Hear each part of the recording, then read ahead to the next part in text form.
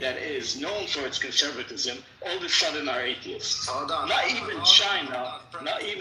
No, don't interrupt. Shut your mouth. Not even China. China has a higher number of atheists than non-atheists. You just have to use common sense. That sometimes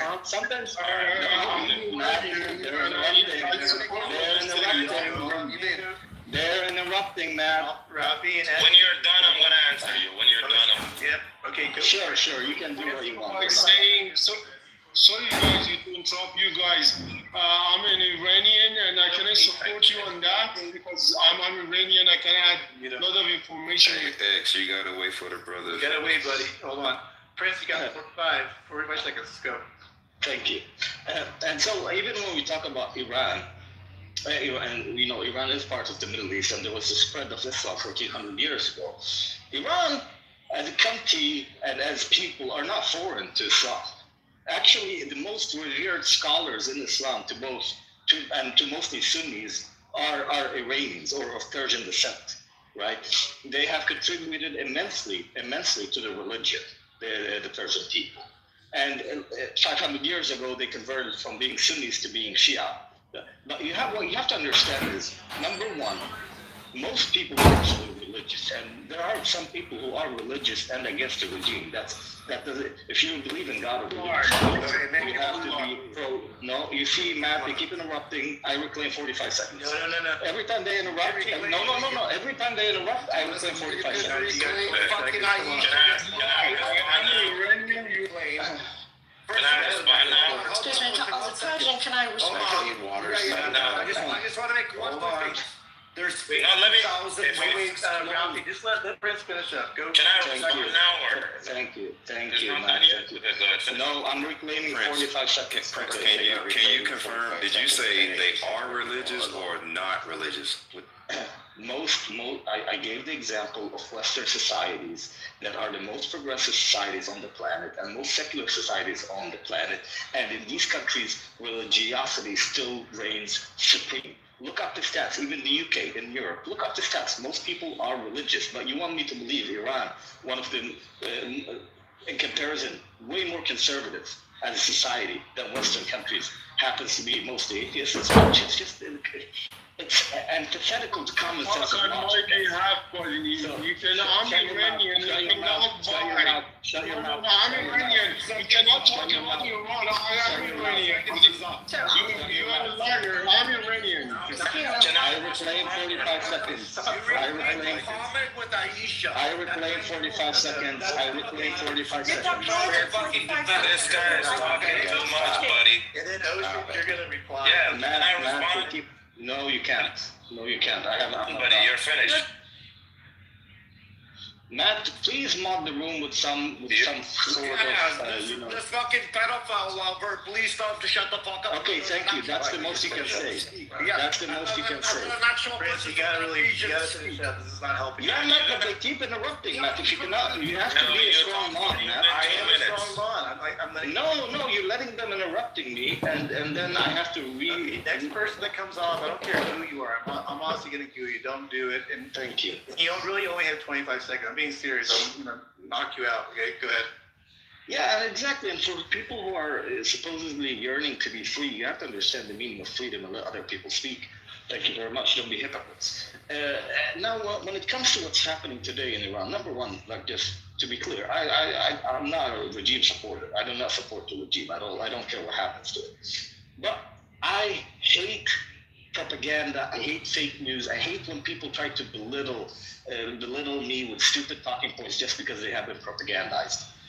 Everything Trump has said and set out to do, and the media has said and set out to do, and everything the media has been telling you about Iran for the past few decades is a lie.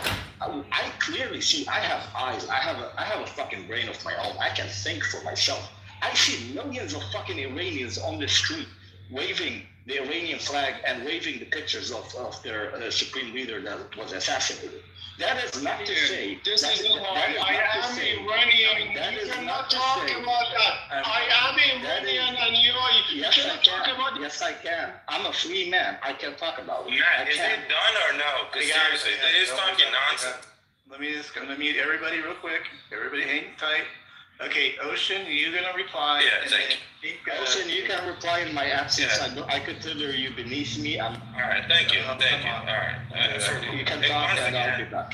once again, you're Muslim and once again, is the Muslim and is not civilized. Be quiet. Is the Muslim and is not civilized, and he preached to a fucking prophet who was a pedophile. That's one thing. The first thing he said was, if you're not from a country or a region, you cannot talk about him because you don't know shit about it. So the very first thing he did, he talked about Iranians, and he's not a fucking Iranian. So you see what's going on? And yeah, to the people who don't know, more than 50,000 mosques being closed in Iran. Why? Because Iran is one of the only fucking nations rejecting Islam in a huge scale like no other fucking nations did, and Europe need to wake the fuck up too. I posted that in the chat. Parts of America need to wake the fuck up, because guess what? These Muslims, they hate every single one of you. They want to kill every single one of you. Why they're not doing it right now? Because they're doing tahiyya. Because they're waiting till the time they are powerful, then they're gonna strike and kill every single non-Muslim.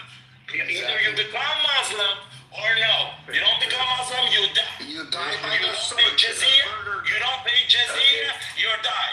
And they hate Israel. You know why? Because there is 2 billion Muslims. They constantly losing to 50 million Jews. And they hate America and Americans because America is an ally to Israel. Face it. Wake the fuck up and fucking do something. Thank you, Ocean. Thank you. Okay, we're gonna get a woman's voice in here. It's been a little while. Mina, do you want to go? Then X, you go after her. Go ahead. Hey, Can I go awesome? I just wanted to respond to X is gonna the go. last person who Then you just go. came here and with a huge amount of confidence was telling, no, Iranians, the majority of Iranians are Muslim, which is not true. In Iran, we are forced to learn about Islam. We are forced to learn about Quran in school. And still we hate that. We don't want to be Muslim. We don't want the religious rules. We don't want Sharia law. And that's it. I don't know how some Iranian, you are totally right. just because they are Muslim, they think they know Persians. We are Persian, we are not Muslims. We have culture, we have history, and we love our country, and we don't want Islam in it. We are done with that shit. So, can I just say something real quick? Right, I'm Iranian. Give me 5 minutes to talk. Give me 5 minutes to talk. Go ahead, X. Damn, 5 minutes. And I'm I'm Iranian. Can I 3 You minutes? said a lot of the scoreboard. Because you're talking on my behalf, and I am Iranian. I gotta talk. The stage, I guess. too, though. I'm sorry. Yeah. That's that's why. But I have another perspective because see, maybe I'm a bit different. I'm 57 years old, so I've been in out of Iran when I was 30. So I've seen a lot of things that new generation of Iranian haven't seen that. So I see a lot of every like 10 years, all change of Iran. You know, I've seen that when I was in university, and after 10 years again, there is a protest again. So I'm sort of living politics, like know about the politics like 40 years. It's not 10 years. So what I'm saying here is this is a total lie. Iranian now getting like 30-40% atheists during that 40 years. I was myself like started somehow religious, and I changed in 40 years. And one of my friends, so this is inside of me. 40 years ago, even I was praying. 45 years ago, it's not just me, my generation. We start, don't pray, don't put this shit, don't go to mosque, and then start to study, start go to university, and then I go to the other countries. And I'm another person now, after 40 years. It's not me, my generation. So the wake up is, in even North America, we don't have 40%, 30% atheists. Somehow Iran is ahead of the game. Ahead of the game. And why these guys, the Palestinians, are jealous? Because we don't want them like bother the world. They take advantage of the world. They bully the world, and they occupy Iran. Palestinians occupy, like this Arab culture occupied Iran, and they're now angry at us because we don't want it anymore. And then one more thing says, the new friend of America after Israel is gonna be Iran. And that's why this fucking friends, fucking US, they're jealous because it's done. We are the next Israel supporting America, and we are two nations at the back of America and fucking these bully things. And now Europe, all Germany. Germany is 1/3 of Iran. Do you know that? France is 1/3 of Iran. Do you know that? And even our education, we are not 40 years ago. Now 50, 60% of our people, like they have Master of Science. They have, degree. So we are ahead of game. And country like UK, they don't want, they say they want to tell to America, no, don't trust Iran. I am your friend. Come and sleep with me. No. US is not gonna sleep with you. Fucking UK, go out, Iran is coming. That's it. Finish. Thank you so much. Thank you, X. Can I go last? Just one second. Also something else I want to mention. Did you want just 30 seconds from Mina? Because I think he was addressing. Thank you so much. Thank you so much. And don't forget that in Iran, if you want to leave Islam, you will be punished by death. Yeah. And also, if a non-Muslim want to marry a Muslim girl, should convert to Islam, even though they don't believe it. Okay. So that's how the number of Muslims in Iran are high. Doesn't mean that people believe in Islam. So that's a lie. If someone says, yeah, the majority of Iranians are Muslim, no, we are done with that. Thank you. Thank you, Mina. Yeah. Okay, Rafi, you're up, and then Captain. No, I just want to say Prince Kane, and that just shows what kind of nonsense this was. He said something and he ran like a bitch. Is that Prince, like the famous Prince from Clubhouse? Yes, the Oh, homosexual. God. I'm surprised they gave him that much time. Yes, that's why I fucking started buzzing him already to fucking shut him the fuck up. Yeah, He's a little bitch. He said something and ran, just like Yeah, his that's a people bitch. I always agree do. with that. Okay, Captain, you're up. Go for it. I'm gonna go after Cap. So to address you, X, I just want you to know that the rest of the Middle East, you're defending the Iranian people, the Iranian regime. You're saying this and that, but the Crown Prince, who are also Muslims in that space, in that region, view the Ayatollah and that regime as he literally says it in an interview, you can look it up, says that they are the Hitler, he is the Hitler of the Middle East and their Islamic religion. Muslims said this. There's a difference, I believe. I've met really peaceful, nice Muslims. You mean There's the a difference. Saudis? So that was Mohammed bin Salman who said. Yeah, the Crown Prince. The Crown Prince. There's said- several crown princes, MBS, you're saying. That's what I said. yeah. I said Mohammed bin Salman. Yeah, him. He said the Ayatollah is the Hitler of the Middle East because all they want is their version of Muslim or Islamic ideology enforced, and they did that. They were getting closer to really making it work. That's why they made proxy groups with Hezbollah, with the Houthis, and then this is why Trump got rid of General Soleimani in his first term, because General Soleimani, you look at Saudi Arabia does the same thing though. elaborate. May I respond to you, buddy? There is no version. There is no version, this version and that version. Every version of Islam, it is not compatible with the Western world. So Yeah, I mean, engrave it in your head. so they're very, like they are. Well, I'll just put it. The one thing about Iran is that they hate the Arabs and they hate the Israelis, and so they're kind of at war with everybody. But to say that- Happy, could you add in some Christians in there too? They should Islam. the Church of the Holy Sepulchre. Yeah, who says sure, but I mean, the Just reality don't is forget though, that. But is what's the the- Holy Church?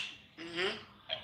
but these so-called peaceful Arabs that you get in the Arab Gulf, a lot of these fuckers That's Persian Gulf. fund. Yeah, they fund terrorism, including in Africa, where they fucking slaughter, tons of Christians. Iran does that. Iran does that. No, it's no. No, It's the Iran Arabs. doesn't do that. It's the Arabs that do it. Yeah, it's the When Gulf you say states, Arabs, Qatar, Saudi Arabia, Turkey even. They fund all these Takfiri, Salafi jihadist groups. And So you're against the whole? So you're against all of them? I'm against all of them that are going to push for terrorism, where innocent people get killed. If you ask Pepe, he's against everybody but white people. That's a stupid argument because I don't advocate for the killing of non-white people or terrorizing people. However, these fucking people do advocate and fund and support and spread the ideology that ends up in the killing of people that are different from them. So there's no question about that. Well, Hey, so can I ask a quick question real quick? Because I need some education. Because I don't know. So going back to the question or the statement that was being responded to about the religion of Iran. So because I didn't know, I Googled it, and Google told me that they're 12 Shiites. Say it again. They're 12 Shiites. I don't even know what that means. Shia is they're Shia So, Muslims. like not Iran's Sunni like Muslim. the homeland of the basically of the Shia. That's what. It, then you have the Sunnis, the Arabs, and they despise each other for religious reasons, and they also fight over. The real rift there is actually ethnic. I mean, nobody wants to admit it, but that is the truth. Okay, So and one last thing. These are Muslim sects, right? One last thing. It said that the information came from the government. Like it specifically says, according to the Iranian government. So I take it that this is the regime that's Propaganda, yeah. Okay, all right, cool. Okay, Yeah. my bad. Go ahead. I don't know if you know this, sorry if anybody brought it up, but MBS, he was one of the crown princes of Saudi Arabia. He was also urging Trump to invade Iran. Like it's a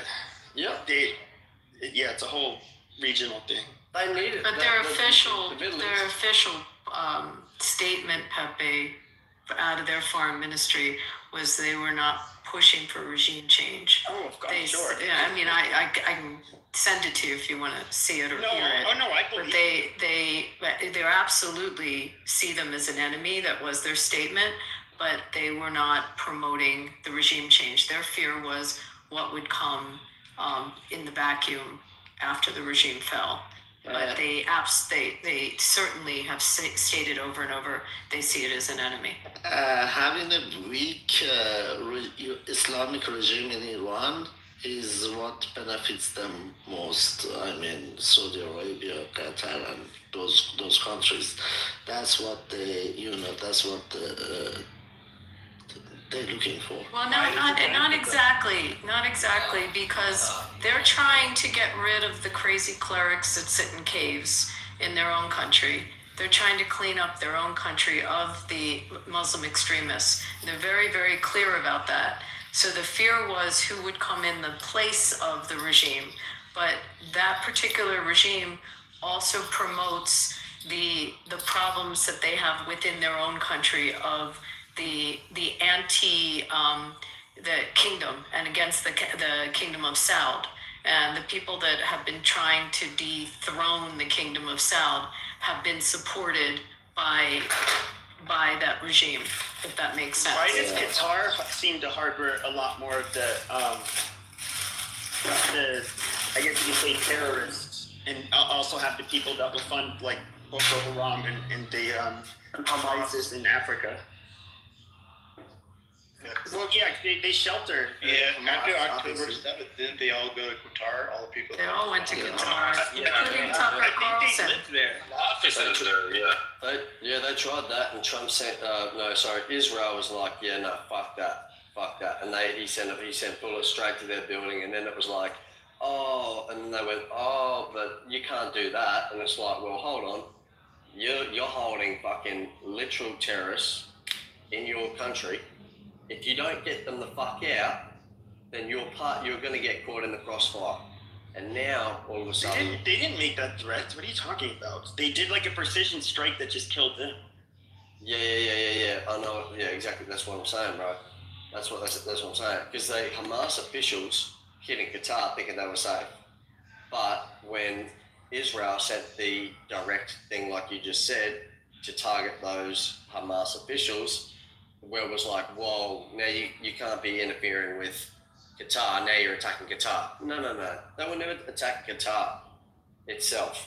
They were attacking the extremism that whoever the fuck let in there, or they're trying to hide there, they were going after them. Okay, Qatar. There are ideological extremists in America. Does that give other countries the green light to come in and carpet bomb us? They can't, because America is the strongest country on earth. Exactly. Didn't Congress bomb What are you even talking about? Yeah, exactly. You That think they gets shot wouldn't if down. they could? You think they really wouldn't if they It's a could? hypothetical, man. Well, it's not hypothetical. That it got dealt with when 9/11 happened, man. You saw fucking the US react immediately. So if anyone was to do that in the US in your country, they better expect. What did we do? consequences. We went to a largely lawless, sparsely populated country that was stuck in the Stone Age and invaded it. Yeah. But that's so. Did we? You know what we didn't do is really do anything to Saudi Arabia. I mean, Saudi Arabia was throwing a fit with what was it, like a decade ago, when we were going to, or the U.S. was going to release the files related to Saudi Arabia's involvement in the 9/11 attack.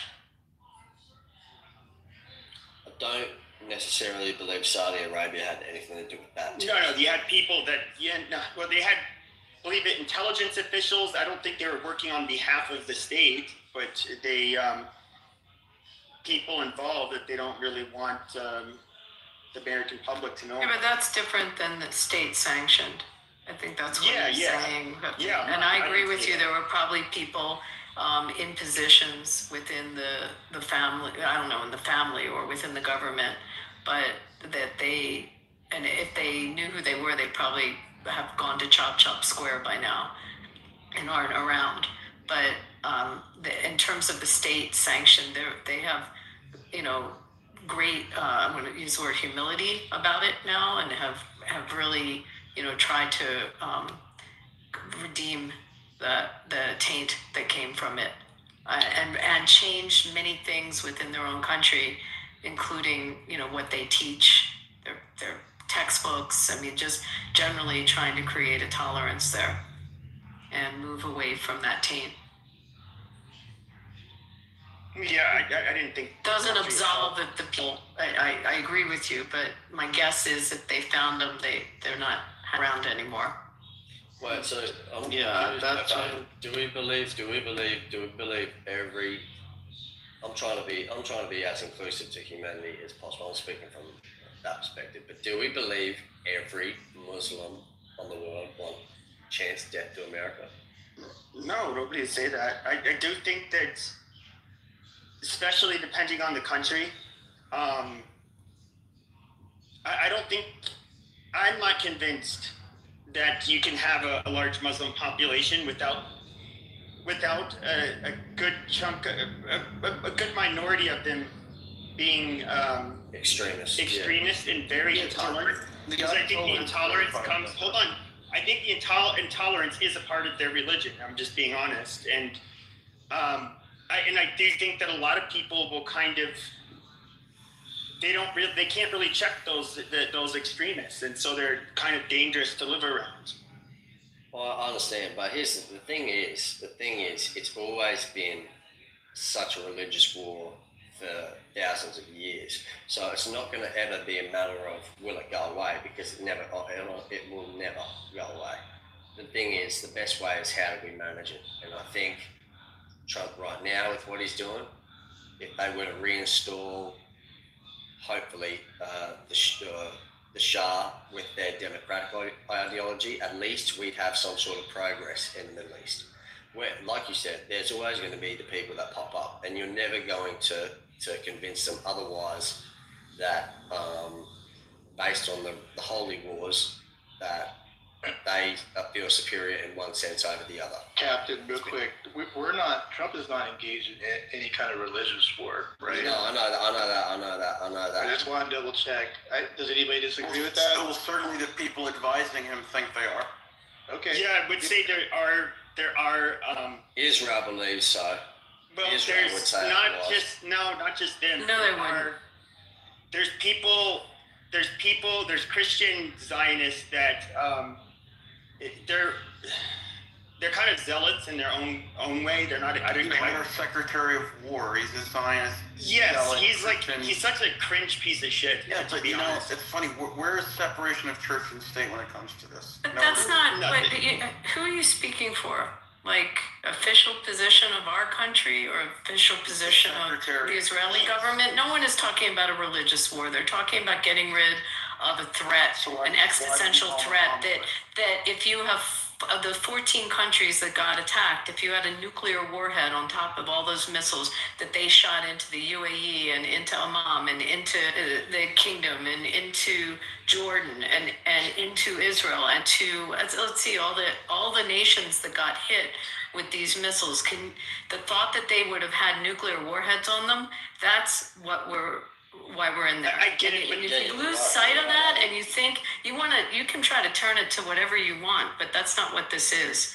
This is getting rid of the nuclear capability of a mad regime, of a dangerous. And if you haven't figured out how dangerous they are, just look at who they shot at and imagine if those missiles were different missiles and if they had nuclear capability. And where we would be right now. Yeah, we wouldn't want them to have nuclear. Well, then why do you think we're any there? kind of nukes.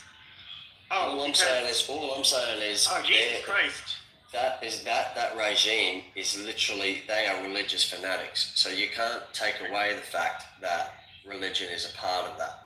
They may be, but that's not why we're there. No, I agree with you on that. Yeah, sure. Well, if you're asking why I think we're there, it's not related to nukes. No, I think it's a small circle around. Definitely related to nukes, bro. No, not at all. I think that definitely got something to do with it. No, I mean our own intelligence officials said they were not close to having. Who said it, Pepe? Who said it? So that was Kent, who said that they were close to it and then recanted his words when he. Right, though, the Pentagon did contradict what the Trump administration. Yes, so that was the whole. So what came out was that the Joint Chiefs of Staff, then the intelligence officials that briefed with them, and even today when Tulsi Gabbard, Tulsi. It's Gabbard, we got it. Yeah, Tulsi Gabbard. When she was in front, was it was it Congress Day or Senate? I forget, but she admitted we didn't have intelligence that they're close. Or she didn't admit that. She didn't answer a question. She didn't admit anything. You're incorrect. Sure, but she did not admit it, so don't couch it because she specifically did not. Pepe, the Ayatollah is on record saying that their intentions were. We know what the fuck the Ayatollah are about. Nobody's saying they're good people. What did the Ayatollah say, Captain? He was literally saying, when asked specifically about nuclear ambitions, he said, "It's none of their business what we." Sure. It's true, but he did initiate a fatwa against the possession of nuclear weapons. Does that not account for? Does that not mean anything? He did a what? A fatwa. He declared that nuclear religious weapons. war. No, that's a jihad. But fatwa is a declaration, and he declared that nuclear weapons is haram. They also have taqiyya. So yeah, exactly. They also have taqiyya. Yeah. So I don't think. Yeah, so I don't think it had anything to do with them having the ability to send an ICBM or getting close to having nukes. I do think that this was. Come on, Pepe, bro. No, this is fucking garbage, dude. I mean, we saw who was saying for the get Khomeini, get Khomeini, get Khomeini. It was all of Israel's little fucking puppet, United States.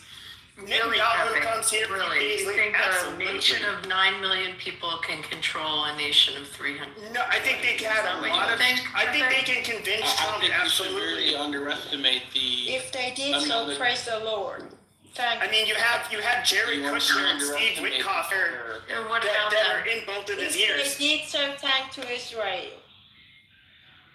Do you have a problem with what we're doing in Iran? Are you Yeah, concerned? actually, Do you we wish support the regime was going to stay in power? No. I think it would be fine. See, if they could go in and they could just get rid of the regime, that would be better for everybody. The region. How the would you world, do it if you and were the in charge, people. Pepe? You're the king. I don't think you. You're the president. Sure. How are you going to do it, Pepe? How are you getting Sure. rid of them?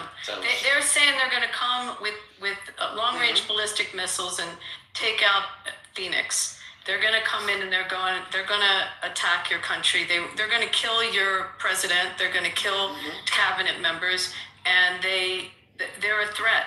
They're a threat to your nation. They're going to stop any of the fuel or any of the sea traffic and trade and commerce. So you have all the things that are happening. You're the president. What are you going to do? Sure. Well, I wouldn't have attacked. I mean, yes, you're gonna have to like destroy their It's simple, whatever Pepe. You nuclear would've done production. And how are you going to do that, Pepe? You would have Well, done we've what been Obama doing it did. for. We had Stuxnet. We've been bombing their And you're nuclear okay with facilities. how we did it? Well, you had to do it. But I'm I'm a asking. little frustrated that they didn't seem to comment on securing the Strait of Hormuz as quickly as they should have. Yeah, But and It that's took as them far like as a the week Strait to of realize that Hormuz- they needed that as like That's- agenda item one. So That's a- the Strait of Hormuz, though, that's an obvious consequence of them, being struck. How would you secure it without naval assets? Because Admiral Cooper did a fine job of blowing up all the shoreline. Oh, I agree. They're doing it. I get the sense that they weren't aware of it. That it was like a byproduct. That it wasn't like the main military objective for the first. I think it was the primary That's fake objective. news. Like primary objective overall, because it is the strait that actually allows the trade. And to Joe's point, he's more about the dollars and cents than he is about the ideology. So he's looking at it from a point of, well, I need to get things lowered. They're kind of disrupting trade, not just here, but in Europe, and even China was feeling this thing. Russia was even feeling this thing to a point. So if you have this going on, then we already have to deal with piracy. We don't really need them controlling that 21-mile stretch. Everybody keeps missing this. The 21-mile It's 6 knots. It's 6 knots are navigable. 6 nautical miles. The width. I know, but the only six miles are navigable. Yeah. I'll too put it shallow. differently. It does seem to me that a lot of the actions are being taken to secure the strait. Cooper, To whatever degree they are focusing on it, I think that's good strategy, and to whatever degree they ignored it, I think that's bad. But I don't know what they Cooper's were. already secured that strait for the most part. Like the Iranian Navy is out.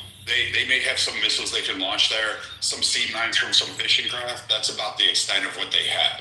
So he's already done it. Admiral Cooper, if you haven't paid attention, he's the one running that theater right now.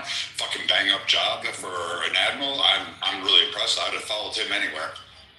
He's been controlling that area, and he's kind of waiting for the response from Iran because he knows the minute that they have shipping coming through, Iran's going to do something. And some group is going to do something, and they're just waiting for them to pop their heads out so they can do whack-a-mole. And now we're in the whack-a-mole phase of that strait. Right. Exactly. Well, I wanted to say something. And here it is. To Pepe's question. Pepe. Hold on. Thank you. That's why I think they answered there. That's it. Okay, hold on. Pepe, you saw exactly how they're trying to extort the wealth through no one's coming through the Strait of Hormuz. Yeah, sure. Same thing if I was attacked. What the fuck else are they going to do? They don't have an air force that can go strike back. What can they do? Fuck, man.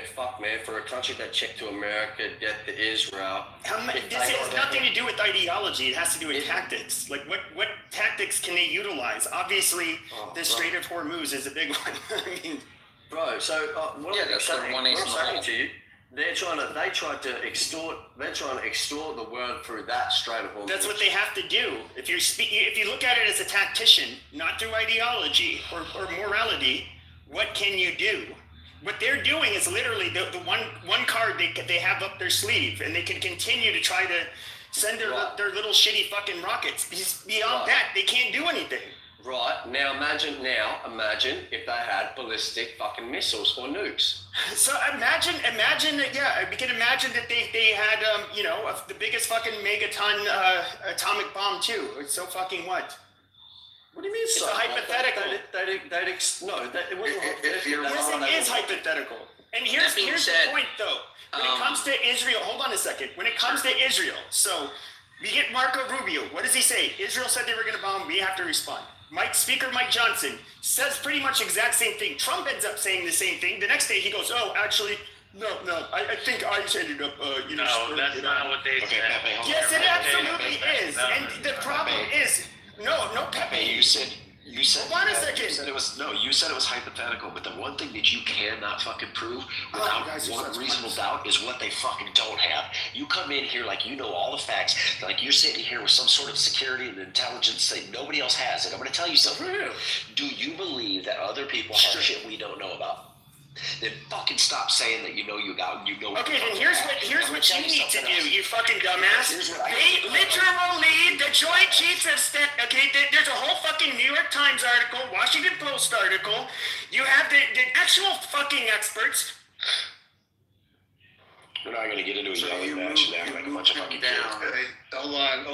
Y'all don't need to be moving him down like that. Yeah, you guys can't be doing that. Now we got both of you guys down. All right, we can't be doing that. I had 30 hours in this room, and none of that business was going on too much, So let's not do that. Let's just talk to each other normal. We're mods. We're all on the same team. Matt, is this your room? Well, no. What I'm really sick of is you get people like him who think he can talk over you. That thinks that you're like, oh. Stop screaming. Use your white man voice. Stop Pepe's been okay, talking you guys over been screaming. everybody. I'm not trying to go deaf to listen to you on a fucking audio app. Just stop screaming. This is what I'm talking about. That voice is crazy. I'm gonna keep you two on beat just for a little bit, just to cool down, then I'll beat you guys up. But okay. In the vein of cooling things down. Never mind. All right. I'll give you the beat. Here we go. Makes sense. No, just I've heard that something like 80 to 90% capacity of their weapons have been depleted. Iran is about to be floating dead in the water, correct? Look, yes, and then they want to drag it out, so they have an incentive to shoot slowly, basically. So a lot of that stuff has been destroyed, but also they could just take 24 missiles and then drag it out for 2 more weeks. Right. But isn't the problem also the less frequency of strikes? Because I hear you. Hezbollah still has weaponry. Yeah, I would say, Mixed, I don't believe that number. Maybe the Iranian known sites and stuff like that. But we're still sourcing out drone sites. The way I heard it, when the way it was explained to me was that their supply chain is being disrupted, specifically the launchers. The launchers are being taken out as soon as they launch something. They're able to identify it. Yeah, we are doing that, and they're not getting resupplied, which Russia was helping prior to this conflict, but Russia's no longer helping that. So it's kind of right. Look, it's eye-opening to see that Iran's alone. Not even North Korea is making any kind of suggestion because they just realize between Venezuela and Iran, fuck this, I'm not involved in this. But can I chime in real quick? Maybe that's just man, when you see the A-10s come in, that's a big transitional pivot, at least in the operational mind. The Warthog. Yeah, it's super exciting. This is the Warthogs, yeah. I don't know, is he going in and out for anybody or not? Yeah, I think I can't hear him either. I think Steph, we got you we can't hear you right now. Oh, thank you. My apologies. Hauling cattle right now. But anyways, the Warthog's going to be a good the transition with the Warthogs. Oh, do appreciate it. Got 44 feeders on right now. But that's something you guys got to really look at, especially the transition of the operation, A-10s, that's a big impact, especially on soft targets and even on more focus point targets. And where you can really coordinate with it, especially on their operational capacity on lower strafing passes.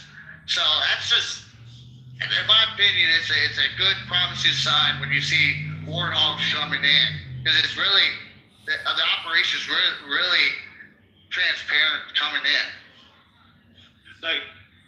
Look, let me comment on this. This is the second time we've heard the whole Mark Rubio thing, and we mentioned this earlier.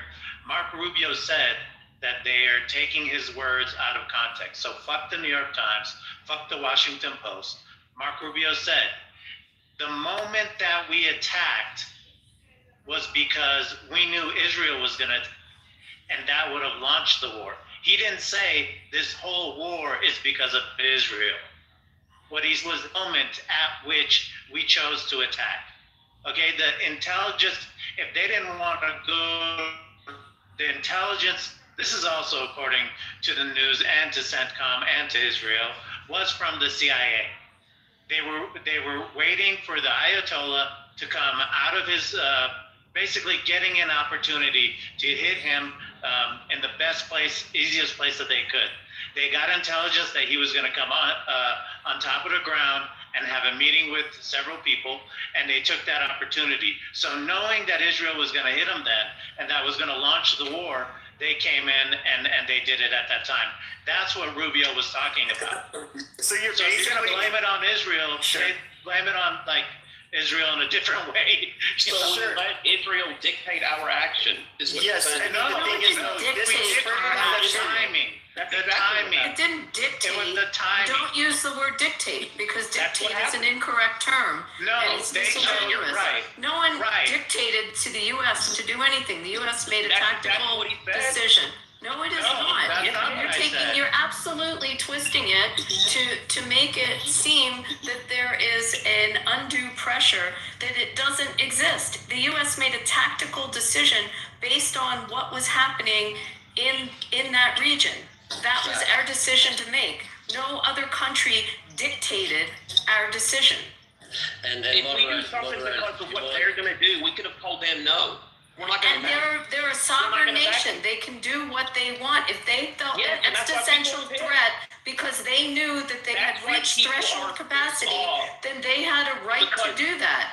They're Yes, in the and they region. can fucking do it They're in the themselves. neighborhood. They gotta live there. Themselves, then. That's what people are pissed about. That's the whole point. Yep. And Yep. so Who's get the pissed? story straight. Who's pissed? Who's Several pissed? Americans are pissed. Who's People in this room are pissed? pissed. What? Who's pissed? A lot of us on the right are A lot pissed. of us are pissed. Because Yeah, really? What are you pissed about? What are you Because pissed he about? dragged, he got us involved in a foreign were you entanglement. Would When you he have said he been wouldn't do pissed? it. Would you What have I been just said pissed is what I'm if pissed you about. knew that you could? I mean, you absolutely. They had enough for them to decide that they wanted to strike, and that was their choice. Are you pissed that they are a nation that can defend themselves versus fucking in do it 1940s yourself. when they Do couldn't it defend yourself. and they couldn't go into the camps and do yourself. anything? So now they can. So is that Do what it you're yourself. pissed about? Trump Do never it yourself. promised. Trump never promised Beaver, no foreign entanglements. Beaver, Trump bullshit. only promised no forever wars. Okay. And that's not bullshit. What you're saying is bullshit. No. Don't bring your nonsense in here. By all means, protect yourself. By all means, protect yourself. This is Matt, a very, please, this Joe, is please very, time. this is for MAGA. This is only for MAGA people. This is a debate that we're having in our little group, whether or not we should be going off the house, supposedly, of another country to war. Okay, it's a fair question to ask, and I want to hear this this discussion back and forth between Abby and Beaver. She feels that that's not the case, and Beaver feels that that is the case. So how do we reconcile this? We reconcile with facts as to what Iran has threatened to our nation and our reason to be in there. The fact that Israel struck first, and we knew they were striking first, was a tactical decision we made. We have been at war with Iran for 47 fucking years. They have killed American citizens. They have attacked American assets. They have threatened to assassinate our president. They have tried to assassinate members of our cabinet. They have killed hundreds and hundreds, thousands of American citizens.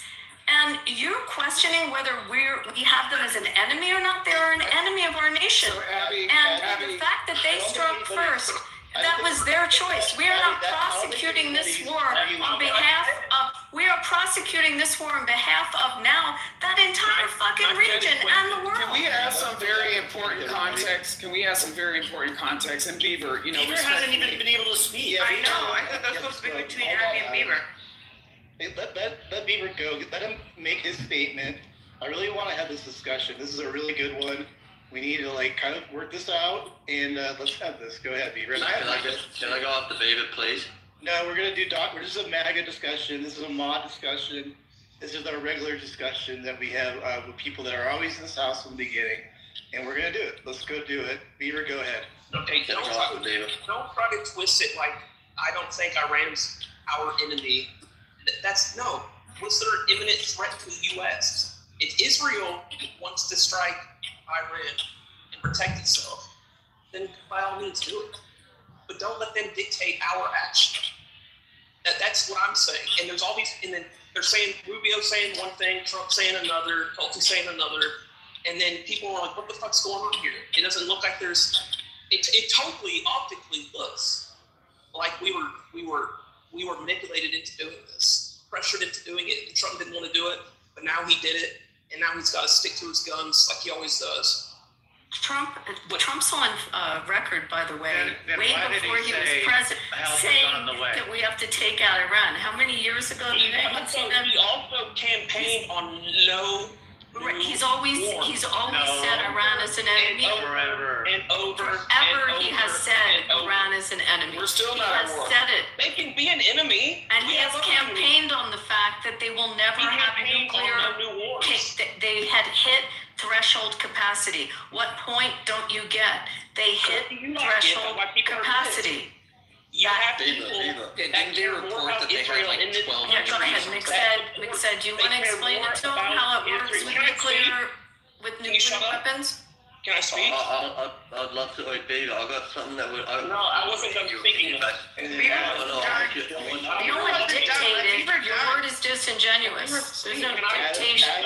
Next week. Jesus. Go ahead, Beaver.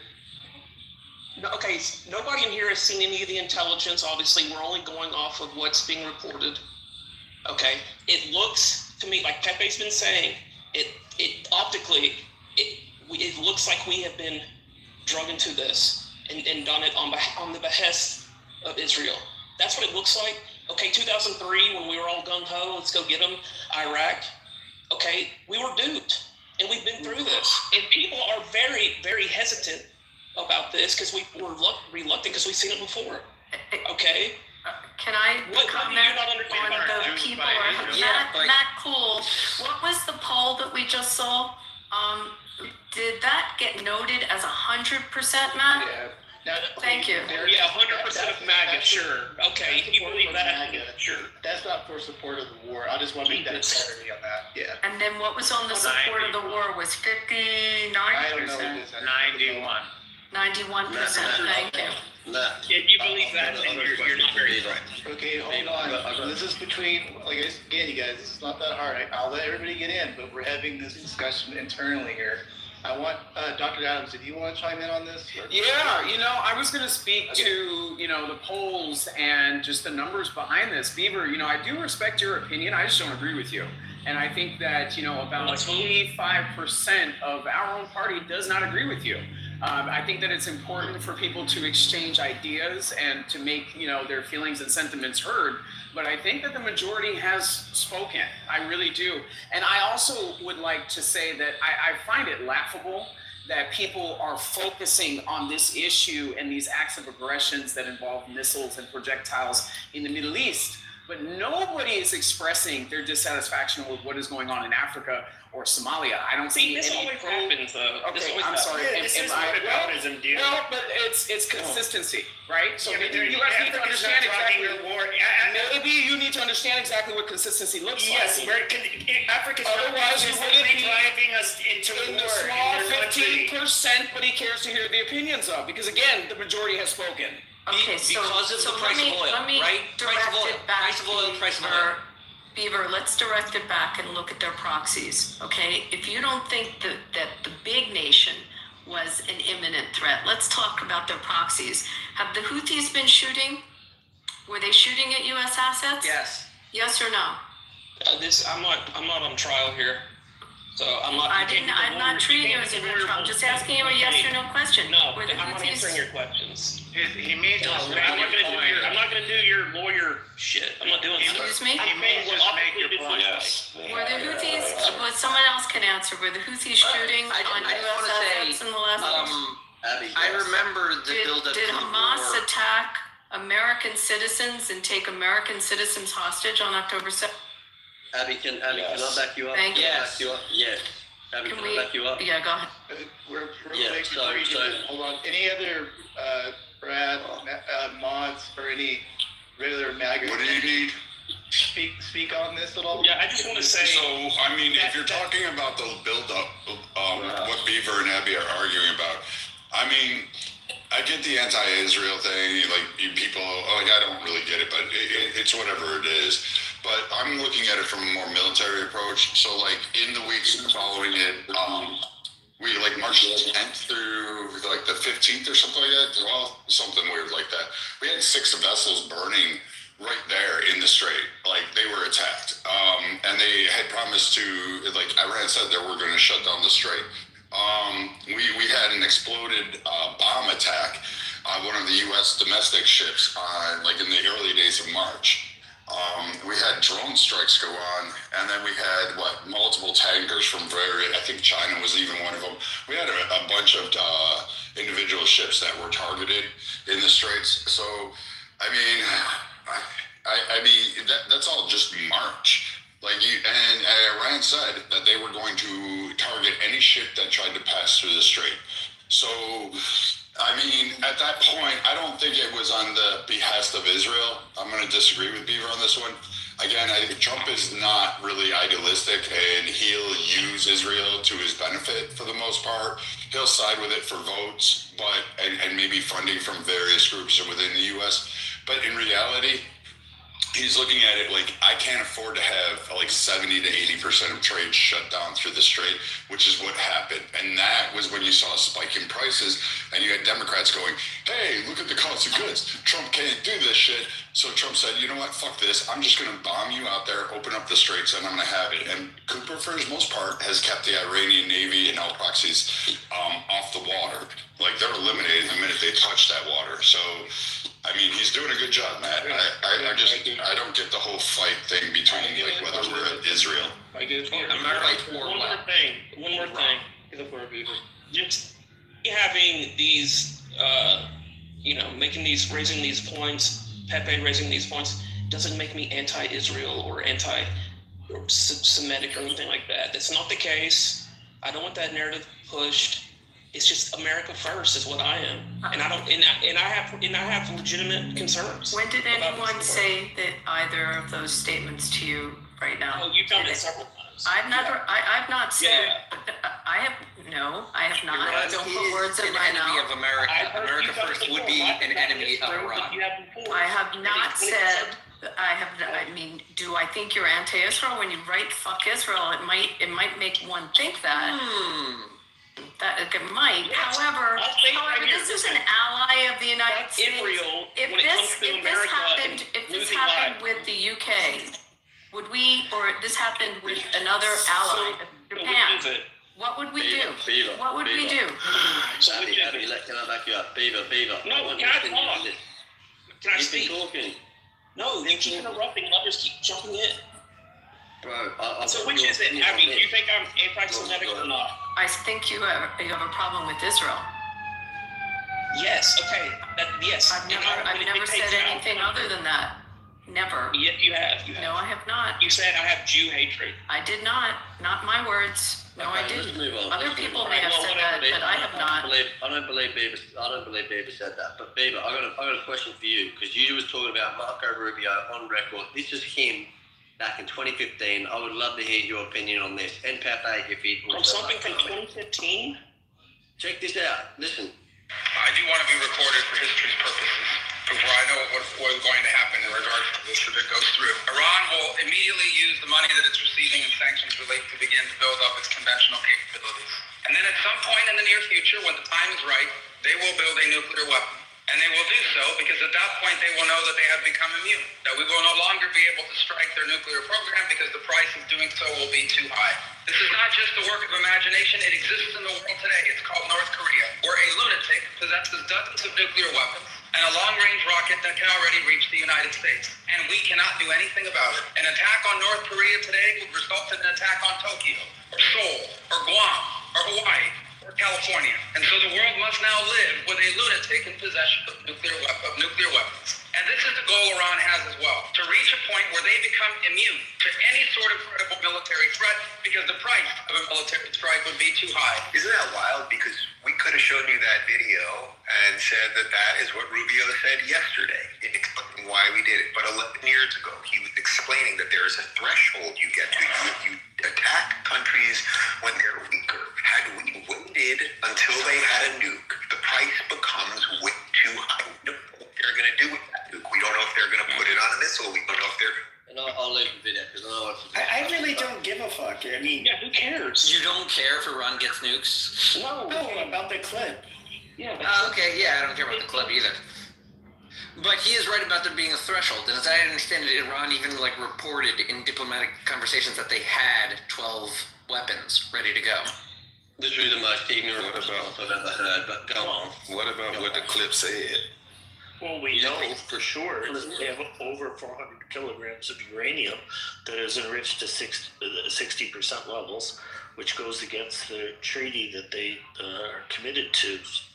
And let's also say, regardless, let's remember how quickly Iraq and Afghanistan and the response to 9/11 went. Yes, Trump is in office, the Republicans have power, and they're acting on the intelligence they have. We can't really stop exactly the war effort, and it's going to finish. Iran's going down. What was the intelligence? That's the thing. Is that I posted a few articles. There is nothing. There showed no evidence that they were preparing any kind of strike, preparing any kind of fucking weapon. The 60% enrichment is the intelligence. We know You that. think this happened by accident with the switch of a No, we know they were obviously trying to make. Yeah, they were obviously trying to make a fucking nuclear weapon. Nobody denies that. Well, they have to be stopped. What do you expect them to do then? They have to be stopped before they make it. This was the problem with North Korea. North Korea wasn't stopped in time, and now lives with North Korea having nukes. Facts. We literally just this man, and you're gone. Can I ask you a question, Captain? Are you Jewish or this real strong? I'm just, and I have to ask, is this really strong sense of the way you're fighting? I feel like there's a personal involvement in this. Are you? No, I'm not Jewish. Okay. At all. Fair enough. At all. He's just smart. Are you South Korean? The whole list. Is he South Korea? Mate, I'm Australian. The only reason I care is because that would make you more sensitive to South Korea, yeah. The only reason I care is because I don't think the US, especially Trump, gets enough respect in what it's trying to do, even for our sake. Right. Protect. I agree. As the fact that they are the leaders of the world, we are heavily reliant on them. Heavily reliant, whether you want to admit that or not. Now, the Middle East, most of them are cooperating with the US because, as we already said in that clip, Iran has a radical Shia ideology, and they want to use nukes to enforce that fucking belief. No shit. But can you see why, though? I mean, look what's happening to them now. If they had nukes, it wouldn't happen. I mean, it makes from a logical standpoint, they needed nukes if they wanted to continue to exist and do the things they were doing. Brandon, what I'm asking, what would you then want to keep happening if we didn't intervene? Would you want them to have nukes? What would you think? I was never on board with them getting nukes. So how would you have stopped it? I'm not sure what. How have we been managing to stop it for the last fucking several decades? How have we stopped it? We did stop. We fucking bombed their nuclear facilities. To be fair, Pepe, we didn't stop their nuclear program. We've only shifted it around and targeted sites or targeted various other entities, but they still were propelling forward. They were still getting intel from Pakistan. There was still buildup of that. We know these networks. Like when you look at how Pakistan got nukes, it was because they stole them. So Iran was close to developing, housing them, being able to contain them and develop them, as well as trying to steal them. And even Russia didn't want to share that technology with them, but Iran was close to stealing them. So, I mean, at some point, like I say, we tried bribing them. We gave them plain loads of cash. We traced that money to terrorist groups. We tried sanctions. We tried policy. We tried diplomacy. We tried resets. We tried everything. And we even bombed them before. This isn't the first time we've done this. And in fact, this is the third? This brings me to my next point, yeah. I mean, at some point, the only difference between now and the other times is Trump is targeting not just their military assets, but he's targeting their leadership. Every time one pops up, they disappear. It's some sun, and it's only being elected by clerics who are in that circle. And so as soon as Trump hits that cleric, the people will be free, and the people should go out to the streets and say, hey, you know what, we're going to take back our country. And I was just going to bring that up, and I'm glad you kind of touched on it, Brad. Like, you saw this a couple of weeks ago with the 30,000 or whatever it was, people getting mowed down in the street. Like, this is a regime that's ripe to fall. Like, I don't look at this the same way I look at Iraq, and Afghanistan, in the sense that you have people so desperate, not for democracy, and I don't think anybody's saying that we're going to go in there and do this whole thing that we did in Iraq and Afghanistan. Like, nobody, including this administration, is certainly coming out and saying any of that. So I don't know. I see what everybody else is saying, where you have a weakened, you have a lot of their tentacles around the region that are greatly weakened, and I see a regime that's ready to fall. So normally, yeah, I'm with the non-interventionalists. Just also don't forget about the proxies. I keep saying it, and you can't forget that.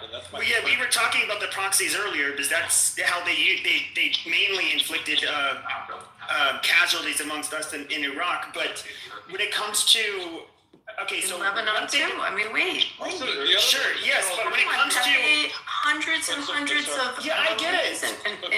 But sorry, I know, but this is not a war of retribution. This was supposed to be a war to stop a threat. Just really quick, that's the whole point. They're a major threat to the entire, and the people that are against this initiative have to come up with I have a quick question for Pepe. You were talking about earlier where if Iran got a nuclear weapon, which you said would not be a good thing, that they would only use it for their defense. I don't think that there's anybody in world geopolitics, thankfully, naive enough to realize that this is not a regime that, if given the ability to have a nuclear weapon, would only use it for their self-defense. Like, that's so asinine, it's not even funny. Well, who said that? No. Hold on a second. Who said that? You didn't say that, but everybody knows that they support fucking terrorism. They that's what they do. Nobody's fucking I don't think there's ever been somebody on the stage since I've been here today that at all defended the IRGC. They're fucking scum. They're terrorist supporters. We all know that. And they hate us. I think Pepe, the part that they're missing this one key component. All right, those motherfuckers should go. Right? But when they finally go, what shape are we and the world economy is going to be in? If we come out of this shit, broken economy, fucked up, and it takes years to get the straits back on top. But wait. No, hold on. Let me finish. You can talk. If we come out of this shit, if we come out of this shit broken, if we come out of this shit, if they don't stop, even if we stop, if we stop, if they still continue to attack. If Iran go down, it's gonna break the world. If we stop and they can. Okay, stop. When I ask you to stop, stop. No, you got to deal with that because that's coming. You don't like it. You can I deal don't with give it a one or fuck if two you don't ways. like it, but that's I a don't real get it. thing. First off, So if you can't stop them If after Iran go down, then it's that gonna would break be the a problem. world. You can move him down. Collaborate and listen. So I don't move them down or anything. I just like the pontification repeating over is just redundant. Well, we all talking here. What the fuck? So stop. Just stop for a moment. No, I'm not gonna stop because you can't stop. So we all talking. No, now you can stop. All right, I gave you 3 times. So here's the thing.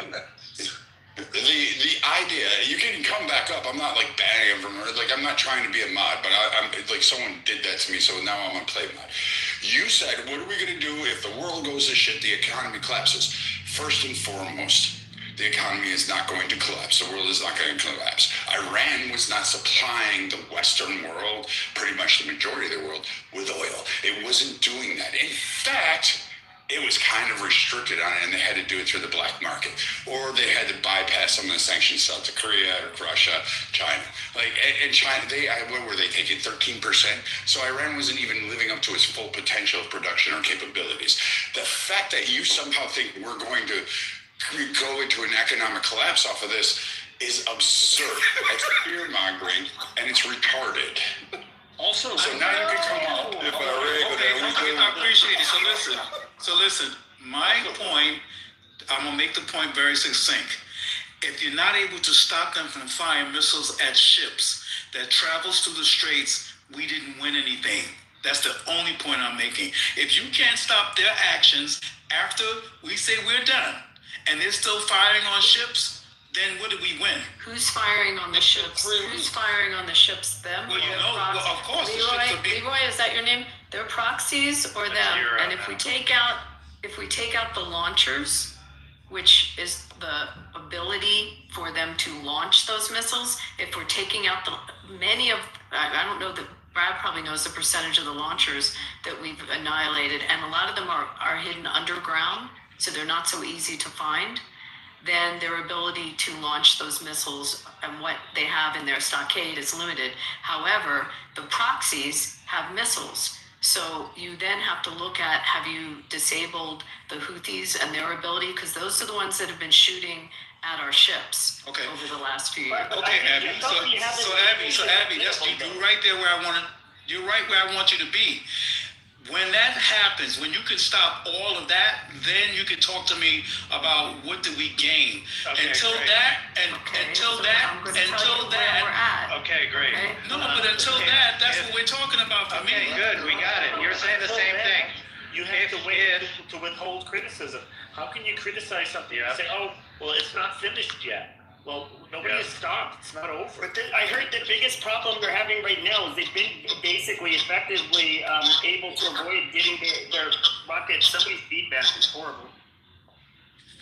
I guess Tor or I don't know. But it's is that I don't. If I recall, we're not even really hitting their rockets, and they apparently they do have cruise missiles that will pack a much larger punch that they've largely not fired. Pepe, keep going. May I say something to a comment in the chat, Pepe? Did you see the comment in the chat from Othello that Iran has never attacked anyone unprovoked? Where were you 47 years ago when our hostages were taken out of the U.S. Embassy? Don't fall for it. They do it all the time. And they Don't fall for that. If the people or missiles? That happened. Same. I'm sorry. Well, he's Palestinian. You guys know that, right? Othello's Palestinian? Yes. Yes. No, I thought he's a black American. He's Palestinian. I have his voice. Wow. No, I'm pretty sure he's a black His American. ancestors are from. He's not like listen. He used to have his not fucking from Lebanon. PTR on here all the time. Whatever he is. I understand, but Pepe, Whoever I'll he send is. it to you. Pepe, I'll send it to you. I have his voice. He was talking about it. He probably should have not said it, but he did say it. Okay, I've known him He's for a black American already. Hold on a second. Palestinian. Hold on a second. He's a black American I Palestinian. don't fucking know. Sarah, before all of this stuff with Iran, okay, we used to talk about black and white issues a lot. I've known him way before this. Maybe he's Palestinian black. I don't The know. most important thing is he's wrong. Thank you.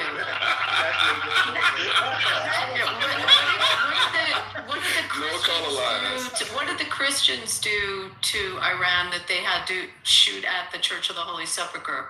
Tell me how that one was provoked. I mean, was that intentionally? Yep.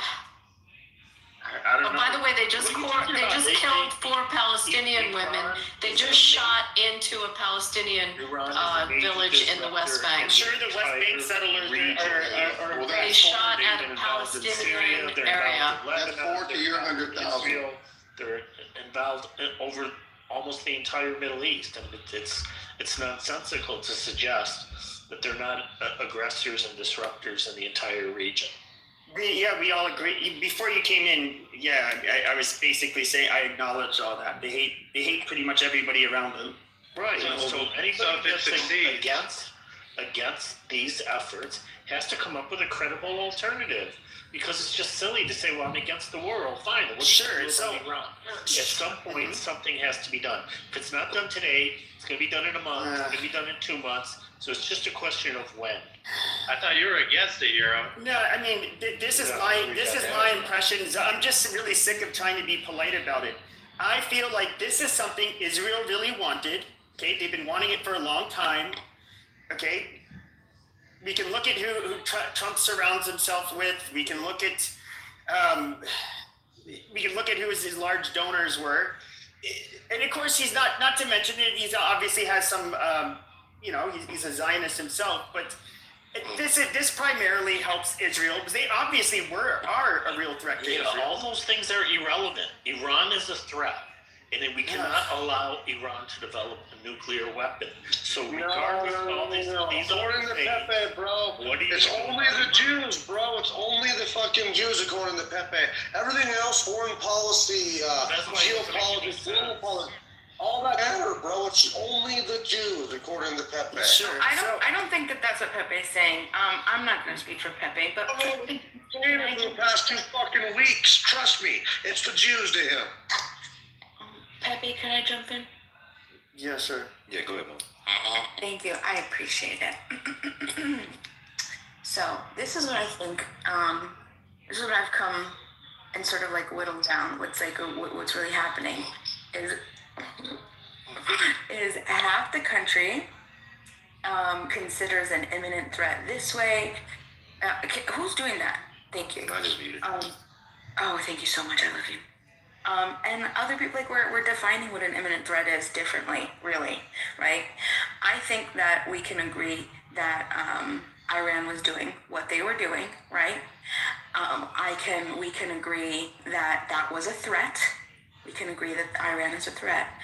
But where we start to diverge is one, did it meet the criteria of an imminent threat? Because that's what we were communicated to. I mean, I honestly, personally would even feel differently if it was communicated differently to us. But the reason that we are saying that it's Israel that dragged us into this is because, well, one, we know that Israel tried to do this a year before, not even a full year before, 8 months earlier, right? In June of 2025, they tried to go out there. They tried to do this, the 3 points. Somebody I'm sure can bring it up. Get rid of the nukes, destroy the nukes, change the regime, and get rid of the missiles, right? I think it was those 3 points. Those were the goals. That failed. That operation failed, okay? U.S. entered day 10. It was 12 days. It flopped. So now we have the next year, right, which isn't even a full year, right? June, how many months is that? June, July, August, September, October, November, December, January, February, 5, 6, 7, 8. So 8 months later now, we're in discussions and negotiations. Iran and us, we are talking, and it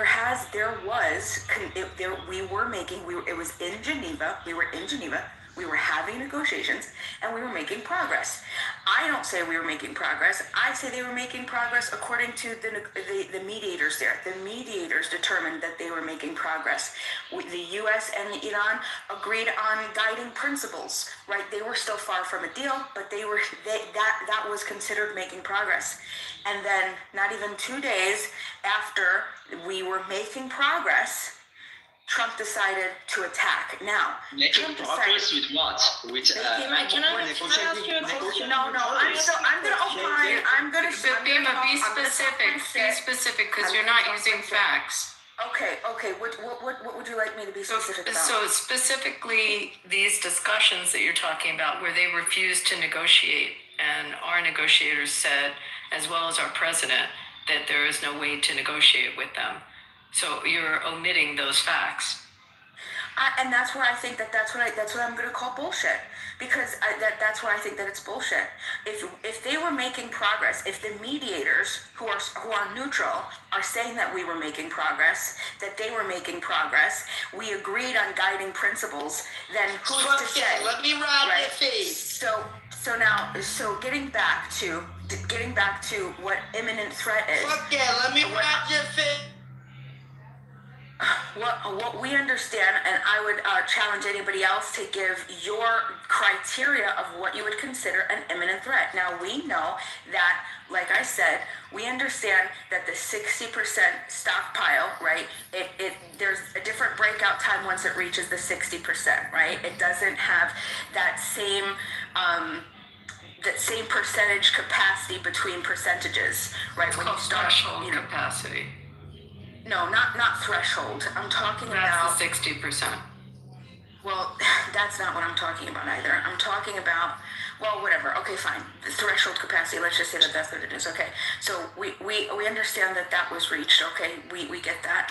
But we were still making progress. So back to my point is, how are we defining... Hold on. How are we defining what an imminent threat is? And what I understand is one of the criterias that are set that international law goes by is the Carolyn Doctrine, for example, from the Carolyn Affair, right? And there's core criteria that has to be met in order to have a preemptive strike, right? And that was a preemptive self-defense, what we did in Iran, right? So did it meet that criteria? And the fact is, no, it did not. So if we're not using the Carolyn Doctrine to justify an threat, what are you, if you support, what criteria point us to what you're considering an imminent threat? Okay, great. I want to take this one. Hold on. So this is great. So first, we already had this lesson. We do not respond to international court. International law is just a made-up word or phrase that has no bearing or relevance in reality. It is not part of the nomenclature. The U.S. does not recognize any authority over its sovereignty. We do not, period. We don't even partake in the ICC, and we don't recognize them. We actually abstained from that. We made sure of that. So in terms of the U.S., our criteria and our actual reasons for going in is Iran in the beginning of March. We needed no other reason. We've had multiple attempts. But in March, Iranian drones attacked U.S. shipping. They attacked civilian shipping. They actually killed several sailors. They even set one on fire. Hats off to the Iranians for trying to bring back that one, but they left that off on March 12th. I believe that was. So they've attacked multiple times, multiple nations, including the U.S. as well as Europe and our allies on civilian shipping. That is actually a precursor to war. We actually went to war over that 1812. We had some issues with that, with England taking our sailors. France did the same thing in the Caribbean. We went to war with France. It was a little mini one. We kicked their asses and we sent them back, speaking to have their croissants and whatever the fuck else they do over there. And then fast forward, they actually killed 241 Marines in Beirut. They participated in that. They kidnapped multiple American hostages throughout the 49 years. They also attacked U.S. ships. We did a retaliatory response in the 80s. They also bombed multiple other people in those groups. So, I mean, at the end of the day, the latest action was that I was kind of pissed off is that they kidnapped 7 U.S. sailors, put them on their knees, and made a video for the whole world to watch while they were on their knees holding weapons at it. Again, that's a direct violation and open to war in our nation, so we can actually go ahead and do that. Also, they attacked U.S. embassies and helped funded that. We can trace that money back from the plane. They kind of enjoyed doing that, and they supported terrorist attacks on U.S. interests and allies throughout the world. This is why, again, I'll say this for the 3rd, 5th, 10th time, Russia and China are kind of on board because they said, guess what? Iran attacked their ships. Iran also had some connection with the attack on Moscow, which killed 100 people? So Russia is not even on their side fully. So everybody's kind of sitting back going, yeah, we'd like to have interest with Iran. We just wish they'd stop acting like asshats and funding groups that want to commit terror around the globe. That's not to mention the 20,000, 25,000, 60,000 different terror attacks that they've helped funded throughout the global world. It's kind of enough. So we don't need justification from international orders. That's never been a thing for the U.S. It's never been a thing for Europe. It's never been a thing for anybody in the Middle East. It's certainly not all for China or Russia or India for that matter. Nobody abides by the international order of things. What they abide by is where the U.S. rests on the issue, and that's the deciding factor. Or in prior past, it was England, Ottoman, Russian, depending on which empire was in control. U.S. happens to be the sole superpower, so everybody's going to wait for the U.S. decision to be made, and U.S. will decide what international order is going to be at this current juncture in time. So my question, the question was still not answered, Brad. It still wasn't clear, right? It still wasn't clear. I'll just be 20 seconds. It still wasn't clear when I cited the international law as a common, that's something that's coming. I'm not saying that that's what we have to abide by. I'm saying that that's something that the world stage has come to, and the best minds came together and said, hey, look, this is a really good. Let me stop you there. Let me stop you there. You got your point. I understand what the doctrine is. Well, can I just... Wait, stop. No, you can wait. You can continue after. No, you can wait. So you want to interrupt me? Okay, go ahead. Yes, I do. Because you're... The doctrine. Okay, yeah. Again, all these. The greatest minds can come together and decide peanut butter tastes like fucking chocolate and make a candy bar out of it. It doesn't fucking matter.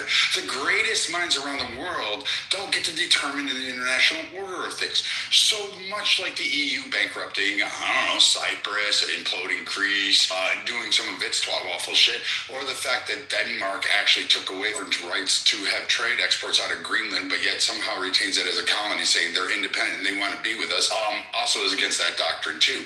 The greatest minds about invasion, Ukraine, bring about, Georgia, bring about, Syria, bring about, Iraq, bring about, Afghanistan, we can throw that out there. Fuck, even India, over the Kashmir Straits and the border along with China.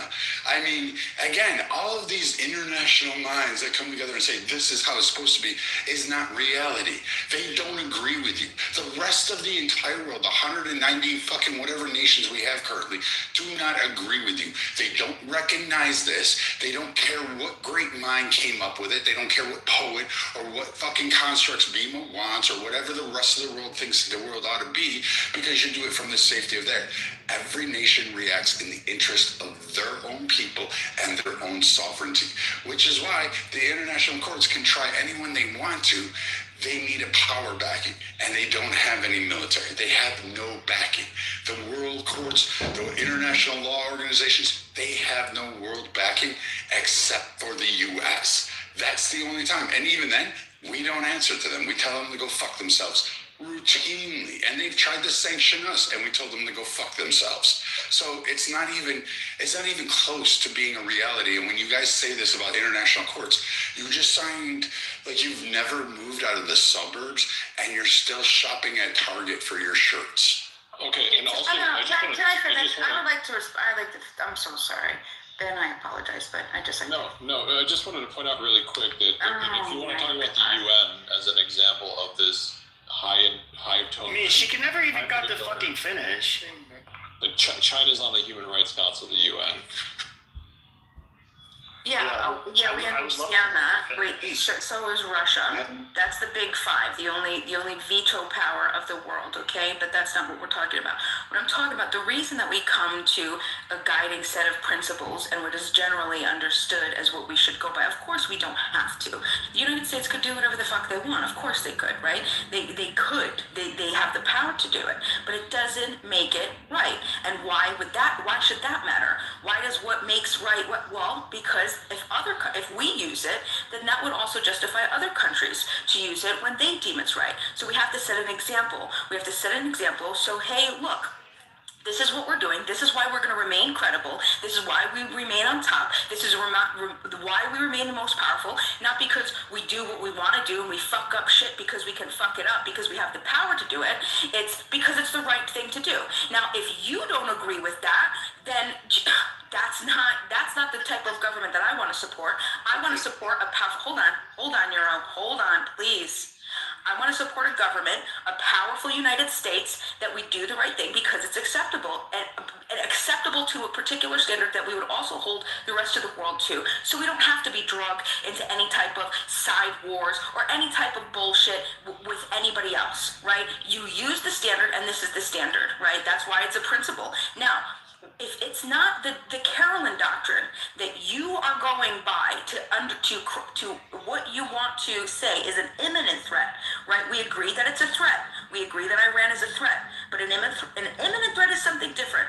So I still didn't get my answer as to what criteria we are using as an imminent threat to determine that we should have. It's this easy. Holy shit! I can't believe I have to spell it out Sesame Street style again. We don't use the Carolyn doctrine. We don't agree to it. We never agree to that. Get to what you do want. Okay, here, let me help you understand this, because either you're too stupid, too ignorant, or you just found something. Just say it. Beamer, do you live in United States? No, she lives in the fucking She lives in Oregon. She's gonna go down there and make sandwiches for everybody. And when she learns that, you know what, her fucking ideology is not gonna take precedent over like anything else in the world, and no one gives a flying fuck about what some fat cow in the suburbs of Florida, whose greatest achievement in life is somehow being able to grow a house plant and contribute that way to society, who supports Target's LGBTQ section.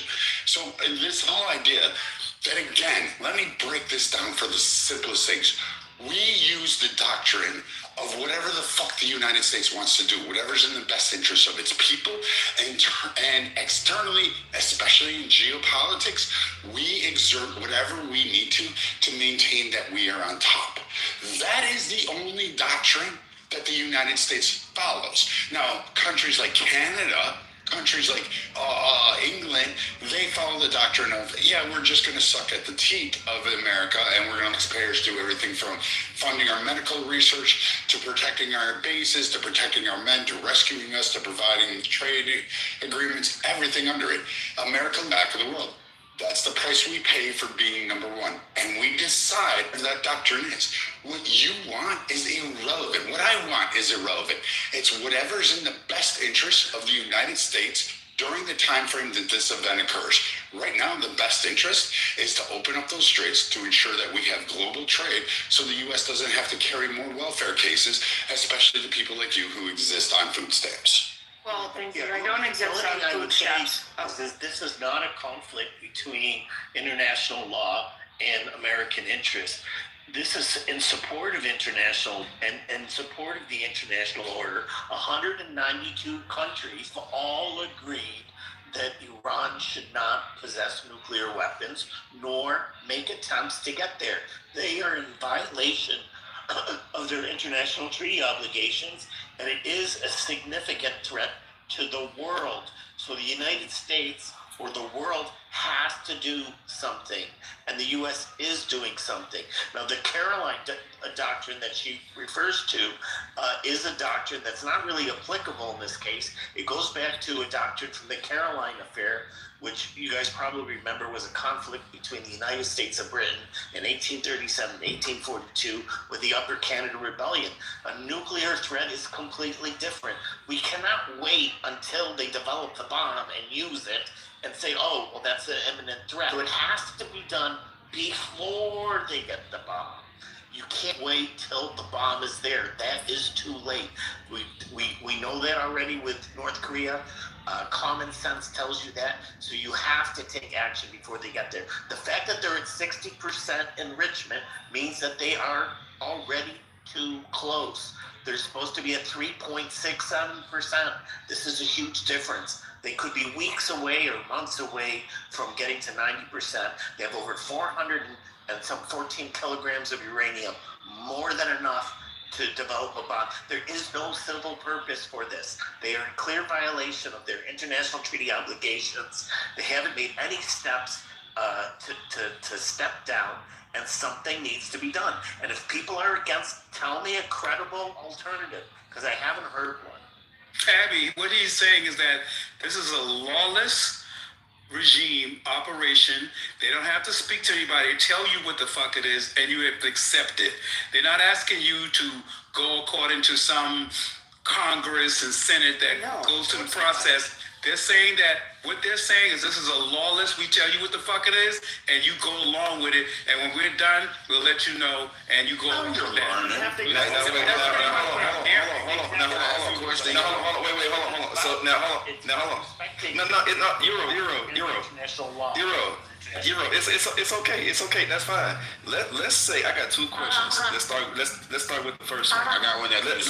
Let's suppose that's the case, and you don't like it. Clearly, are you willing to give up your citizenship for it and go somewhere else? What? Dude, have a real conversation. We're not talking okay, about... all right, hold on. Never mind. Beamer. We're not that extreme. We're just talking about what it is. Hold on for a second. So, Beamer, the gentleman just mentioned that there's also 192 other organizations.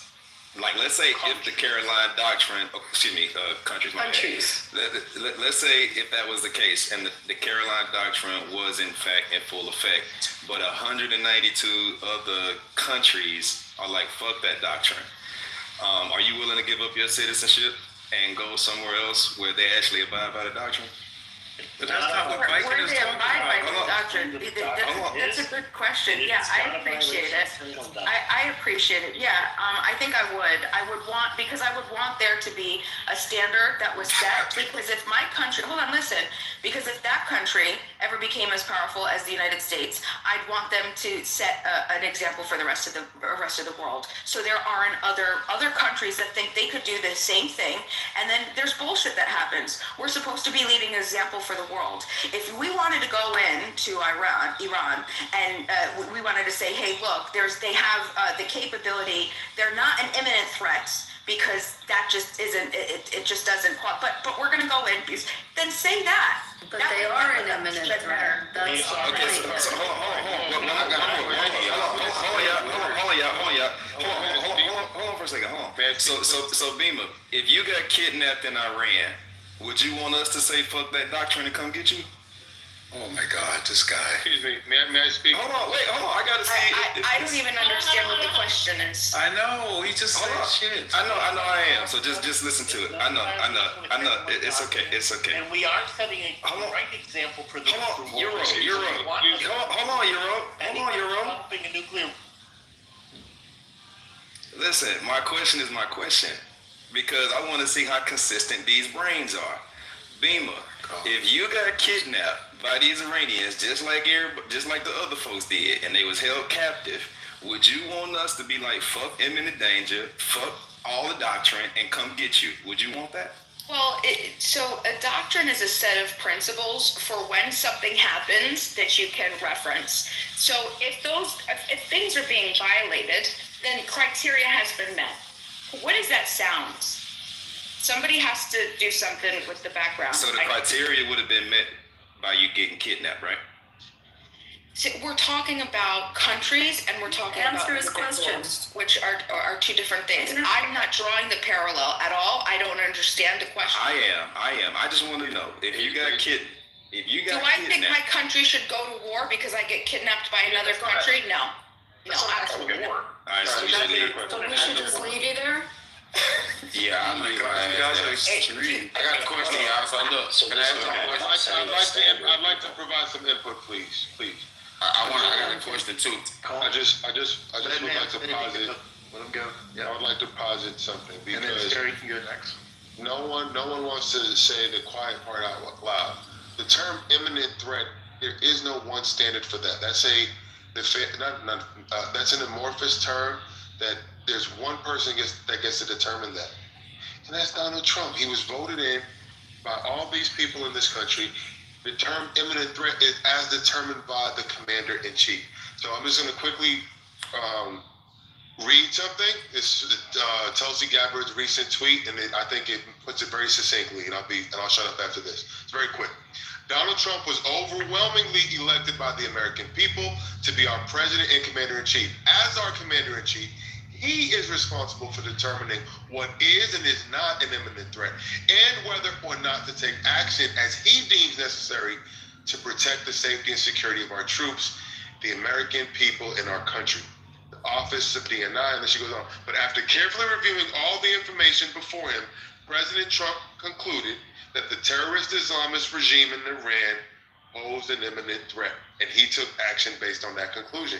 So for us to substitute our definition of what an imminent threat is wrong. The previous speaker tried to do that. You do it. Imminent threat, there is no one definition for it. Commander-in-Chief, which is a singular position, who was voted in by over 70 million people, and the popular vote, the Electoral College, he gets to make that determination. Now, I understand you don't like that because you didn't vote for him. He gets to make that determination based on all of the facts and circumstances. So former general said it wasn't imminent. So my question is, right? Other people who actually said it wasn't. I mean, Come on, Leroy, listen, We don't have the that's besides the intelligence point. information that he has. Unfortunately, too many people in the U.S. are in favor of this war because they're pro-Trump, and they're against the war because they're anti-Trump. This has nothing to do with whether you're pro-Trump or anti-Trump. You can't second-guess him to that level because you don't have the intelligence information he has, number one. Exactly. And we know that there's a real credible threat because they have over 400 kilograms of uranium that's enriched to 60%. So Exactly. even if you think that somehow they shouldn't do this war now, they would still have to do it in 2 months or 3 months or 6 months, sometime in the very near future. It has to be done. So the only real question here is the timing. And I don't know how anyone is in a position to know that 6 months from now is better than today. Personally, Listen, I so would have thought the last strike when they got the nuclear facility at Forjo severely damaged, maybe just to continue that. But at any point, I don't think we are in a position to guess the timing.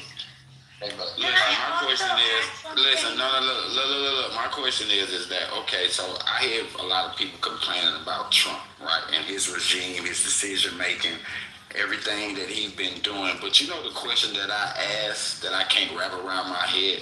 In the last 20 years, which one of these regimes has done better? And people are complaining about what we got now, but look at what we had before, and look at all of the shit that happened with those other regimes. Nothing.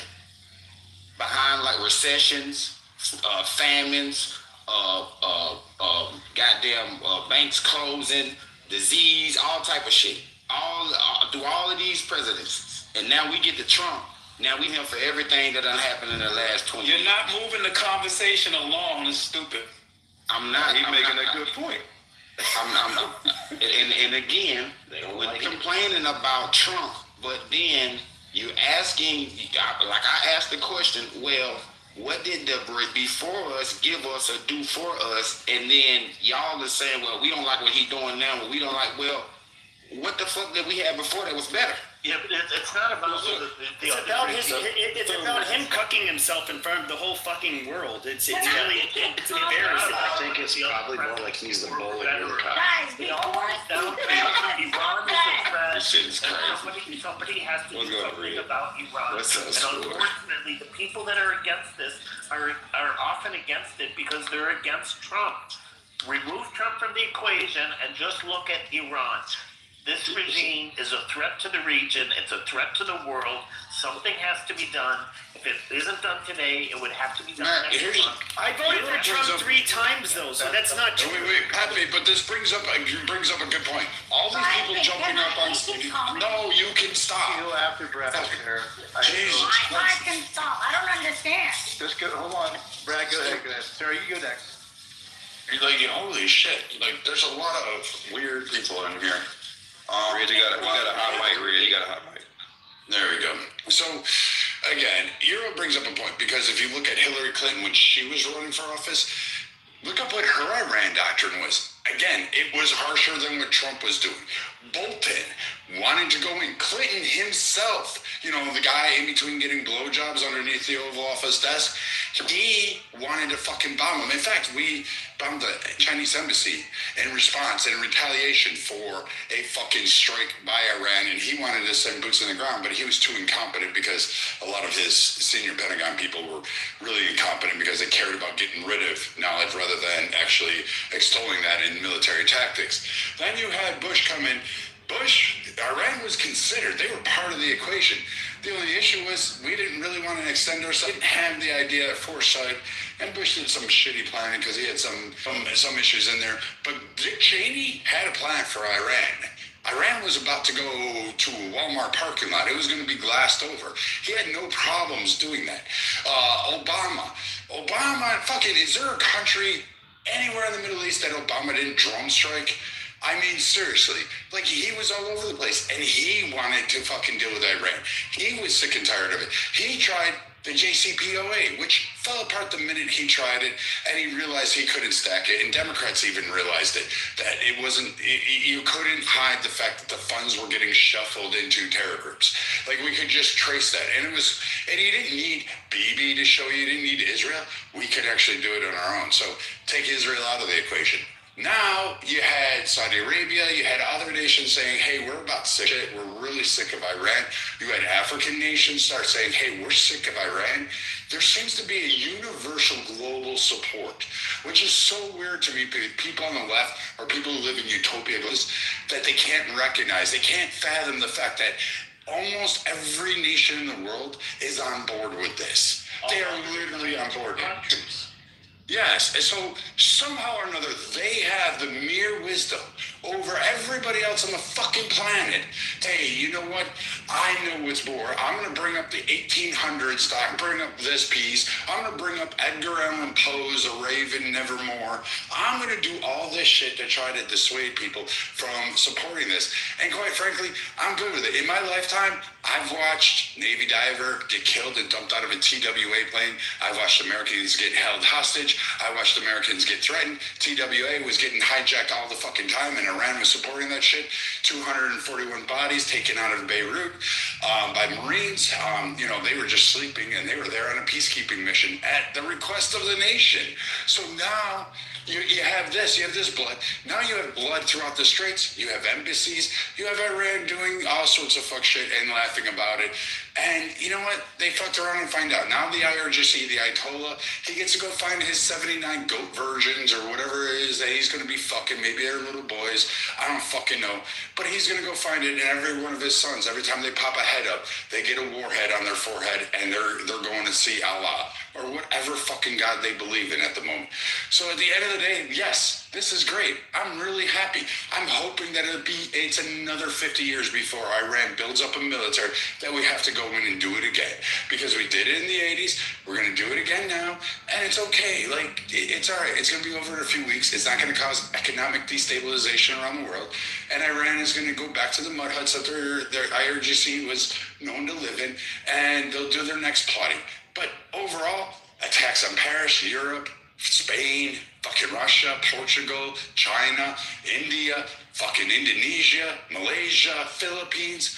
Like, none of that mattered to anybody on the left here. It's only about the optics, and Euro is right. It's only against Trump because you didn't care about when the people and the innocent civilians were getting killed by these terror back groups that, like, literally are getting their money from Iran. But you didn't care about any of that. You just show how stupid and how you shouldn't have a right to vote because you're clearly uneducated about the matters that you want to fucking most press. Well, there's proof of that because when Elon Musk stepped down from Doge, all of that shit went away. So it wasn't even about Doge. It wasn't about who had access to the information. It was primarily about Elon Musk. And now that Elon Musk is out of the way, now Trump got to take that fade. Anything he do, right, wrong, or indifferent, they just gonna shoot that shit down. Well, so we have to thank goodness that in World War II, England and the United States didn't say, oh, what, we can't enter in this war because it's going to be too costly, because it's going to affect the world economy, because they knew that the stakes were too high, that you had to risk everything, including the economic order of the world, because the threat was too serious. And this is what we're talking about with Iran with a nuclear weapon. This is the difference between a nuclear weapon and a non-nuclear weapon. In a non-nuclear weapon, you could make the argument you can't strike until you're struck first, or until it's very imminent that they're about to strike. You can't wait with a nuclear weapon and say, well, we won't strike Iran until they actually have the weapon and threaten to use it. That's too late. You have to do it now. I don't know why people don't understand the difference with a nuclear weapon. Non-nuclear weapons, you can make the argument you have to wait for a strike. You can't say that with a nuclear weapon. And with a regime like Iran, where we know how dangerous it is and how much terror they support in the region and elsewhere, to say that, oh, maybe it's okay that we let them work towards a nuclear weapon. That's insanity. So I just want to say, I'm still left with no answer. I just want to remind the room. I've asked, what is the criteria that we're using imminent threat, okay? The brother answered that question. He did answer the question. The brother answered the question. I'll respond to that. I'll respond to that if everybody Well, hold on, Bima. Brad gave you an answer. Do you not accept his answer? Well, obviously not if I'm responding, Abby. Would it be okay if I respond? Why don't you all wait your turn? Okay, thank you. I don't cut you guys off. Thanks. I was supposed to speak after Brad. Okay, go ahead then. Okay, yes, there's something you're not keeping in mind, Bima and everybody else. I don't know, neither you guys know if this makes it a threat. It sounds like it does, but we don't know how much it does make of a threat, which could change things around. That's not my job to know. We have departments who do this. You guys keep forgetting that in January, people of Iran, they went to protest. The government was losing control, which is why they were forced to go out and shoot people. Now, why am I saying that? After anybody who knows about wars, about countries, history, like anybody who knows about this, like IRGC, garbage. They've killed so many people in Iran. They have never done something close to that. I never thought they would do anything like that. I never saw them capable of doing something like that. Guys, this is not conspiracy. It was so bad. What happens when a government does something like that, after a few months, people's fear goes away. And people want revenge. That was the last day of IRGC having full control over Iran. Now, why am I saying this? You have to understand, Bima, I understand you saying, well, maybe Trump could have tried to make a deal, like maybe he could have tried harder. That is true. But you keep in mind, when that happened, there was going to be stability inside Iran. The government lost control. Next time people going out in the street, they could have overthrown the government. Maybe people would have not overthrown the government, and part of the besieged or part of the terrorists would. What if the proxies from Pakistan would come in and take control? What if the proxies from Hezbollah would come in and take control? You guys are not keeping any of this in mind. Like, there is all that uranium that could have just gone missing any day, any week, and maybe it would have not happened. Maybe it wouldn't happen. But on January 8th, everything was. January 9th, some reports say 30 million people were in the streets. I don't even believe that. 30 million, that means a third of the population. What the fuck? How's that even possible?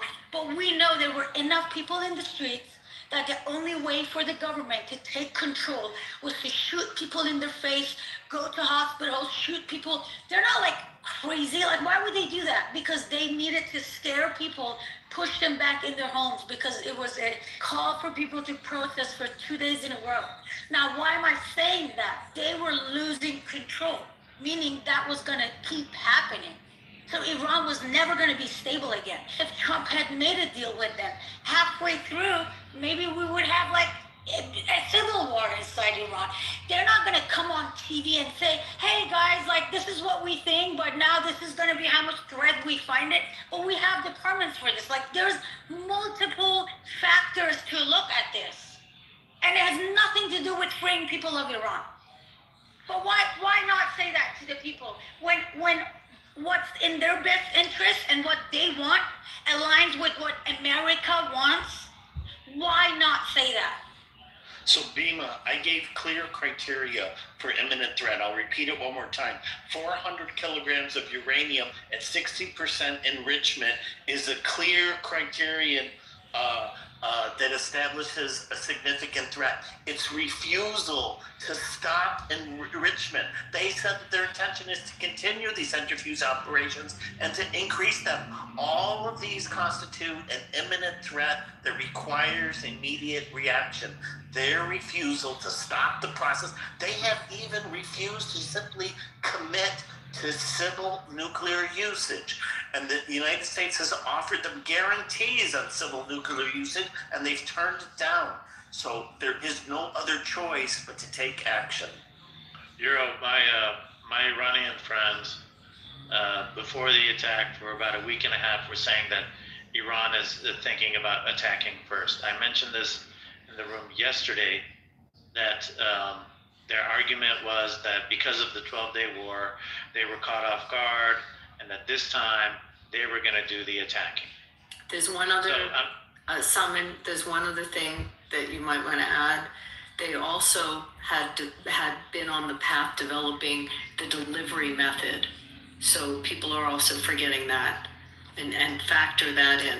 That's right. And Simon, I didn't mean to interrupt you, but that was... This program is centrifuge. All of this is illegal. They were developing the missile, the capacity to deliver the nuclear weapon. Yeah, no doubt. But I just wanted to say that if my random people from Iran are saying, and they were increasing them. They have 400 kilograms. This is an enormous amount of super enriched uranium. This in and of itself is a threat. What they need to do is immediately allow for inspections and control of this uranium. And we're very far from that. Yeah, but you guys are taking somebody's word for this whole thing. You think nobody really knows anything. You're just taking the word of people telling you. I'm glad you said. Not necessarily intelligent. I'm glad you said that, because to do a deal with Iran and say, hey, we're gonna take your word for it and allow you to assess yourself. Now so you think Obama, that was a horrible deal, right? Yep. Leroy. Say. Don't take nobody's word. No. What you say? So the deal that Obama did that essentially put us in this position, that was a horrible deal, right? Because you don't want to take nobody's word for it, right? Well, the point is, we always take their word. Hold on. No, I'm answering you. Just start with a yes or no. You can explain. Just start with a yes or no. Say it again. What's your question again? Oh, come on, brother. All right, say it again. Was the JCPOA a good or a bad deal? Given the premise that you said you shouldn't take nobody's word for it. No, what I'm saying to you is that we have so it was a bad deal, right? No. We have no choice but to take their word because we don't know. Right. That's the point I'm making. You're speaking about it from a perspective of you disagree with that. So I'm speaking about it because we have since we are those tax-paying people, we don't know shit. All we know, see, so the bottom line is this, that if you like Trump, you take his word for it. Maybe if you don't like Trump, you might not take his word, but then another person. You would take his word, right? But then, no, I'll take his word if it's factual. So if the factual, hold on. He's got to prove that the facts. He can't just give me the word. If it's factual, if the facts of the matter is a thing, then when Obama did that deal, how do we know if the Iranians are being factual about their self-assessment? But that's the point we're making. If all the rules are out the window and nobody can come to us and ever tell us all we gotta do is trust the president, we're fucked because they both did it. And if they're both doing it, that puts us at a disadvantage. So it makes us saying we like the guy, we believe the guy, we're gonna go with it because we have no arrangement syndrome is a motherfucker. This is crazy. We know that Iran has this uranium. Well, I have a question. How do you know? Hold on. Tell me, how do you know? It has nothing to do with Trump. Euro. Nothing to do with the United States. Tell us. Euro. They admitted it, bro. They admitted it. Okay, so they admitted it. So it's not a question of trust. No, let me ask Leroy something. Leroy, now you said that you would only trust Donald Trump if the facts line up with what he said. Is that you said basically it's Republicans? Say that. You said the Republicans back Trump and Democrats don't back him, but really you want to see what the facts show. No. Be clear, strict in my language. Because if we listen, we know because we're saying the president has the right to do whatever without coming to for redress. So since he has that right, that means he don't have to tell us anything. That means whatever he tell us, we have to take, because we're not going through any process to document whether we should judge whether the facts are there or not. Because like Brad said, they don't give a fuck about that. So that puts us at a disadvantage. We have to go by what he says. We don't know anything because the Congress and the Senate, that process, and all the other generals or whatever, they'll tell you when it's imminent threat. None of those people matter now. So Why should you know? Why should you know? Why should the CIA tell you? Should our assets on the ground tell you when we're going to strike? That's why we elected a commander-in-chief. You're not talking about when Part he's of going to that, strike. why should You're you, talking about some whether it's dude, wherever the imminent. hell you are, know? Like you should. Oh, you don't want to know if it's imminent or not? You don't give a fuck No, about I'm that? gonna trust my commander-in-chief on that. Okay, then there you go. You don't give a fuck. Oh, I give a fuck. That's why I elected. You just said. That's why I elected him. You don't give a fuck. God bless Trump.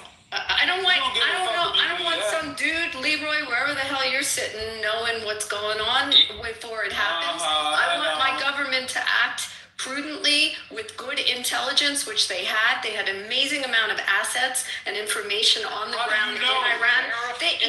You're just I'm like trusting what the You know fuck what, they tell Abby, you brought up a good point because wasn't it true? intelligence. I mean, Wait, are you hold on. kidding me? Wait, hold on, 'cause what- They knew exactly where the Ayatollah and his whole gang were going to be having their meeting. They've been able to target with precision Killing somebody is exact different than locations. It's all good, man. I'll Are wait, you I'll missing wait. it? Like the Yeah, I'll intelligence wait, is I'll Killing going to someone is different than knowing the and no, you intelligence and why you should killed not him. be knowing it. Listen, I am. killing someone is different than the reason why you killed them, okay? The one don't have anything to do, I could blow your fucking brains out and give any meaning I want. How do you That's think we the knew difference. where he was? How do you think we knew where all the That jackals doesn't were? mean- How did we that know doesn't mean the reason why you killed them was Soleimani, the right- how do we know where these people are? You think we Doesn't- just like kind of shoot something in the air and No, maybe it'll land on them? It was I mean, confetti. are you kidding me? It was confetti. It doesn't mean that the reason why you killed him was the reason Nor why should you you killed know. him. You should not know. You don't know shit. You just went along with someone who told you what the fuck I they're doing. actually know more than you. You have no idea. You have idea, not idea. So Leroy, whatever I said, you don't have that either. Go ahead, Mina. Go ahead, Mina. You don't even have You're that. the only one who knows? You know what it is, though? People like him are so privileged and spoiled. No, seriously, I'm dead ass serious. They never fucking suffered shit and they never lived under tyrannic regime, and they feel like every plan they have to tell the public. You dumb fuck, they don't have to tell you what they want to do. You have to trust them. You have to Are you Iranian? Are you Iranian? Not Iranian. Whatever the fuck you are, you used to that kind of dumb. But you used to that kind of dumb shit. See, you're used to that shit. Hey, Ocean, we gotta get his approval first. He's used to that shit happening where he come from. He's used to that shit where he come from. So we need a balkanized Iran. No, you used to people taking advantage of that. Do you think the CIA should call you every time before they decide to take out a problem in the world? You think they should call Leroy? I have a statement. I think it's dumb for you to even ask that question. Yeah, I think it's dumb. It's very unintelligent. As an American, I have a statement. There's too many people talking, guys. Let's. Iran, Yes. Iran is the leader of the free world. Ice, gonna go first. Go ahead, Let's Ice. go. So Iran is leading the charge against strategic play here, and the simple fact is this: that I'm talking. Just let me finish. I've been listening for I don't know how long. but everybody thinks that our intelligence agencies and our government should tell us every little detail. And I want to tell you something. I don't care if it's football, basketball, you name a game. You name anything that has to do with strategy. Well, you tell your opponent and you make it public everything you're going to do. You don't put your game plan out there, and you don't do it for a reason. We intentionally mislead people. Why do we do that? You ever heard of the Kansas City Shuffle? Look over here when we're doing this over there. As a matter of fact, we could look at it and say that happened in this last election. Day one, he's going to be a dictator. It's threats to democracy. But yet we look at everything that was a threat to democracy. No primaries, was there? No, hell no. There's a whole list of things we could go through. And you're just going to listen to what they say. You guys on the other side, you listen to what the DNC said. They outright just said, we're a corporation. We don't have to have a primary. We can choose. And you guys went, okay.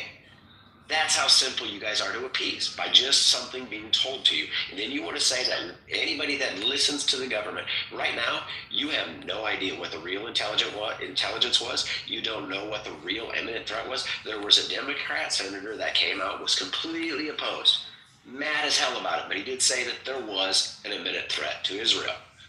Bottom line is this. Hillary Clinton said it. Listen to her video.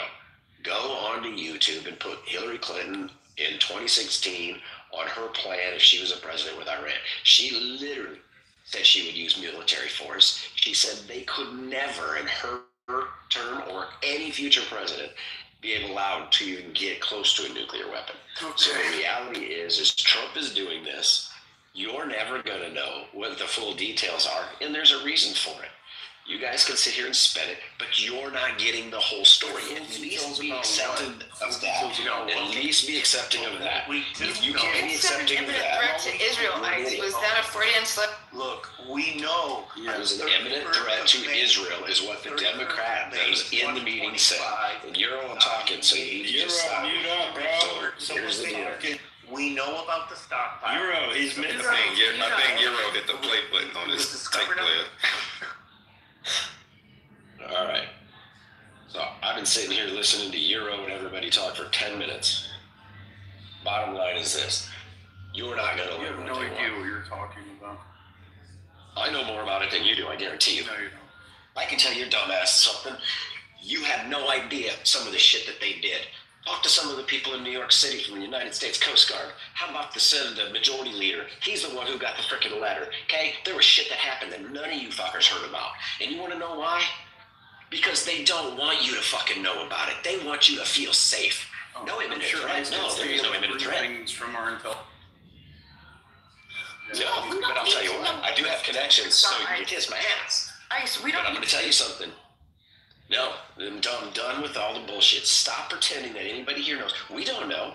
We don't know jack shit. But you guys are coming in here with when these guys are saying, listen, there's I love idiots like that. So the fact is don't come in here and completely discount somebody else's things like you know what the fuck you're talking about. Guess what? There was with the president, he was elected. He chose the reason to go in. Guess what? He will have the ramifications if it comes back to bite him in the ass. But I'll tell you what, you guys sitting here wanting to be the assholes and fight in front of the public, you're the ones who make it a global issue. If we all stood united, nobody would bat an eye. And it's our own We could stand united. We could stand united if we were clearly communicated with. We don't need to know all the details, but I would like to know you should get.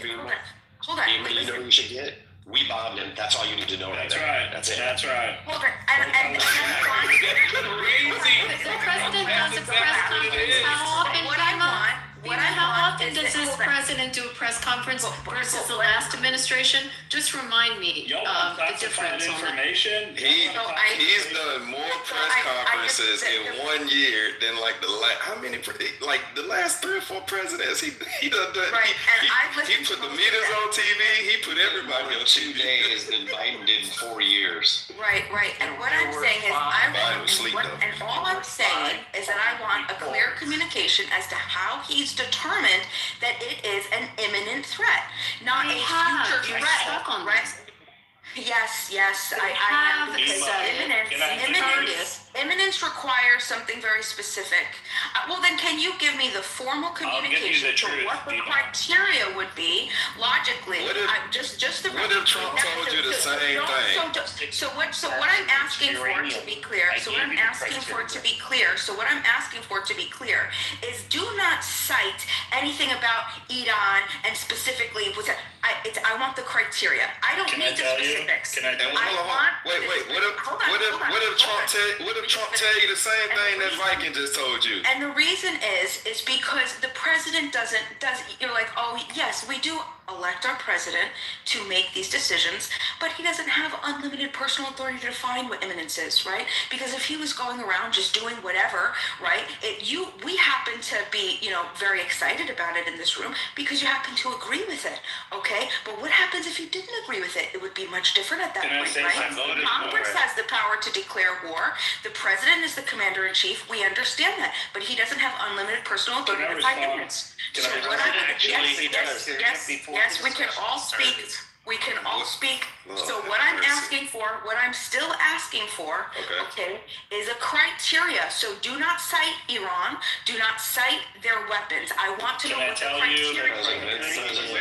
Hold on. So why do we have to give her a criteria? 60%. That's the criteria. Because she Why do we have to answer her? them Americans are so damn spoiled. And you're still going to cite your oath. You still understand how you're still not creating a criteria. What if All you're saying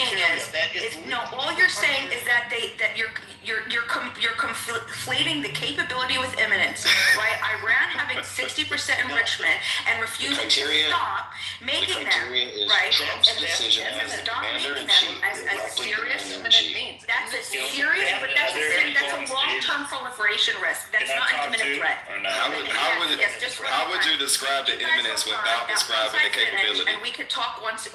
How would you even do that? One person at a time. Well, you won't land your plane with your questions. And you'll notice. No, I keep saying different things. But you'll notice that when you're speaking, I'm not going to interrupt you. So until you haven't learn, stopped yet. I'll go for another 10 minutes. No, the hell you won't. Can we just stop hogging the mod? The mods are honestly talking more than the rest of the stage. It's only one mod talking. Okay, all right.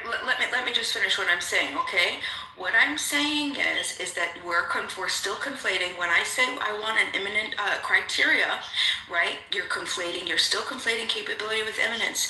Iran having the 60% enrichment threshold. Hold on. Right? And refusing to set that, like I said, that's a long-term proliferation rate. That's not imminent threat. Imminent requires that there's an attack or something that's going to happen, that's going to occur at soon.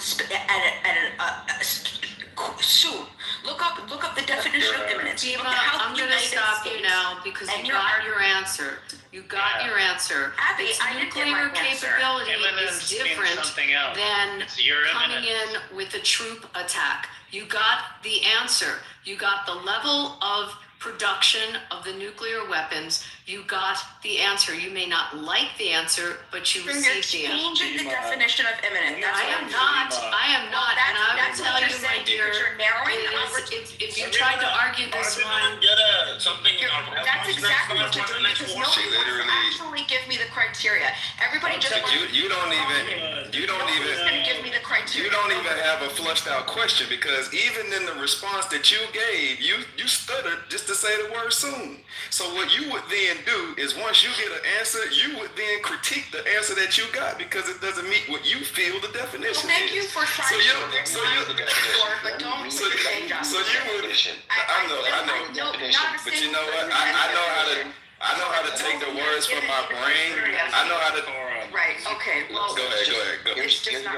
Here you go, Bima. Here's what it is. National security interest. I don't know. You can look up what each one of those means, and they mean what the word says. Okay, right?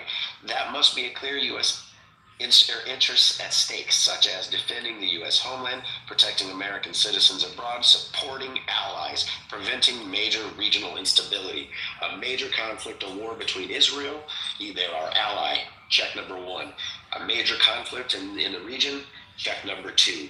There you go. That's for the national security interest alone. That's not the legal authority. That's not the self-defense or imminent threat claims. That's not the congressional and international support claims. That's not the necessity claims. That's not the proportionality claims. That's not the likelihood of success.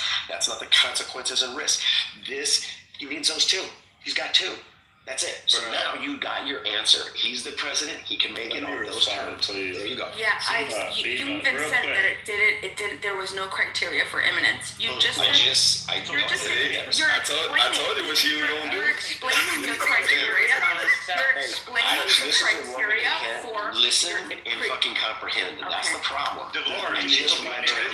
I told you what you were gonna do. She's not critiquing the answer.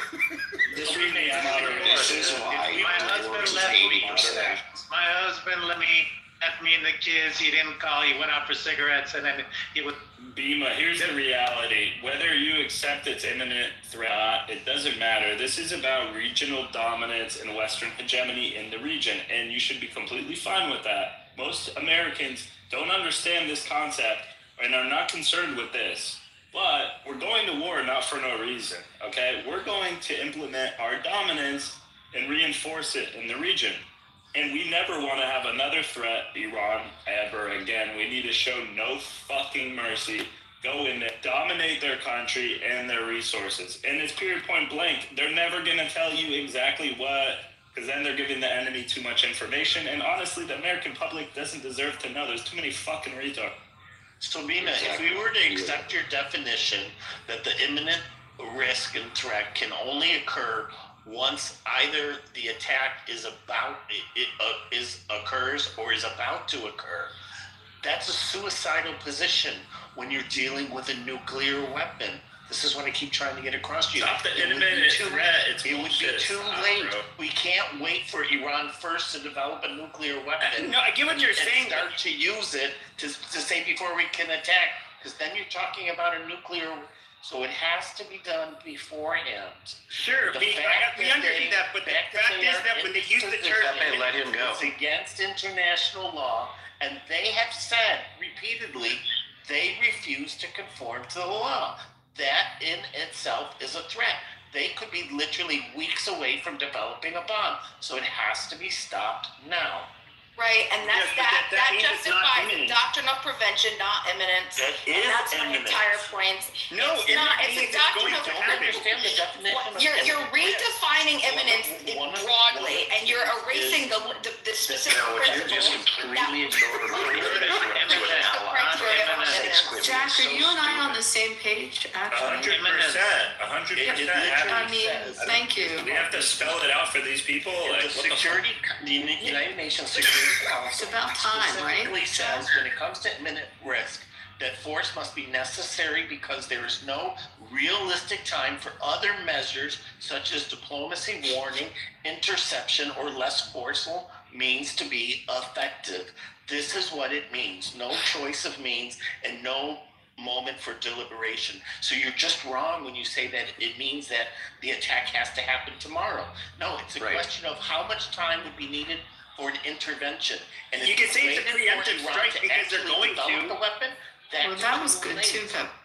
I don't think that is a preemptive strike to prevent attacking us. It's not. And not just us, but our allies, right? The UAE is our ally. Saudi is our ally. They really did have the weapons of mass destruction.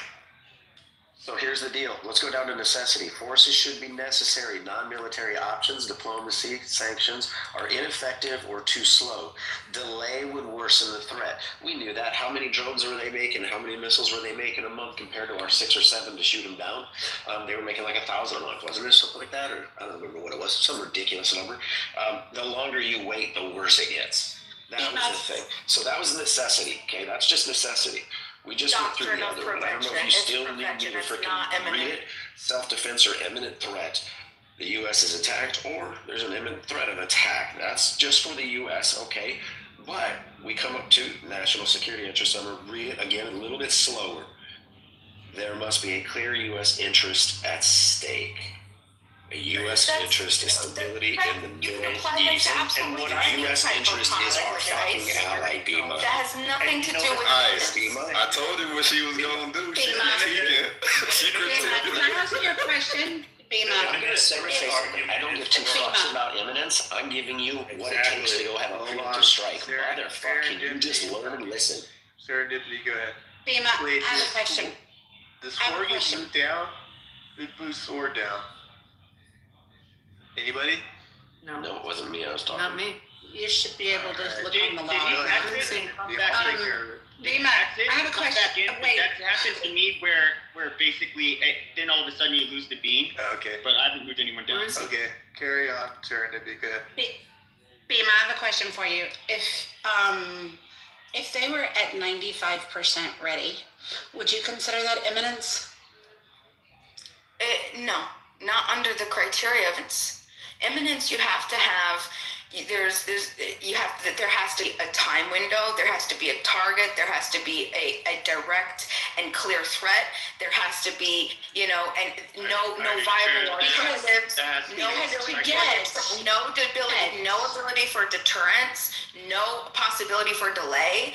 There is no moment for agency. There is. It's okay, at but there is 95%. no possibility. Hold on. So under your interpretation, there's no 90. response. Wait. I was not done. Hold on a minute.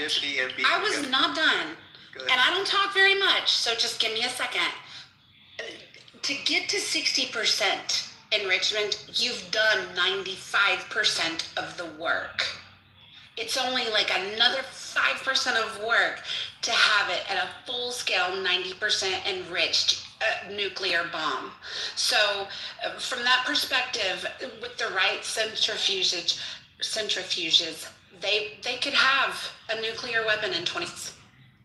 Right, but that's how quickly they could have it. Sure. And I agree. I agree with you. Should not have a nuclear weapon. No, I don't. Can I get in the disagree queue, with guys? that. But my whole point is all that's describing is kitty. It doesn't meet the criteria of imminence. Yeah. What about We can do it this way. Wait. What about Hold on. the delivery system? Hold on, Is that Abby, imminent? Abby, hold on a second. Serendipity. If Iran, let's say, attacked our ships and shipping channels, killed Amins, killed the civilian sailors, targeted our allies' ships, prevented trade from going on to cause economic strife to 80% of the globe, 75% we'll say on a shallow day, would you consider that imminent threat? Yes. Okay, so even by the criteria that fucking leave the nukes off the table, Iran's already done this. It's already attacked U.S. ships. Or did you forget under Biden that we actually had U.S. ships attacked? Did you forget about embassies being attacked? Of course, because again, it doesn't suit the narrative. And again, proof positive why Trump was like the winning edge over all of these people, because nobody actually believes the rhetoric that comes out of their mouth. Redefine imminent all you want to. Guess what? They already started the engagement. You attack a U.S. ship, you attack the United States of America. That is enough for us to go to war. And we have gone to war over that multiple times in U.S. history. Can I get in the queue, guys? So enrichment at 60% is considered what? Do you know? I'm reading it. The only reason I know is I just read it. It's called threshold capacity. I can put it. Yes, it's not needed for civilian energy use. It's considered very concerning from a proliferation standpoint. Material at that level can be enriched to weapons grade relatively quickly. When she said 95 wasn't enough, let me go to the next level. 90% is weapons grade, typically used in nuclear weapons. This is what's considered bomb grade material. And she just said 95 wasn't enough. She just told us that no matter what, they could have the bomb. They could have it ready for a nuclear bomb, and that's not imminent. She just told us her standard. Exactly. So can I ask you a question? Can I ask you a question? If Israel has nuclear capability at 95%, if Israel has nuclear capability at 95%, are they an imminent threat? Hold on. Are they threatening Are they an imminent threat? No, because they're not threatening to wipe Israel or Iran off the map with them, are they? Okay, so, Israel's not attacking or funding terror groups. It's also not killing Americans. Oh my God, if Israel was. Oh my God! Again, your own rhetoric traps you. you know. How many times has Israel threatened nukes on anybody? That's not my point. My point, And FEMA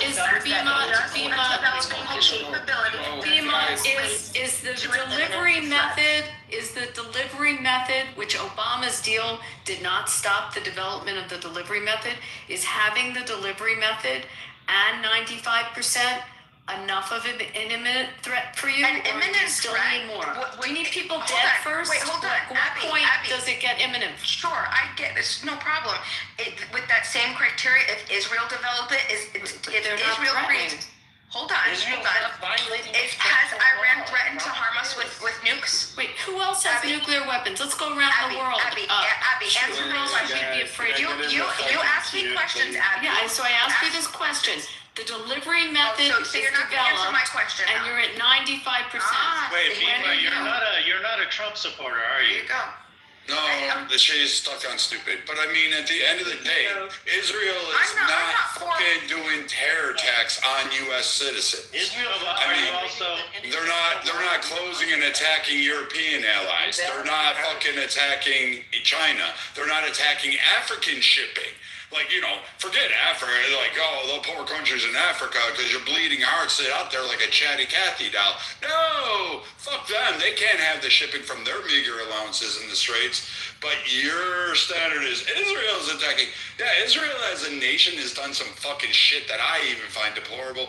And I'm the kind of guy that, like, you know what, you fucking harm an American, I'm all for killing you. And yes, they did bomb and strafe a fucking U.S. ship at one point. So, I mean, I remember all these things. I know all these historical advantages. But here's the thing. Israel is an ally.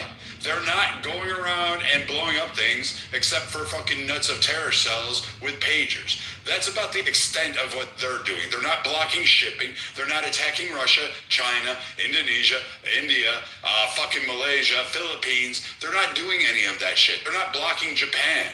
So, like, again, you move the construct saying, oh, it's not imminent enough, but all these places are already being attacked. Like, it's done.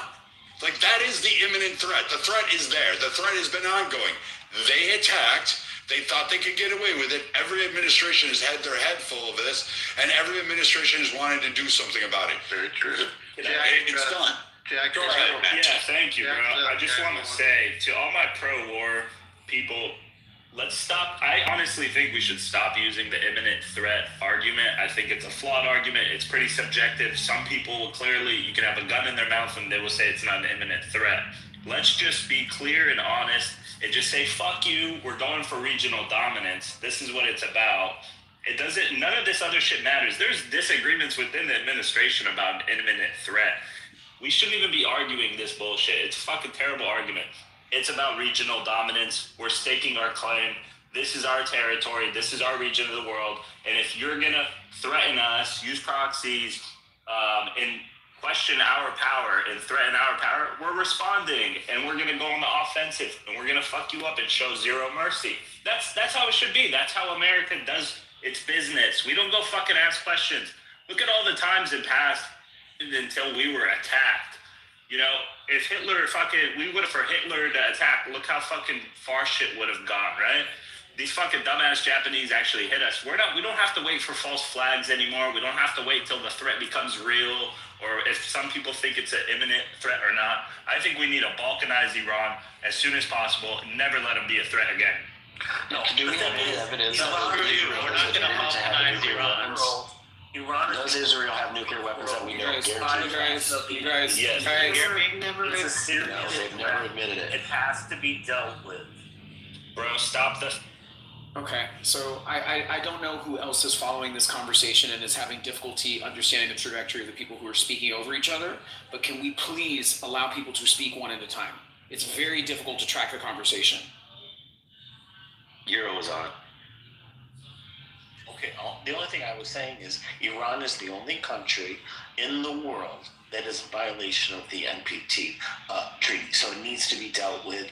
They have unresolved safeguard issues. They have not provided technically credible answers on their undeclared material on their activities at several locations. This is done through international organizations, through the IAEA. These are not subjective. These are objective, factual materials. So the question becomes, what are we going to do about it? How are we going to stop a country from developing a nuclear weapon? And this idea that you have to wait until they first develop it and then use it, that's insanity. So why have a talk with them? Why sit down and have a talk? If you think that talk that they had came to a conclusion, we gave them money. But why bother? Why not just do what you want to do? Why waste time talking? That makes no sense to me. If you're going to do what you want to do, why talk? You gave it a chance, just like we required. And say, you know what? We'll dismantle our centrifuges. We'll turn over the uranium. We'll show you what we have. That is a realistic outcome. Unfortunately, they're unwilling to do it, and instead have said the opposite. That they're going to continue. They're going to do more centrifuges, more enrichment. This is clear violation on top of violation. And the idea that the U.S. or the world should just sit back and do nothing is not a realistic answer. I'm saying you don't have to sit down with them all. Just go ahead and do what you got to do. You don't believe them anyway, so why have this negotiation for what end? You're not going to believe them. You didn't believe them when you sat down, when you went in there to believe that they wanted to talk. It doesn't make sense to say all we do what we got to do. All those years of threatening, all those Americans that were killed. Then if that happened, all those years, all those things, all those years, and now the right time is now. Why talk to them now and then say we talk to them? That makes no sense. Does Iran have any responsibility for getting out of their situation that we deem that they are a threat? Okay, so do they have any responsibility for that or no? In your opinion? If you, why is it? Yeah. In my opinion, everybody, if they really sat down and was honest and talked, everybody had a responsibility. So apparently, Iran, whatever they said was like, fuck Iran, we don't give a fuck what they say. So why bother to talk? Wait. We talk with Iran could have told us to go where's the fuck goes fine. You don't know that. What if you, how about this?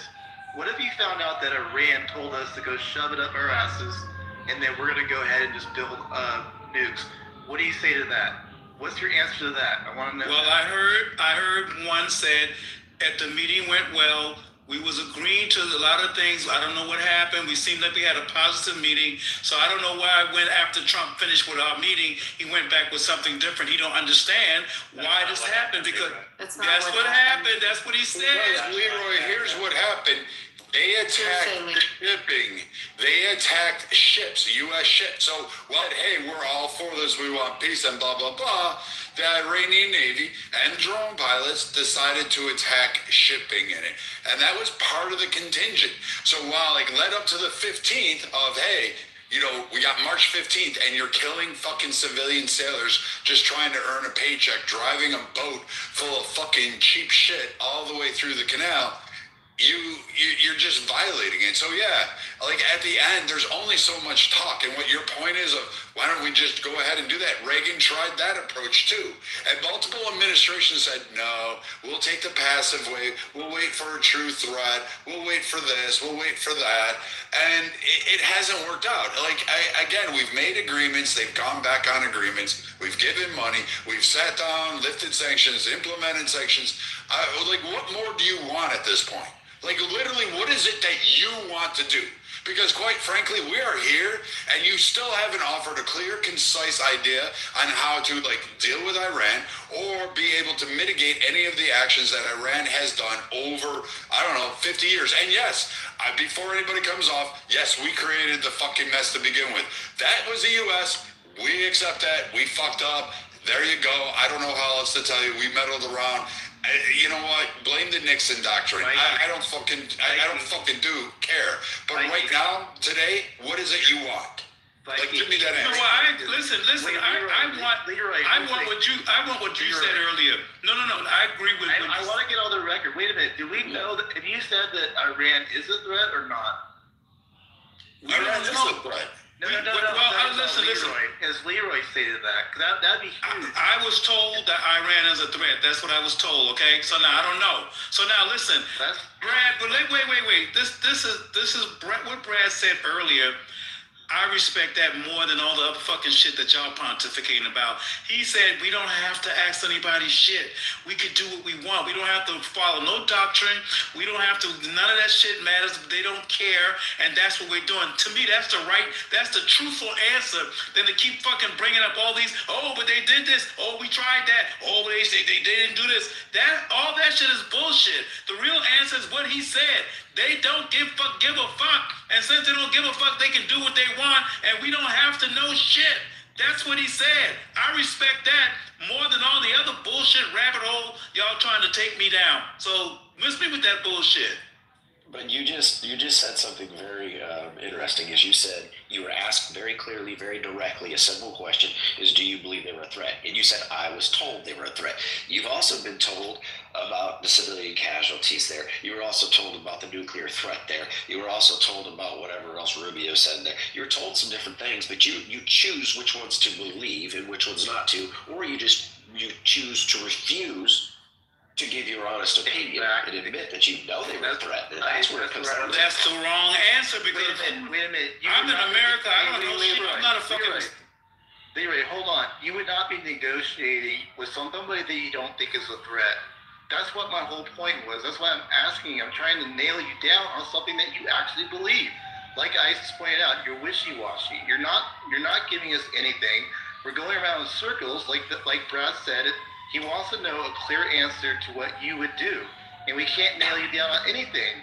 How do you negotiate? How do you, Leroy, negotiate on something that you feel that isn't a threat?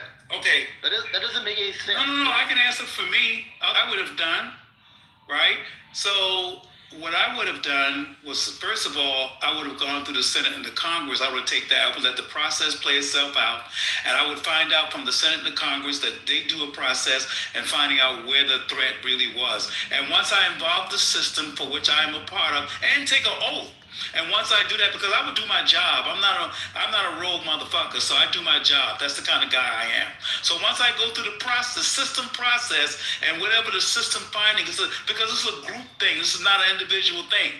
It's not about how I feel about what they've done. This is about a system that's in place, 3 branches of government. So once I take those, go through the steps, whatever findings they come up with, that's what I obey, because I'm not the motherfucker who can make a decision on millions of people's lives. I wouldn't do that. That's Leroy. Okay? I'm not going to go along with some shit that's been going on for years and say, oh, I think now because I feel like it. I wouldn't do that. Leroy, stop right there. Congress was informed. Congress, through multiple iterations of Congress, every time they have a new one, has gone through this. They have removed sanctions. They have imposed or projected sanctions. They have codified various actions by the U.S. in the Senate and in Congress. So they have given their clear cut. They have continued to, back every administration's approach. In fact, Obama got approval. So again, all that's been done. This was the action, and so the decision actually rested with one man who's elected. It's an awesome responsibility. It's amazing. It's a lot of power. It's scary. It's terrifying. But at the same time, he has to make that call, because guess what? Congress can't tell him, you have to go to war. He's the commander-in-chief. They can't tell him, hey, you need to do military action. He's the commander-in-chief. He determines it. That's why the powers rested with him. Congress provides oversight. They provide keys to the purse. They pass legislation and laws, and they can demand certain things. However, what you just established of saying, hey, I'm going to shirk my responsibility if I was a president and ask Congress to go ahead and do that, that's not up to Congress. That's not Congress's role in our government. Their role is to determine whether it's valid after 60 days to declare war, or if they can provide authorization for use of military force. They can provide basically economic policies to help fund the military campaigns should they want to.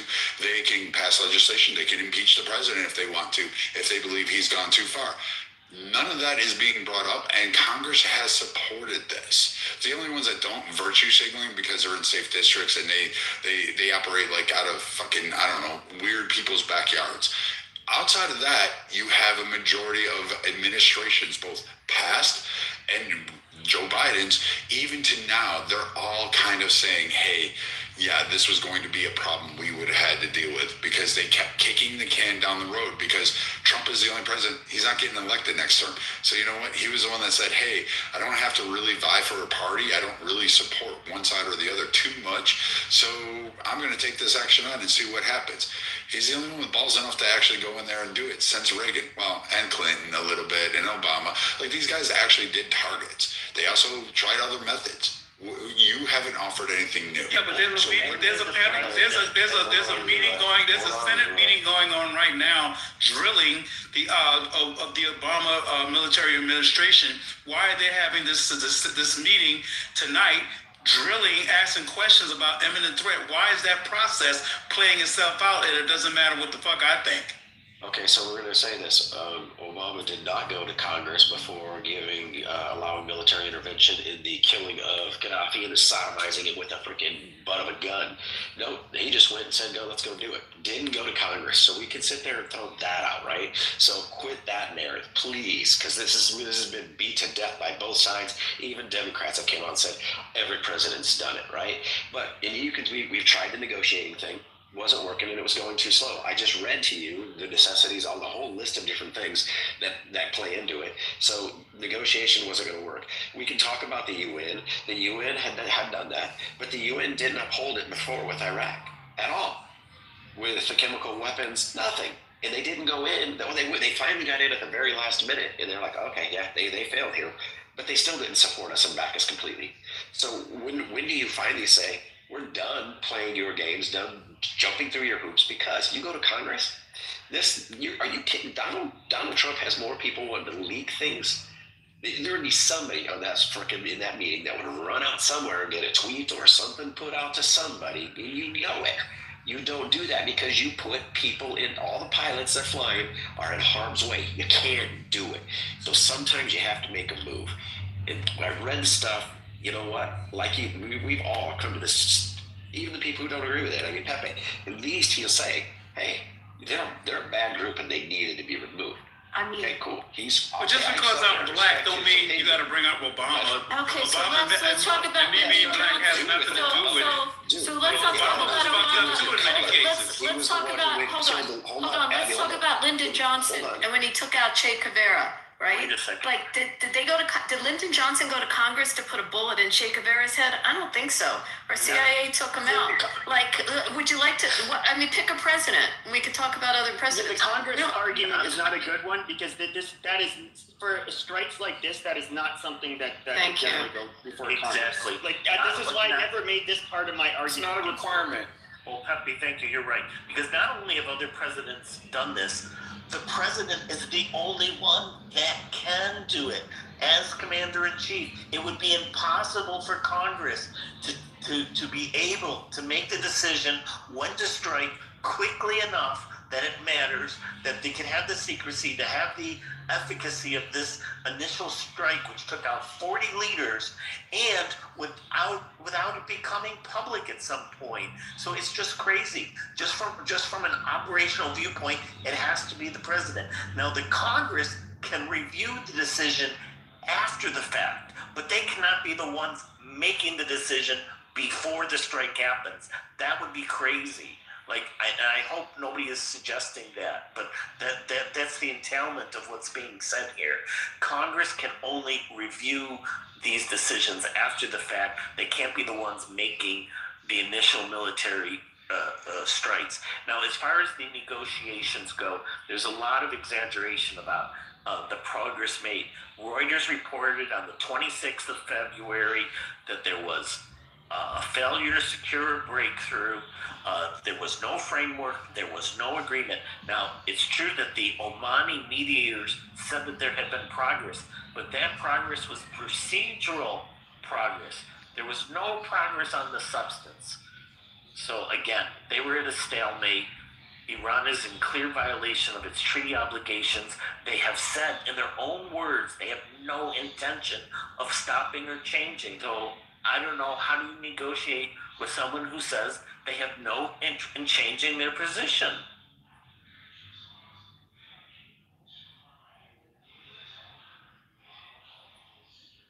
I think the timing of this shit is all fucked up, period. No, it's not. I don't think he had a good plan going. I think it's kind of it looks choppy and just fucking like without a real clear course of action. It just looks like it's all over the place. To be fair, we're not privy to all, confidential details about world geopolitical interactions.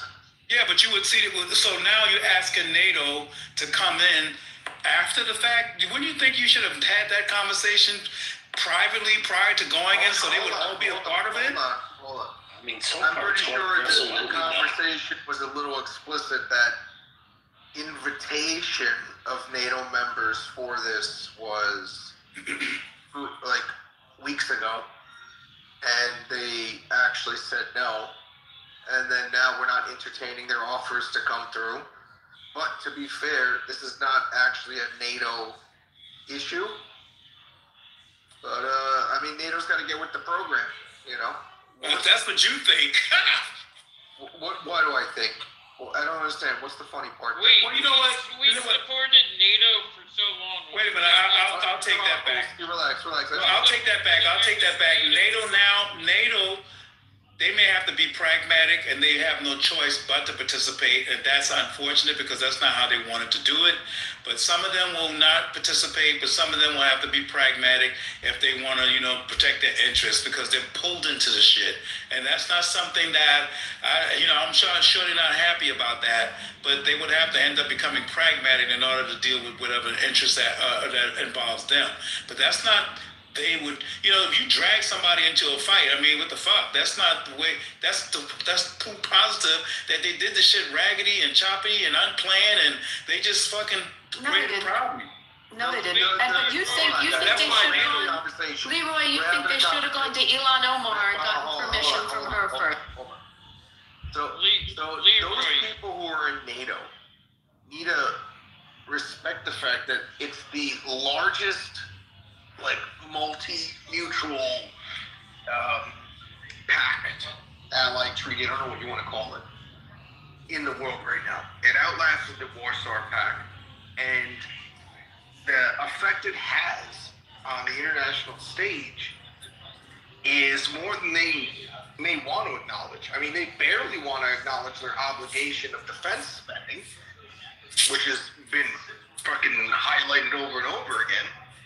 But if this movement is made by the strongest member of the pact, then they should align. You gotta realize it's not just American hegemony. Fucking NATO comes with it as well. And Leroy, NATO, America's been supporting NATO for the longest time and put more money in and defending all these NATO countries. Why isn't NATO helping America defend the freedom? Well, I think of the Iranian people is that and the 40,000 people. So you think NATO don't know they've been getting all this money, and so you telling me they don't give a fuck? Yes. They're not getting the money, but they're not spending the NATO obligation in the treaty, the NATO treaty obligation of 2% of GDP on defense spending. The intent of that is that everyone who is in the treaty should spend enough money on their military to ensure that everyone is able to at least try to be up to par. And Russia's willing to do that, to help America. But the Democrats don't. What do you mean? Whoa, what the fuck did you say? Russia's willing to Hold on.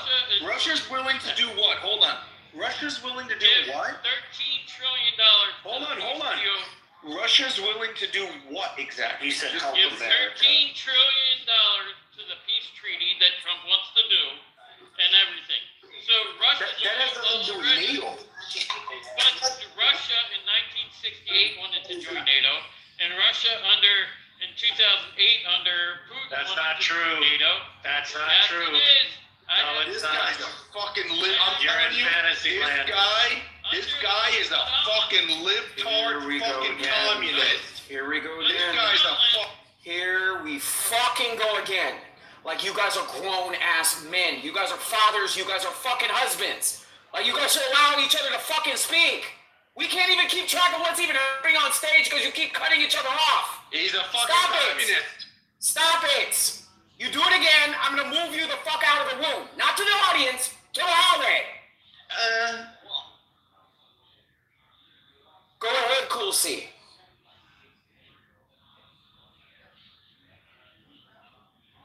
You're muted, Cool C. You know you're gonna do all that. Now you Sorry. now, come on. In 1968, I got a proof of an article here that Stalin did want to join NATO. The USSR wanted to join NATO. Post it, they're please. actually, yeah, I will. It's from Columbia University. So I'll post it. He is accurate there, by the way. Clinton even went and talked, and then when he came back and had to tell them, sorry, they don't want me to allow it. So that is true. Who went and spoke to him, you said? Clinton did. It was during the Clinton time, and he actually went and tried to talk to He him. said 1968. But No, also 98. well, there were two times that they wanted to join. Russia wanted to join NATO 2 times. One was in 1968 or 1952 under Stalin. Sorry, I'm reading it right now. But yeah, they tried to join in the 50s and 60s under Stalin, and then under Putin, they wanted to join, and we said no. And then we told them we weren't getting any closer, and we kept stepping closer to Ukraine. And Ukraine, when we got them free under the George W. Bush and Gorbachev era, kind of making the 7 states free. I mean, we told them no, we weren't going to do this, and yet we did. Well, us, NATO did, move closer and closer. So Trump was saying, you haven't done your part to NATO. We've supplied you all the information. Why isn't NATO stepping up to the plate to defend Iran with us? When we put all this money into NATO, you should be using our money for your military if you're going to do that. We've already supplied that money. Why can't you join us and help support Iran? Well, no, you're kind of. It seems like you're not totally aware of what's going on. So on a default, it's at the very least it's a defense pact, right? When it gets attacked, everyone's supposed to defend. So everyone who is part of NATO is supposed to spend 2% of GDP towards military. That doesn't entail that any one of the countries can just do an offensive attack and it automatically groups everyone in. Right?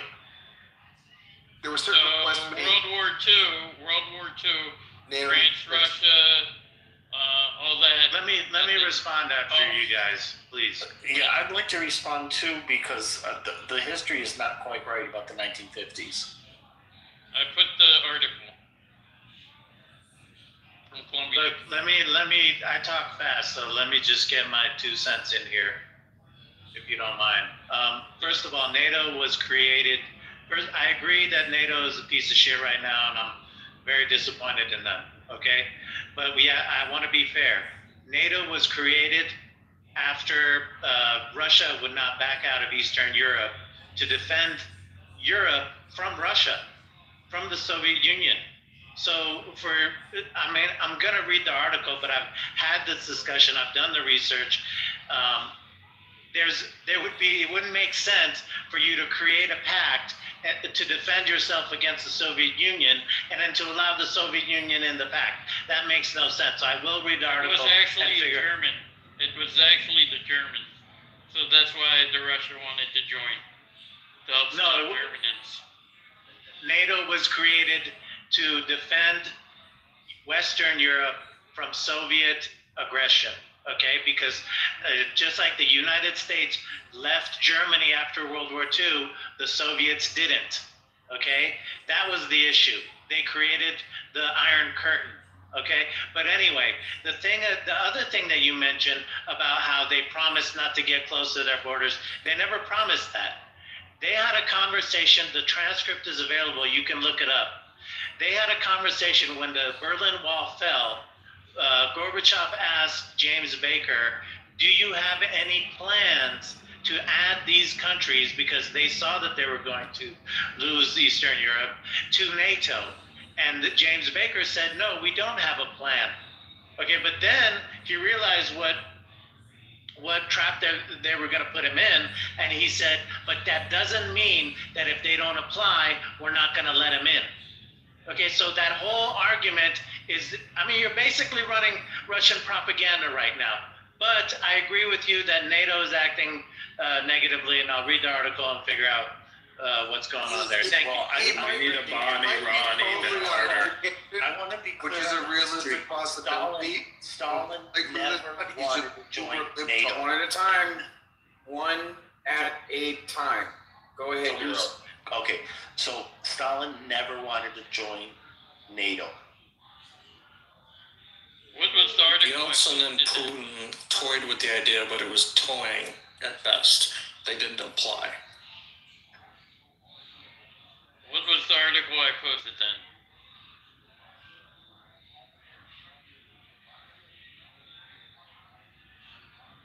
No intent. They approached Clinton. Clinton talked to them and said they aren't going to ever allow it. Now, there was a real initiative that was made in 1954. So this was after Stalin had died, by Molotov, who was foreign minister, and he did make a proposal to join NATO. So it's real that it happened. It just wasn't Stalin. It was in 1954, and it was rejected not only by the United States, but it was rejected by the United States, the United Kingdom, and France, who gave a reply. It came in March of 1954 was the Soviet proposal, and they replied in April, outright rejecting it.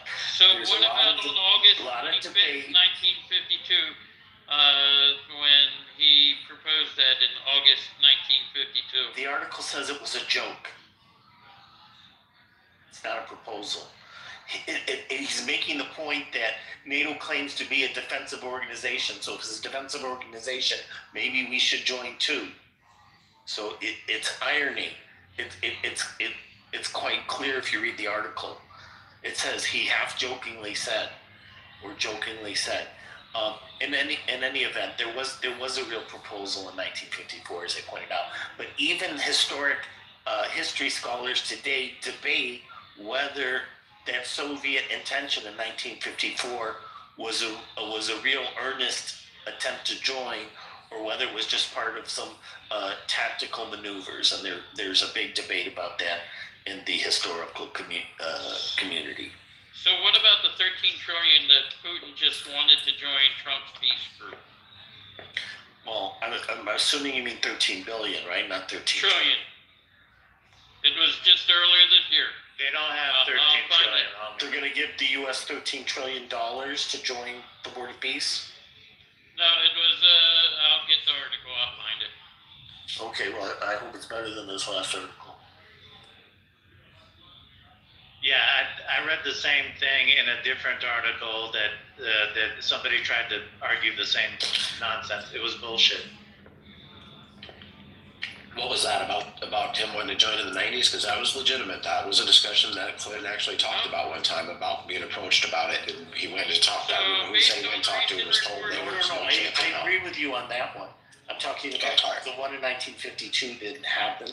The one in 1954 did happen, but it was rejected. And the one with Putin later, they actually started, like, they did some sort of joint exercises or something for a little while. So Kremlin envoy pitches 14 trillion in potential U.S. Russian projects. Basically, they're pushing 14 trillion, and they want to be part of the American peace thing. Let's sort of twist it. What if Iran came and said, well, we want to join and we want to cooperate? What would everybody say?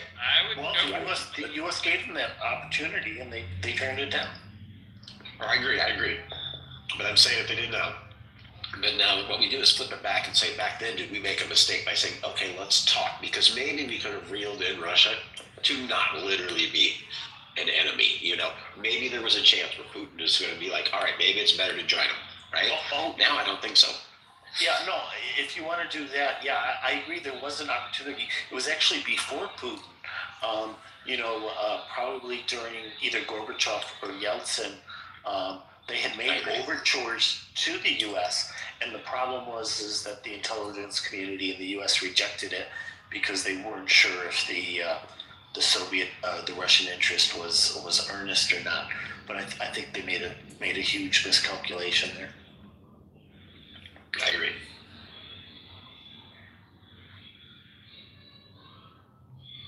So you're saying there's no hope with Putin? So basically, Putin is actually saying that they would like to do 13 trillion or 12 trillion to America and basically end the war. And you believe it? But the problem, yeah, actually I do. Well, I thought you were going to put the link in the chat. I just found the one I'm looking for. But the problem is that Ukraine's president won't allow that to happen, and he keeps fighting it all the way. Maybe the problem is, hold on. Maybe the problem is that Putin is providing intelligence for the Islamic Republic. Maybe the problem is that they have a military alliance and they're giving each other weapons. Maybe that's the problem.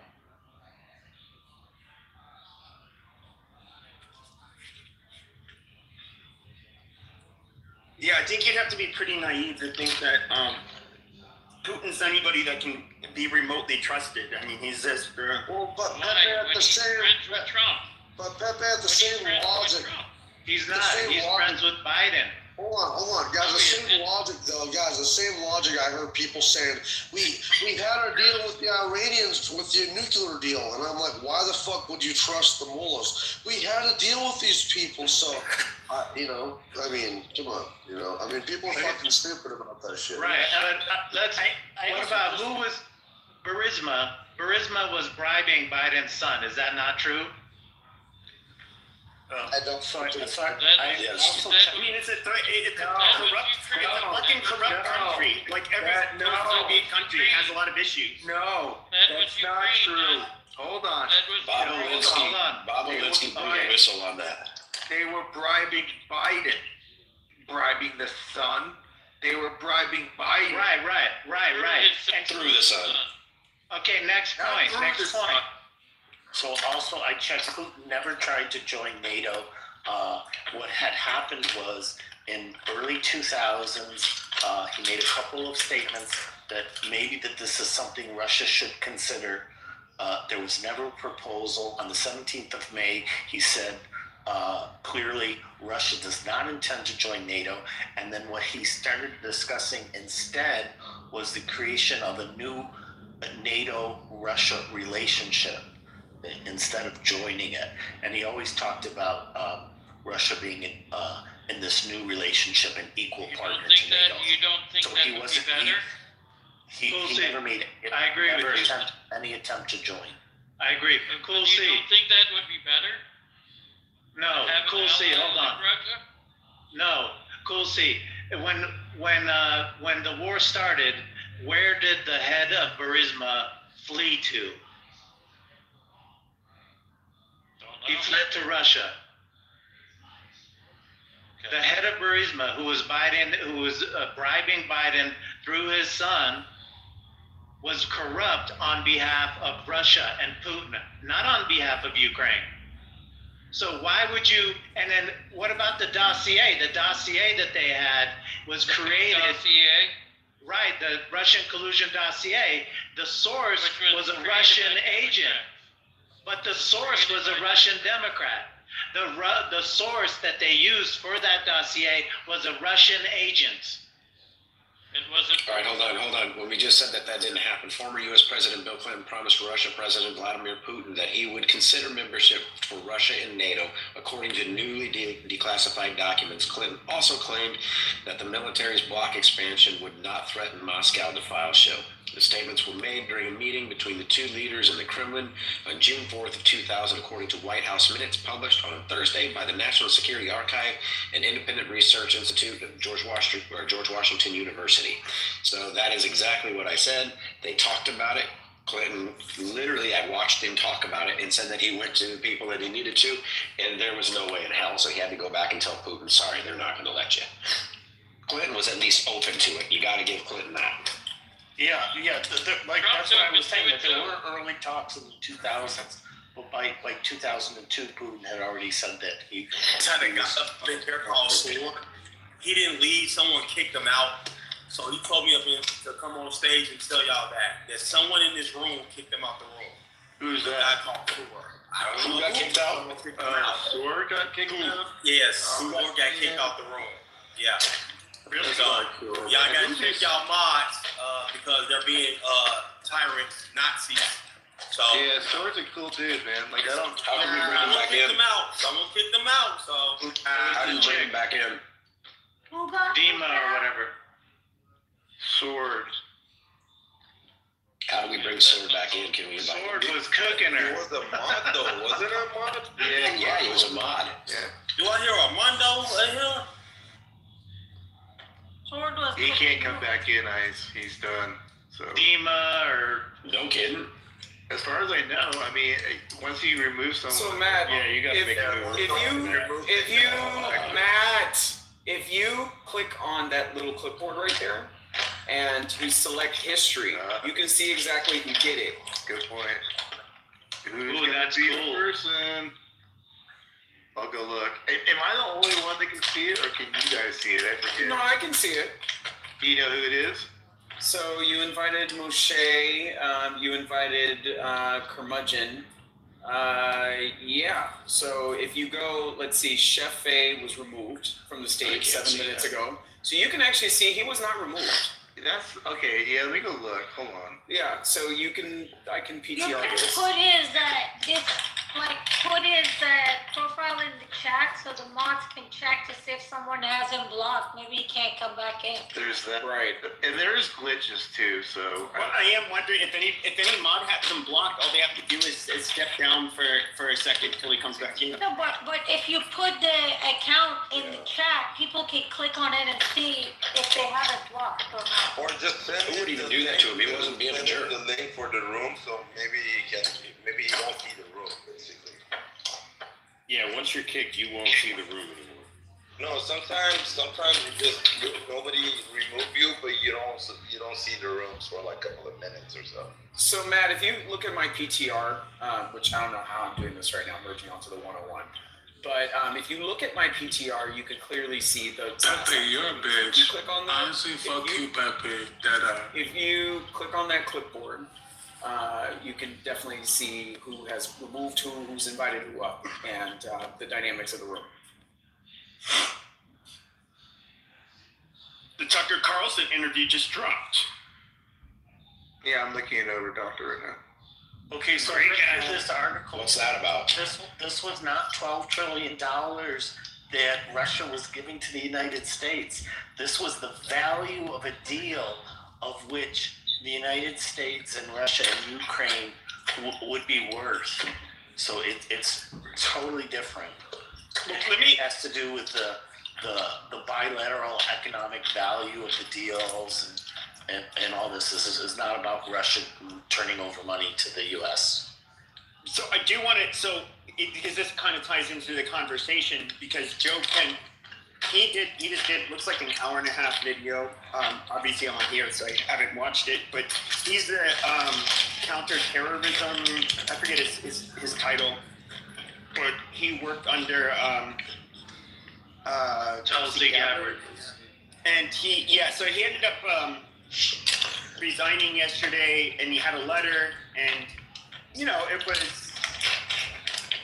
was basically saying, like, I disagree with this war. Israel basic. Well, it'd be better for people to read it, but basically blaming Israel for dragging us into this war, and then alluded to them dragging us into other wars, and he said with good conscience he couldn't continue his job. So that's and he was under FBI investigation for leaks, and he was going to be kicked out. So he was on the outs. Was he going to be kicked out?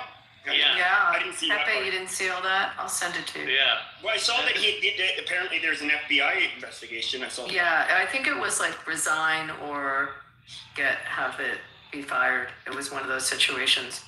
There's a lot of stuff on him. And then they have him like a couple months ago saying the opposite. The complete opposite on the war. Well, I do wonder though, because I did hear, could be rumors, but like the stuff that he was leaking, perhaps, and I'm sure Abby knows that this is one of my least favorite people in America, Mark Levin, that perhaps he was the one that ended up leaking. This is what Mark Levin is accusing him of leaking the information about Mark Levin going to the White House to convince Trump to agree to strike Iran's nuclear facilities back in like May or June of last year. I don't know if it has to do with that or if it was more than no, it's like a lot deeper than that, I think. I don't think this is about Mark Levin.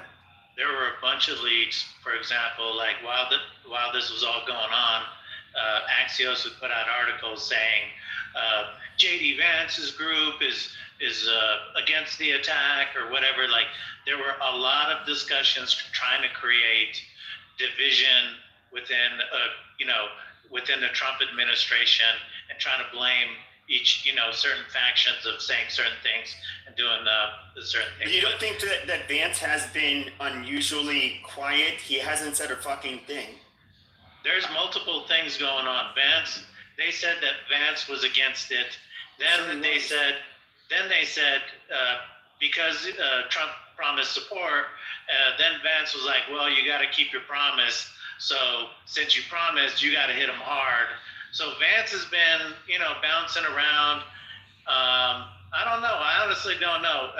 But that's logical, though. I mean, this is what people like me fear. Number one, they dragged us into what I would consider unnecessary, at least at this time. And I understand some people think that, and I get it. They're bad. We don't want them to have nukes. I get it. But then it would be, so I don't think Trump's bought in. The American public's not bought in. So then you have the problem of, how are you going to actually get rid of them? Can you in order to get rid of the IRGC, how hard do you have to go? How many troops do you have to put in? I agree with you, Pepe, but Trump is bought in because he made the decision. But I don't think getting rid of the IRGC is the primary. Look, it's objective. The people. It's a secondary objective. Look, Pepe, it's the people have to do this, okay? And we've been maybe this is like something new for you guys, but a lot of Iranians, a lot of us have been on this app and other places debating the coming war with Iran for the last several years. Okay, every day we're out there. We've been arguing about who's going to help the Iranian people. Is Israel going to attack? If Trump becomes president, is he going to attack? Like we've been debating this, from every angle for a couple years now. Look, the situation is this. Iran is always going to be a threat for everyone because they use that external threat to keep their own people under control because they're at war with their own people. Well, what can they do? They can't just step down. They're going to get fucking killed or imprisoned. No, they're going to do something, but that's a whole nother thing. But this is an interesting thing. One of the people I was talking to was like, look, dude, they put sanctions on us. They've done all this stuff to us. At a certain point, I can't spend my whole life protesting and fighting the government. Eventually, I'm going to give up, and I might even become a collaborator. So there is this groundswell of anger okay? And all this pressure on the country with sanctions, with the snapback sanctions from the JCPOA, when the European countries, Trump put pressure on them to look at certain reports and see how they were violating it. And the European countries that were a part of the JCPOA put additional sanctions on the country last September. So they have been really, really hammering the Iranian economy and trying to get them to collapse. And the people are pissed off and the people are protesting. So everything is coming to a head. So but let me ask you this question though. Yeah. This was my biggest fear, is that, and this is where I thought the timing was especially bad. You did 2 months ago, I think. Yeah. That little revolt, or it wasn't little, it was literally millions of people, that revolt amongst the population was taking place, at the same time, that we were doing that.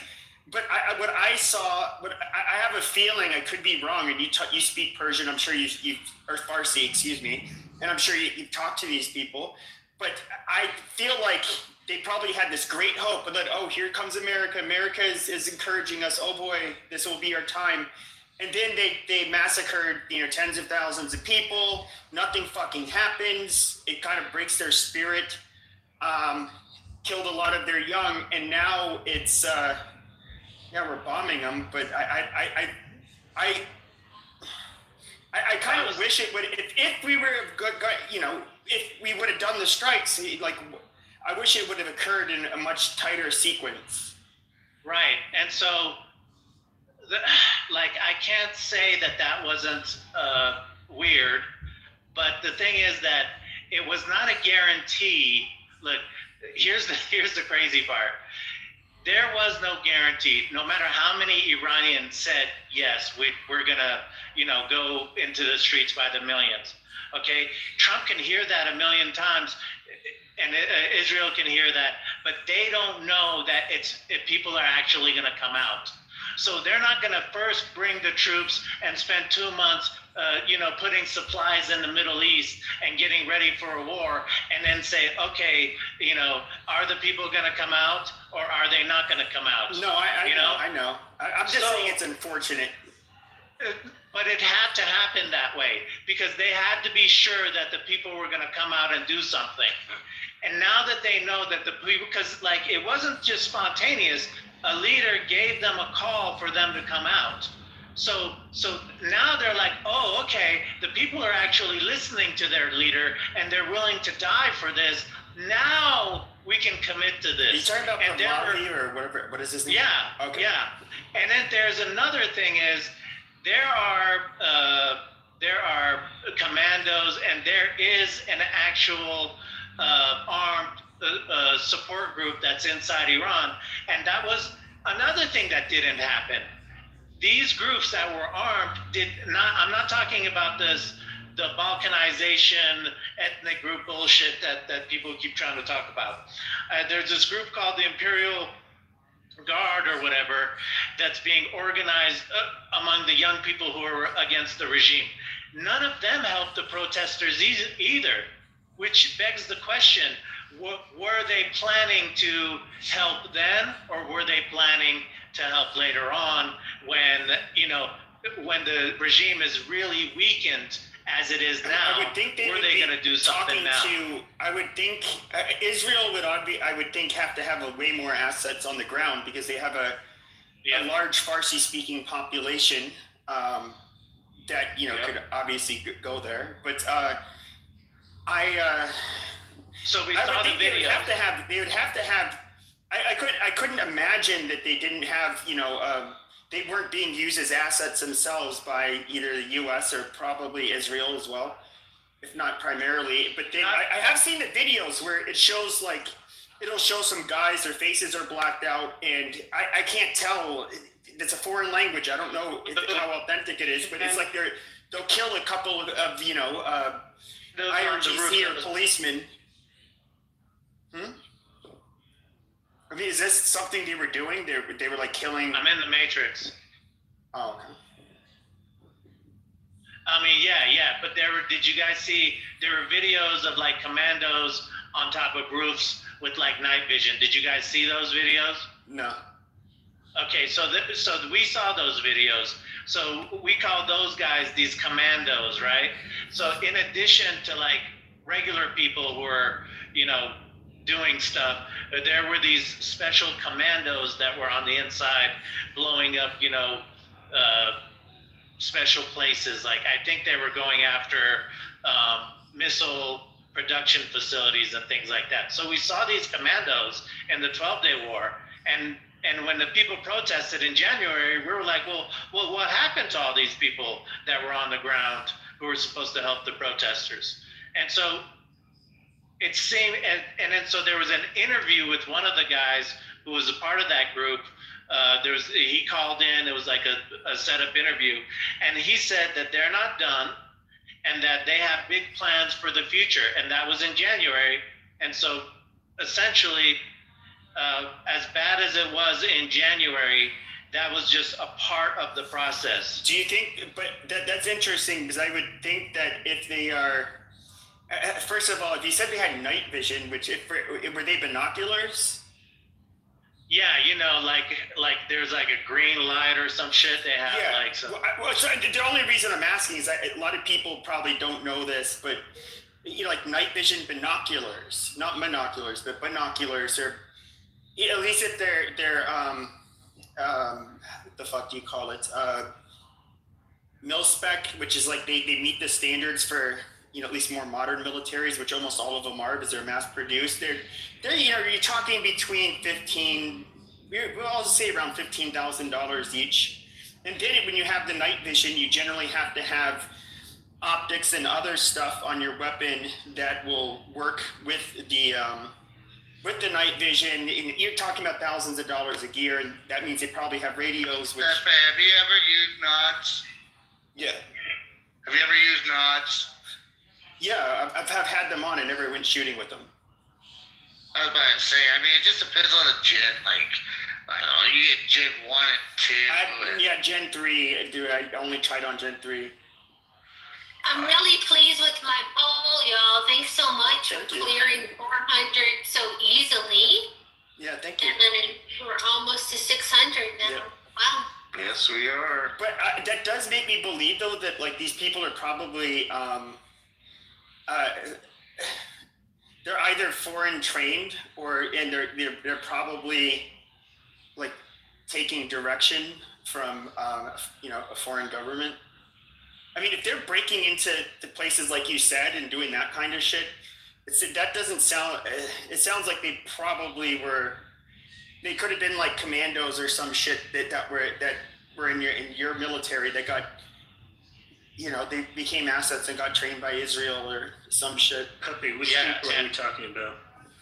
Those videos with the guys dressed in all black on top of the roofs. Basically, the commandos that are fighting the IRGC within Iran that are what do they call themselves? Call of Duty wardens. Call of Duty wardens. They are the people who are training the Imperial Guard. I think those are their trainers. You know, they even had a factory to make drones. Like Israel and the opposition had a drone making factory inside Iran. Yeah, I saw that. So this is You what I saw figured. that, right? Yeah. So this is what I thought. You know the funny part about it? They got loan from the from Islamic Republic. They got a loan from the I was gonna say that. inside Iran. So They had a use their own license. money. They had a license and a loan. I mean, I would say that's very Jewish, but I don't want to.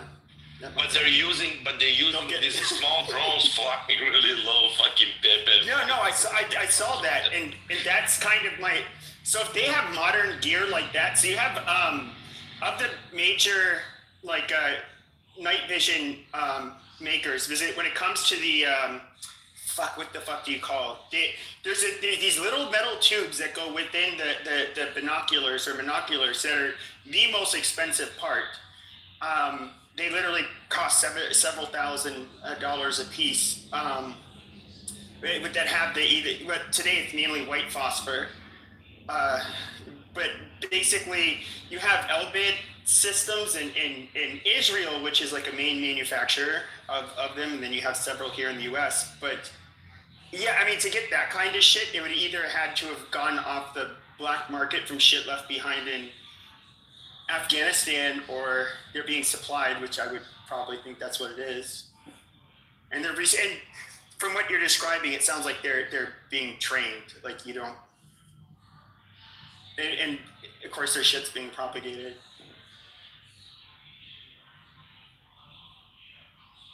Yeah, I hope everything works out because it's really going to be good if it does work out. But I genuinely don't think they're gonna put any boots on the ground, and they're just gonna have airs. I mean, they might put some Guys, people I just protect. Do you think that he's sending the Marines out there for nothing? I just saw news that Trump is weighing. There is a news out for a couple hours ago that says Trump is weighing sending more troops to the Middle East and possibly some on the ground at the Hark. Yeah, they want it for the island most likely. Yeah, but it's fucking troops on the ground. I don't want any troops on the ground. It could My be a American part doesn't want troops on the ground. This is the slippery slope. Why people like us were against it is because first, anybody who's looked at it like Iran on a map, it's like I did not know until a month or two ago just how mountainous it was and where the cities are located, and it's like holy shit. That you'd have to navigate through so many choke points, and because it's like the only way you can travel by land through the fucking country. Yeah, but to the extent that they're thinking of troops on the ground, they're not thinking of troops on the ground for nation building and holding the country. Only for the Hormuz thing. Exactly. The south part. Only for a limited number. 90% of Iran's oil comes from the Khark. I'm not talking about oil. Here's the problem, though. The biggest problem we have, sure. A limited number. Where he's talking about potentially sending troops, 90% of the oil goes from there. Yeah, I'm not talking about the oil. But this is they control 90% of their income. They're gonna fucking collapse. Jesus. No. These are people that are put in a position to where. What is the option for them if they don't remain in power? They're basically gonna die. No, there's no good outcome for them. North Korea. It is true that economic collapse could bring down the regime, and they're already on skating on very thin ice in that regard.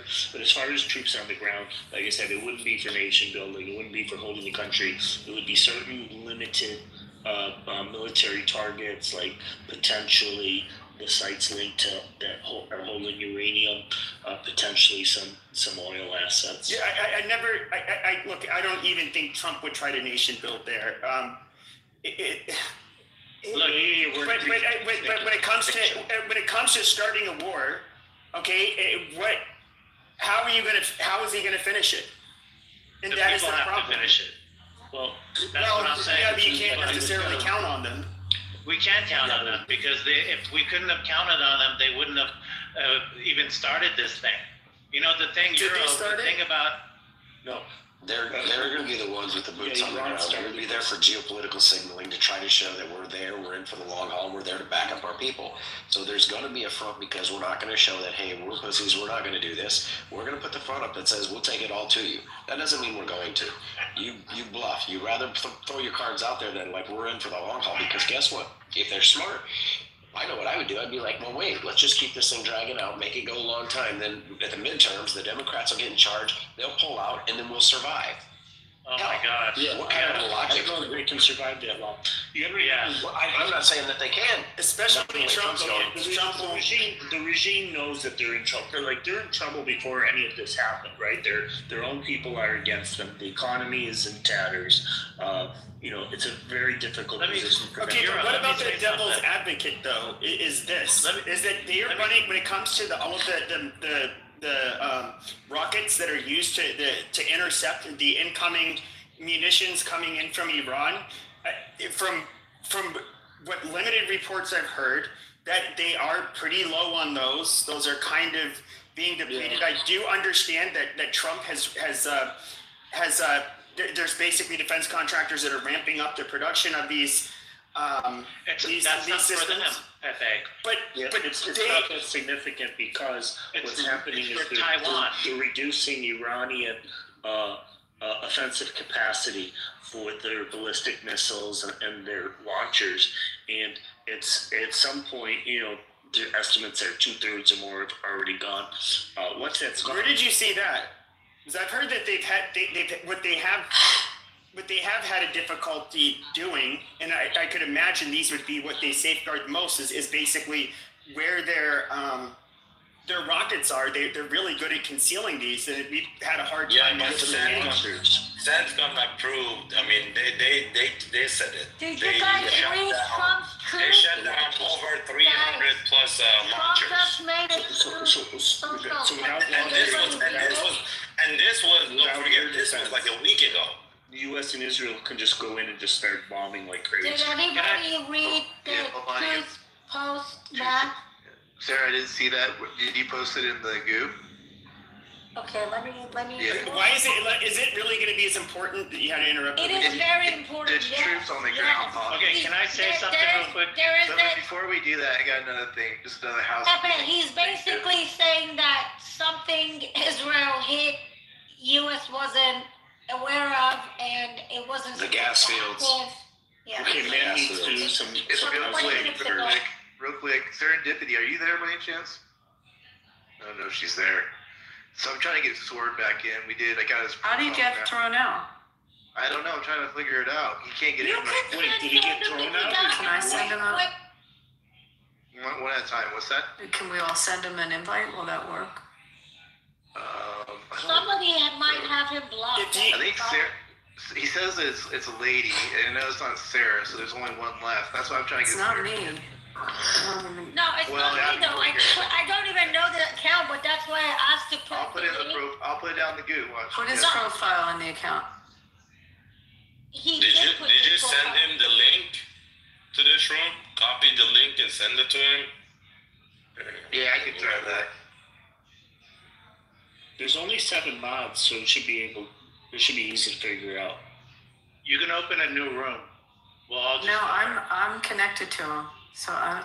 No, I'm think any of us who's are. trying to get in? Accepted his friend, so it's not me. If I know how to do it, I would try. I just have no idea what I'm doing. Serendipity, maybe she'd sleep, and then when Sora comes in, just make her monitor. Did I move Serendipity down real quick just to try it out? I would do that. Yeah, maybe she's There's a chance that she has him blocked. You never know, but I'm gonna do that real quick. Maybe it's Viking. I don't know. Maybe someone did. Viking wouldn't have him blocked.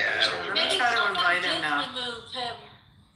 I just checked. He's not blocked. We're not friends, but it gives me the option to view his profile and send him a friend I request. accepted his friend request, so I can't have him blocked. He's in my friends now. Okay, carry on. I think we're gonna get this solved. Don't worry. Okay. I just heard you guys mention me. I don't have him blocked, but I just added him as a friend. So I didn't have him blocked. So Me too. I just added him as a friend. How do we invite him? I have a feeling somebody on your stage moved him down, Matt. Let me tell you something, Matt. This is the deal, guys. Because he was a mod, if someone has removed him from the room, they must have sent him to the goo, then remove him from the goo. If a mod removes someone from the goo, it won't show in the panel. Well, wait a second. If he was removed from the room, then he won't be able to get back. Exactly. We don't know if So that's that's what the happens. Sarah's What's a goo? What's a goo? Shut up. Hold on. If you remember, it was like whatever that was, 2 hours ago. I'm like, holy shit! That guy just went flying down to the goo area, and then he disappeared. So this is Well, exactly it what should happened. show you who sent him to the goo. Let me go double check. It doesn't. I mean, you had people. Yeah, I looked through the list too. But you had people who they didn't remove anybody as far as I know. But I mean, that even I got moved down twice. And me, Matt, I don't do that. In your room or other people show who was removed. Who moved you down, Pepe? Well, Ice did, and then BB did the first time. Pepe doesn't remove anyone. Just to let you know, I moved 2 people. I moved Bima down after the 3rd time to go make me a sandwich, and then I moved Leroy. Wait, you did move Leroy. You got that one. I got moved down once. The only problem I had was mods moving mods. I had to step in on that a couple times, but okay.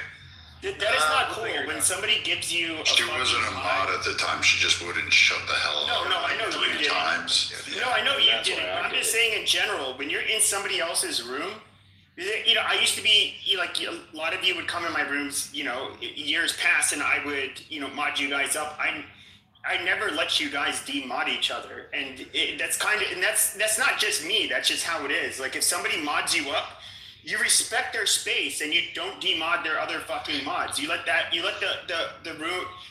room owner basically take care of all any of that shit. We all agree. Is it fair to say that we should respect the room and not scream and yell at each other and sit there 100%. and be a little asshole too, right? So the reality you is say that, but we Matt, just got to be respectful to each other, okay? That's all I was doing. That's the only reason I did it, Pat. I was going to bring you right back up. Yeah, because of it, but and the times that people did it in here, it was with the intent to bring them back up. So Yeah. Okay. Yeah. I mean, I don't think it was like any intentional hurt or whatever. It was just a temporary thing. But still, I do have a rule where I'm the only one that moves mods down. Okay. So just let everybody know that. I just have a question because I don't know him.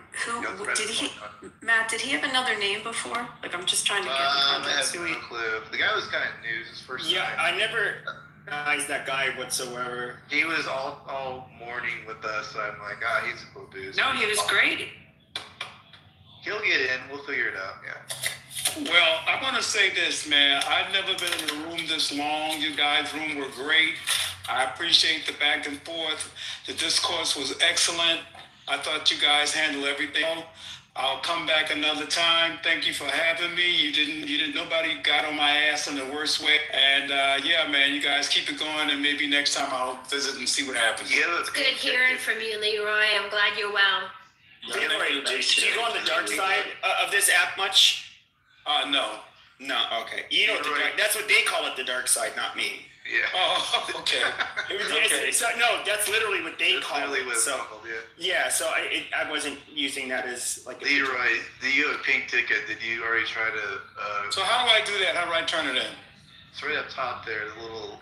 Actually, where did it go, guys? I don't remember where it is. I see the pink ticket. Then what do I do? It's where it says President Trump, the title, like the house. Oh yeah, you click on that, and then tap on join. That's it. I got moved out too. Oh, okay, got you. Listen, I'll circle back, man. This was really cool. I appreciate the discourse. Right on, dude. I'm just curious though, for those of you. So with Joe Kent, I don't know this guy now. His history, I would say he's obviously. You can disagree with his statements, what he made. Say something's happened to him. He's compromised. I don't know. There's no way I can know. But I mean, I know. Vikings here. He was in the military. I mean, this guy was in the 75th Ranger Regiment, and he was a Green Beret. I guess he was deployed 11 times. I was talking to my dad about it. He was a paratrooper, and he said, "Well, that's great," but he said like the special forces deployments work quite a bit differently than standard infantry in the army. It's going to get much shorter. Pepe, I want to let you know something, dude. Even if he wasn't a Green Beret, just a 75th means he's already a badass motherfucker. So in other words, this guy is like he's tough, but probably not a pussy by any stretch of the imagination. So you've got all that, but he did serve his country. His wife, I did read, got killed some kind of explosion, I believe, in Syria in like 2019. It's really sad. But he did have this scathing critique. And of course, I believe he was already he had already been interviewed by Tucker Carlson before.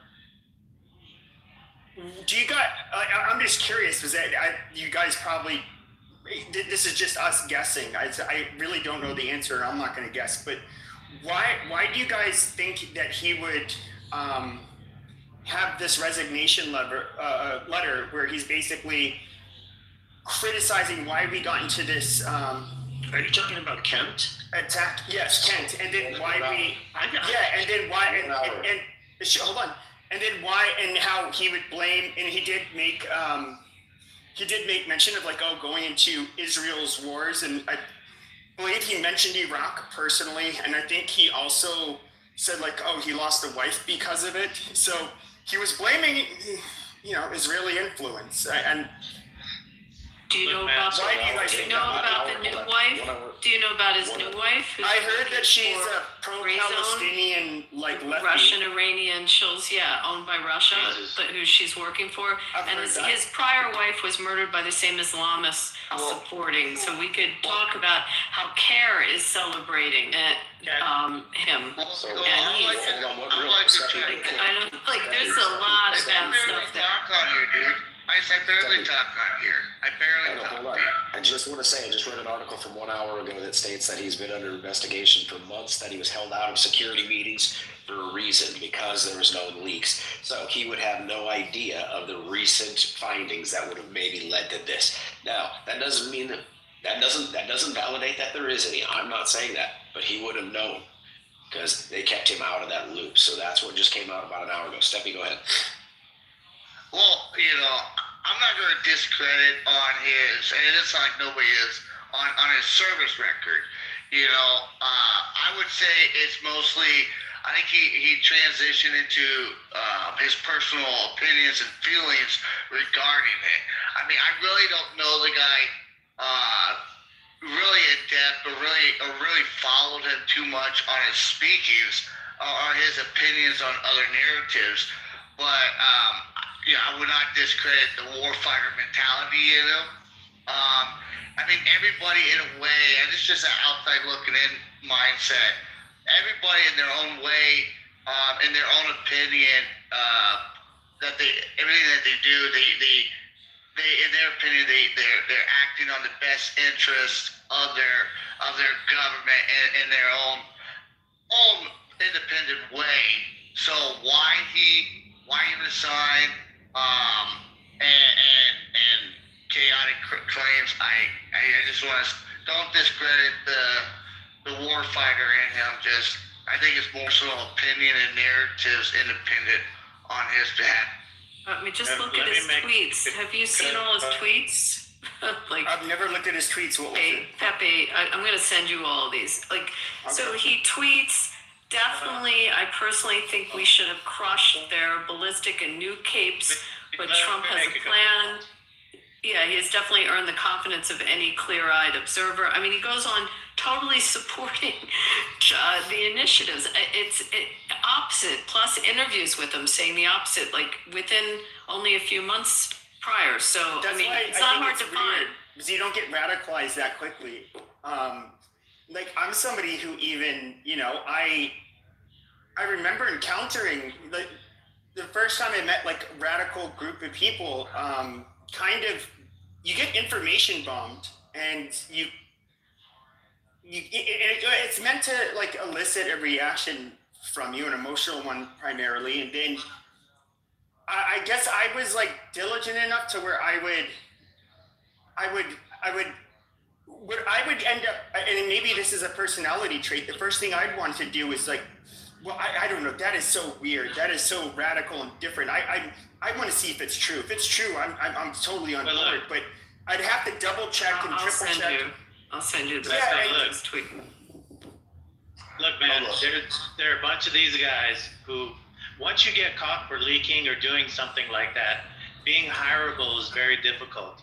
There are a bunch of people who have committed crimes who have shows on Sputnik and who are basically running Russian propaganda right now. Well, but I will say this is one of the people, there could be legitimate reasons to object to the war, but Kent's objections are not reasonable. He said, for instance, that there was no imminent threat, but there was no imminent threat. If we're using the actual verbal definition, why it's wrong? Because you don't know why it's wrong when he says that. Because at the Senate Intelligence Committee hearing on the 18th of March, the CIA director Ratcliffe said that they did have intelligence that did indicate that Iran was an imminent threat. So that's direct testimony from the director of the CIA. So he's just wrong when he says that there wasn't intelligence to indicate that. And he also, made some claims about the Israeli driving decision. I think the one of the worst things he says is that there was no intelligence that Iran was developing a weapon. Well, or attempts to develop a weapon. That's simply not true. They have over 400 kilograms of uranium that's enriched to 60%. That serves zero civil purposes. I think he was Its talking only more purpose is to develop a nuclear weapon. But I thought the intelligence was that it wasn't for the last. There was Since we struck them 3.67%, which is the appropriate level for civil purposes. I get it, but it was. So the intelligence that this is what was. I posted the links, probably an hour or two ago. They were saying that since there was since we struck Iran back in June or whatever, they don't have any evidence of them. Which of course I'm sure they're trying to. I mean, I'm not stupid. I know what Iran's about. They're not good people. The IRGC. When I say Iran, I'm referring to the IRGC, just for the sake of the argument. Like I'm not naive enough to think that they're all of a sudden they want to be kumbaya and live in peace. Like no, it's fucking retarded. Since their inception, that's never been who they are. I don't think they're going to change either. Do you know what I think is interesting, Pepe? I think, the right always gives so much shit to the left, right? MAGA hates the Democrats. Matt, give me my bean back before these monkeys attack me. Hold on. Before we go off topic, let me It's on topic. I just wanted to talk about the Kent thing real quick. What I thought was interesting is that Kent was approved 52-44, 52 all Republicans, and all 44 Democrats were against him. And they questioned his capability in these things. So, I mean, you guys, and this just shows that you're both fucked up in the head, to be honest. But he didn't have. Did he have any indication that he was going to do any of this? So we can look at his service record. They questioned. Yeah, the service record was beautiful, but they questioned. They questioned. There was three things, and I forget what they were. One was his mental capacity, like his ability, right, because of whether he was right for the job, and two other things. But that's why they voted against. But it was an exact bipartisan. All 44 Democrats said no. All 52 Republicans said yes. That's just the country we live in. Right. So what? This is what I'm saying. But this is why I don't trust. Well, the point is that you're both fucked up. Both sides are fucked up because they are. Yes, thank you. Both let me respond. The truth was somewhere in the middle there, right? Okay, and so people want to condemn the left. That wasn't on topic. Looks like the left was right that time. Well, it was on topic. I don't know. Pepe, look, they wanted that 400 something kilograms of uranium back because they could still use that for weapons. Obviously. So the whole time they were negotiating, they were trying to get that back, and then Witkoff and Kushner, like Witkoff said, that what they told him was, we're not going to give you diplomatically what you couldn't take militarily. So that's the situation. That was like the wall that they faced. They wouldn't even commit to stop producing more. Of course they wouldn't. These fucking assholes that were. I not once during any of my arguments today did I ever say that they were going to turn around. They turn a new leaf, and they were going to be. They're going to be our friends, and they were going to suddenly not want to hurt Israel or. The Arabs or us, in the West that are not Arab or Israeli.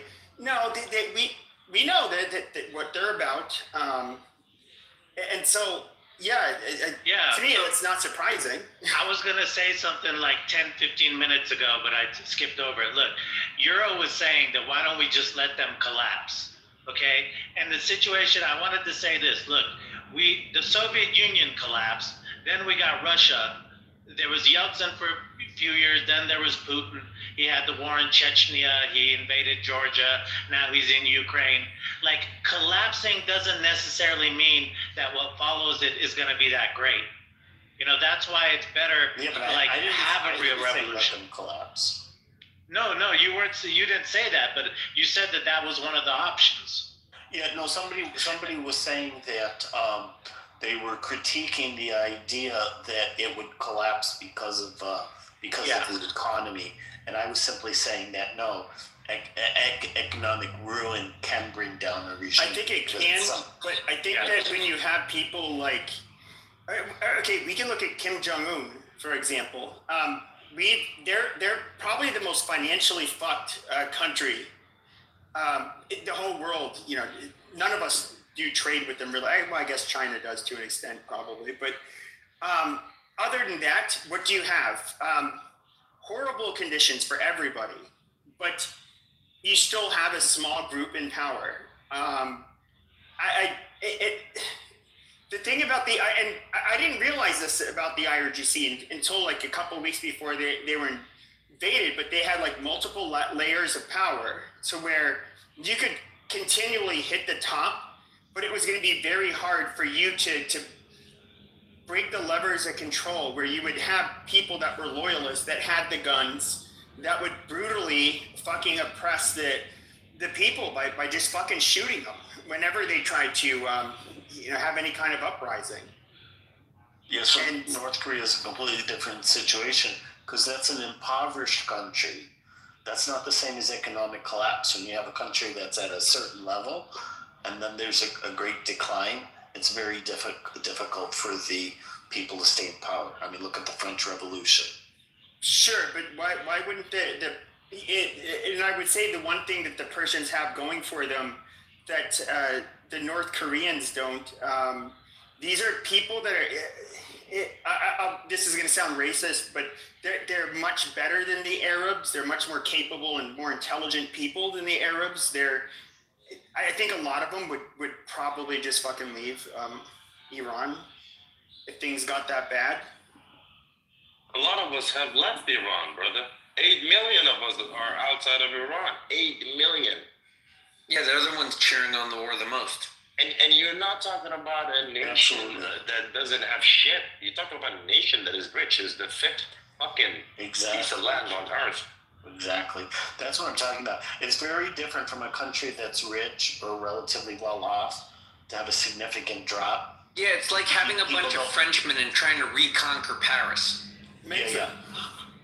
Yeah, so what happens is people don't tolerate downward changes very well. No, I get it, but I'm trying to think through this. I don't have the answer, but the reality is you have, especially when it comes, we can look at the result of the displaced people from the Middle East that came from more Arab countries, which has been kind of disastrous for Europe in particular. The problem is that when it comes to Persians, they are not nearly as worthless, and they have a lot more of an education. They're a lot less criminal. They're just generally better, and they, and I would say they're a lot more resourceful, and so I think I don't know how many of them would stick around and play this fucking game, not knowing how it's going to turn out. I mean, if you have a family, this doesn't make you a coward. I mean, war is often a very young man's game.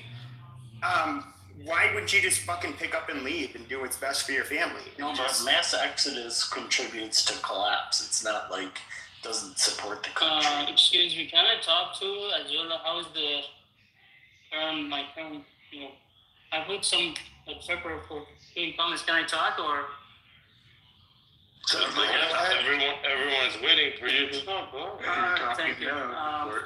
So I wonder what do you call like a winning for Trump in this war, and what's not losing? So from your side, like what do you consider? Like it happens if Trump wins this for Trump? From a Trump supporter? Oh, it would be okay. So Trump can still. I will take back my words and I'll say, oh, no, I was stupid and overreacting and I was being emotional. If he goes in, the regime collapses. It happens fairly quickly. And there's not much of a negative impact. you know, or at least that a negative impact that overweighs the result of him having the IRGC toppled.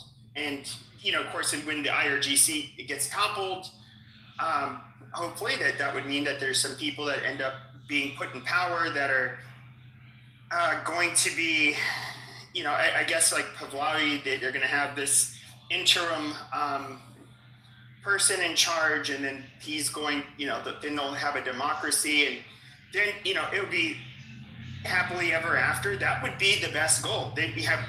We no longer have the state that wants to fucking kill all the Arabs and actually the whole world, if I'm being honest. That'd be perfect. Trump would have saved the day, but that's what would have to happen. Otherwise, what he did was all in vain. No, that's silly. The regime change was never the primary goal. So yeah, I don't know I how want it to can be say in vain. It's a for example, secondary goal. It's not a primary goal. Sorry, I'm talking. If there is no regime change and things stops by Trump, says okay, I achieved my goals and let's finish this war. Like what? Because they'll continue to because this is where I think the people I'm arguing against that are also, I don't know that Euro's on the right, but he's not even American. He's a European. But okay, so if the IRGC is no longer, they're not overthrown. The problem is that you still have this brutal, oppressive regime that will, especially more so than ever before, realize the importance of getting a fucking a nuke and an ICBM, and you literally just fortified their fucking stance, and then you continue to kick the fucking can down the road, and if anything, you drilled into their head why it must happen because of what happened to, you know, these past couple of weeks. To me, that is far from winning. Yeah, I agree with you 100%. If the regime survives, it's just delaying the problem. I mean, truly, it's just, and I can sadly see Trump doing this. Like, he's already declared we've won, right? And that's not a good sign if you want to get rid of the regime, because he's just, already declaring a win. And it's like, hey, no, we have serious objectives that need to be accomplished first. And if you're just going to half-ass this shit, you might as well have never started in the first place, to be frank, because the propaganda by the regime is just going to increase. Their grip on is going to increase, and their paranoia will increase. Like Pepe said, it will only give them more of a reason to obtain weapons, destruction. And you guys know my opinion. I think we should go completely full force, but I don't believe. Sorry, last thing. I personally don't believe, and I know a lot of people are going to get mad, but this is my honest opinion. I'm not fucking around. I don't have faith that the Iranian regime will allow any internal overthrowing of their regime. They are too brutal, and they just won't allow it. They will slaughter millions if they have to. All right. So the reason I'm asking that because if we consider regime change, it has to be troops on the ground, in my opinion. You can't just rely. Yeah, likely. That's why. Yeah, I agree. That's kind of where I think we were sold on something that seemed would be quick and easy. Like, oh, just kill Kamani. Because the primary goal was never regime change. This is something you guys are creating in your fantasy. Okay, but Trump has never. No, he has not been very explicit. No, he has not. Yes, he has. No, he has not. The primary reason. He said during the negotiations, if they agree to stop producing the nuclear weapons, then everything is fine. So, okay, but the only way you can get them to stop producing it is not to get rid of the 46 or 60%. Haven't they denied they produce anything above 30? These people, they're lying piece of shit terrorists. We all know this. Now, the problem is, how are they going to prove they're not enriching their uranium? Very easy. That's what the IEA does. That's how we know. Right, they're supposed to let those guys in. But now we're bombing them. The question is, when would Trump stop bombing them? They're saying regime change. You're saying that's wrong. It's not regime change. It's when they destroy the amount of facilities 4 weeks from now. What? No. I'm saying it's a secondary goal. They would love regime change. Okay, but their primary goal is what? Destruction of the sites? Yeah. No. Well, no, it's not. It's obviously to take them out of power. but it has to do with them no longer having the capacity. I mean, no. No, it has to. No. The only way you could take them, the only way you could stop it is by literally killing them. Literally. You have a belligerent group of people. Right? Their heads. Yes, exactly. And so the only way you can stop it is taking out the people that want to produce and continue enriching the uranium in order to acquire a fucking nuke. That is the only way. That's what they've been doing. That's what they've been doing. Sure. So now, this has to succeed, though. No, there's one possibility, which is the one that you're insisting on, which is that they just get more hardened and they're always going to pursue it. And another possibility is that there'd be people later down the chain who say, you know what, this doesn't make sense because this jeopardizes. So we'll be kicking the can down the road then. And it makes sense. They have other capacities other than nuclear to wreak havoc in the region, which is what they rely upon. Sure, but that would still be kicking the can down the road.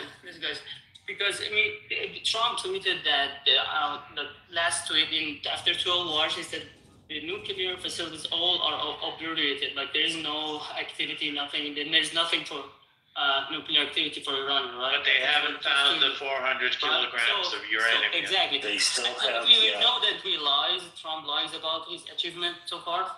Right? He can lie again and say, okay, he's not lying about their achievement. I destroyed their. No.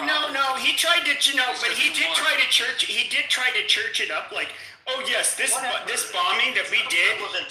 We literally we set them back he literally said we set them back years. And now all of a sudden, it's a few months later. It's just like, oh yeah, now we got to fucking put troops on the ground. They still have the uranium, they still have the enrichment, and they still have centrifugal capacity. So that needs to be stopped, and the president has been very clear. All right, and for that, there's only one thing: regime change. So you can't just claim you destroyed everything. They could change the regime at any time, or we could continue. Yeah, with all the European political leaders without a regime change who say, you know what, it's in our best interest to stop this. You cannot stop them from producing nukes without replacing the regime. They can stop themselves if they choose. No, they're not going to do that. They're not going to do that. Yeah, why wouldn't they just fracture into a secret underground cell of terrorists developing nuclear weapons out in the mountains or whatever? Europe, that's possible. You're kind of like what they've already been. Meaning they retreat into a smaller size. Why is it? And I'm genuinely asking, why are our NATO allies helping? Like, they think this is they're pussy bitches. I disagree. I think they just don't want to get caught up in this bullshit. But if you notice one thing that isn't happening, neither the EU nor NATO is condemning these operations. All they say is that's fair. They're not condemning. Yeah, that's fair. But if I was a NATO or an EU, they want to secure the Strait of Hormuz. I feel like that's their purview. If you read their statements, they're very clear about they've made statements, great. Further escalation, and they put all the blame on Iran. We agree on that. Great, wonderful. That's fine. But if I was a European president or prime minister, okay, I would not send a single fucking soul. Why not? Okay, you're an idiot. Because I would let America and Israel clean up their own fucking mess. I get that, but if they that's the mistake you're Can I making. talk? It's not the U.S. and Israeli mess. My name is Kiana. My name is not written in English, so it's hard to let the lady read it. Well, I'm an Iranian Canadian, and I can speak Farsi, and I know quite a bit about the nature of the IRGC and Iranian regime. What Michael said has historical precedence, so we should listen to him. What happened in 20, 30 years ago, does anybody remember? Yeah. The Civil War or the exactly. So it has triggered the formation of ISIS, right? Yeah. Yep. So imagine now this ISIS has 400 kilograms of uranium. What would happen? Right. That's right, Nick.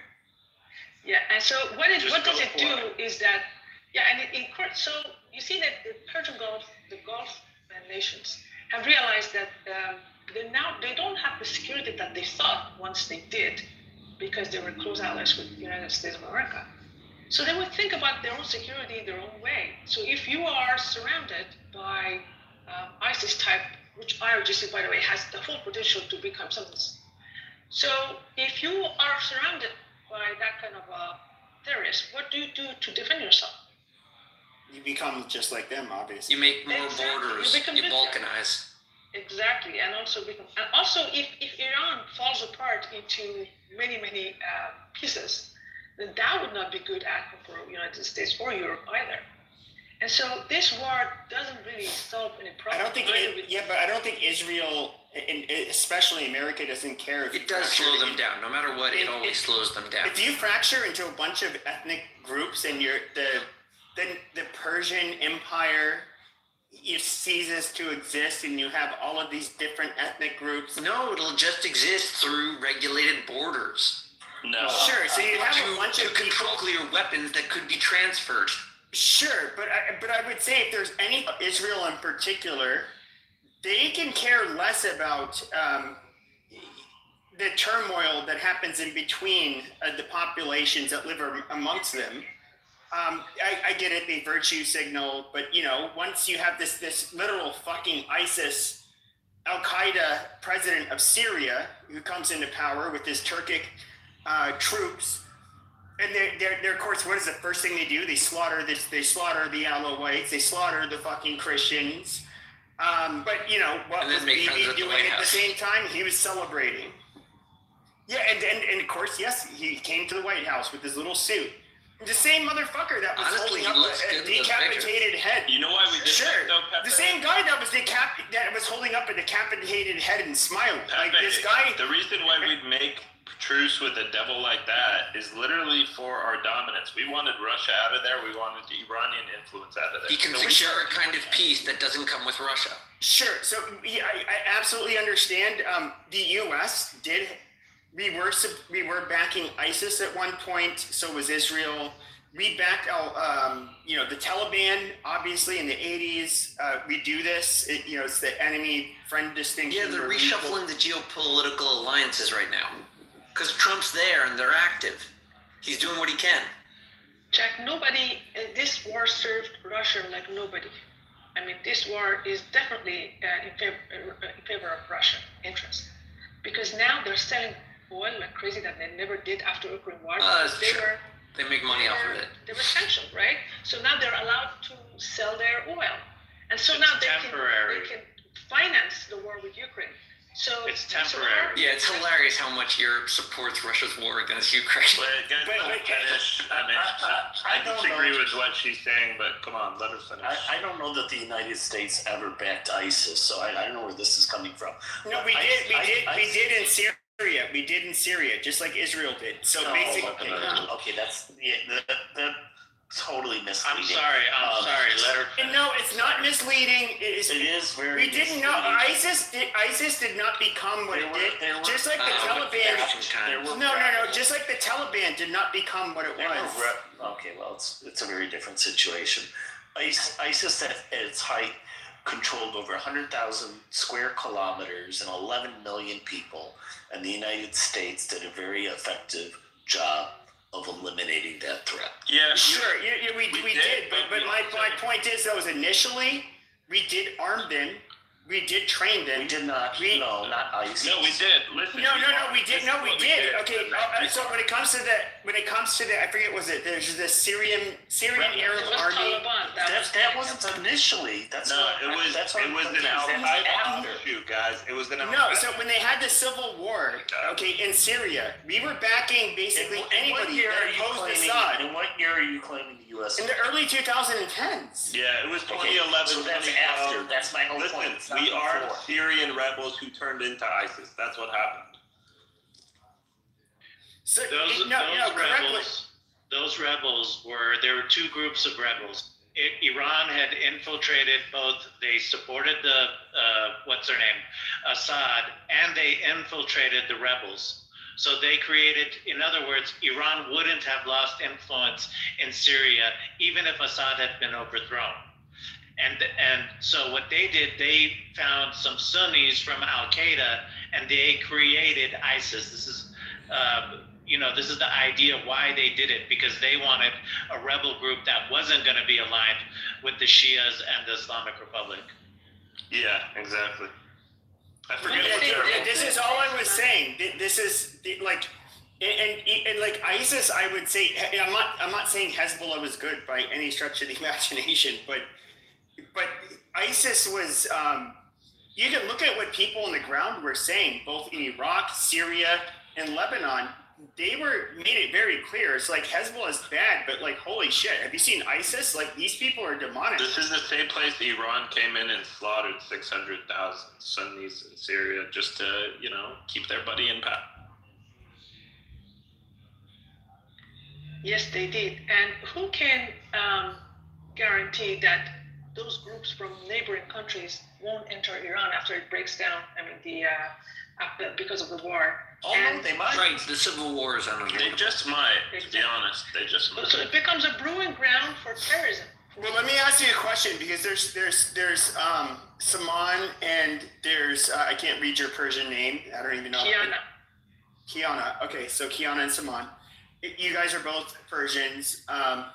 Really, I know fuck all about. I know you guys have multiple different ethnic groups. Some different levels of religiosity, and as well as adherence to different faiths. But what do you think the likelihood is in a place like Iran that you would have sectarian violence and separation based on ethnic and religious lines? I would think that this is a considerable issue, and there is this probability is a very serious thing to consider. The reason is because Iran is a land of different religions, different ethnicities, and some of them were brutally oppressed in the past 47 years by the Islamic regime, by the way. And they're very, very angry, and they're not happy at all. They would like to separate. And they say it as such. Because, you would do the same thing. If I were them, I would think the same thing. And they are in the periphery. So there are at least 3, if not more, of these groups who have weapons. They're given weapons by other, especially powers that are in the Middle East, like the regional powers. And they have all the will to fight the regime. But the regime itself is RGC, basically. And RGC is not, it's basically a Shia ISIS, if you will. The way they think, the messianic that they have, the extremism that they have. So you have these 3 or 4 groups that want to fight this IRGC from different aspects. So the different parts of Iran. So what do you think is going to happen? My question was, let me respond. After the you can. I just want to. My question was more or less, after the IRGC ends up getting toppled, what do you think will happen with the different ethnic and religious groups? That was my question. It depends on what happens. This creates a power vacuum. And what happens after the power vacuum is really all guess what's going to happen. It's not guessable. It's not predict. But when you say, there is not going to be a power vacuum. Sorry, let me go after hold on. I wanted Saman. Okay, we have 3 Persians here. I wanted Saman to go afterwards. You 3 can have a back and forth, and I'll shut up for like 30 minutes.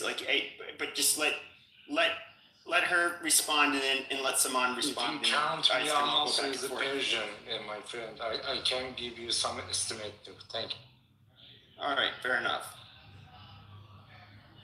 Gianna, do you want to finish? You said that I there's just a power wanted to vacuum. say, thank you for letting me finish. I wanted to say that getting rid of IRGC is not possible through aerial bombing. It's like saying we want to get rid of ISIS through aerial bombing. You have to have troops on the ground, and it's going to be a prolonged, bloody war, just like it was in Iraq, which will cost life and money. That's it for me. Thank you. Okay, I totally disagree. I'll let you go, and then I'm gonna have you, Kiana, and Yashar go. But I do want to say 2 sentences. Go ahead. Kiana, hold on. No, But don't ask her a question. Just say the statement. No questions. I just literally want to say statements. Exactly. So IRGC for 47 years been saying that all these groups, they want to separate. If we leave, they're going to be Iran's going to be split into pieces. And you claim that you did claim that like a big portion of these people they want to separate, which is incorrect. So if you have any sources, please put them in the chat. But I'm going to let someone go, and then Yashar, and you guys can have this. Thank you. All right, Saman, go ahead. Look, this isn't just my analysis. This is analysis from academics who are inside Iran. Okay? First of all, the difference between Iran and those other countries is that Iran has a natural border. Okay? These so-called ethnic groups, which I totally disagree with, okay? These aren't like traditional ethnic groups. These are groups that have been occupying this land for tens of thousands of years. Before there was Europe, before there were countries in Europe like the German and everything, there was the Persian plateau. So to try to divide these people into ethnic groups, I think is ridiculous. It is not the same thing, okay? They have natural boundaries. The Arab states where all this violence has occurred, like Syria, Iraq, even Turkey, they don't have natural boundaries. Those boundaries were created after the Ottoman Empire fell by the British after World War I. So to compare these two and to say that Iran's going to fall into sectarian violence because of ethnic groups is totally ridiculous. Okay, and look, if you didn't have balkanization in Iraq, in Jordan, in Syria, you're never going to have it in Iran. And why didn't you have it? Because nobody accepted it. The Kurds, like the Israelis and the Americans, didn't give the Kurds their own separate area. They didn't give the Christians their own separate area. Like, why wouldn't they? Even the Kurds were allied with them, and they didn't get a separate area. So why? Because they know that balkanization is going to cause more problems. But I want to talk about the psychological warfare factor. Inside Iran, they use the threat of balkanization to scare the population into supporting the Islamic Republic. They say the same thing. They say, if we go, there's going to be a power vacuum and we're going to have separatists rip up the country. And so that discourages people to protest. Okay, they hire professors, university professors who push balkanization.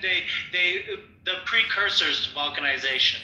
Ethnic group divisions, ethnic group situations. This is the stuff that they teach in the universities. Because even the president, Pezeshkian, is considered a pan-Turk. He's like a person who talks about his Turkish identity. Okay, they play these games to get people to oppose a revolution. And so these groups that they're talking about, these groups that are on the periphery, that there's Jaish al-Adl on the Pakistani side, there's a couple Kurdish groups. The Turks, I don't know if they have separatist groups, but they definitely have they have like the identity and the political cosmology for it. These groups are funded by the IRGC. Maybe the body politic, the people who are the members at the bottom don't know, but the leaders are in cahoots with the regime. Just a week ago,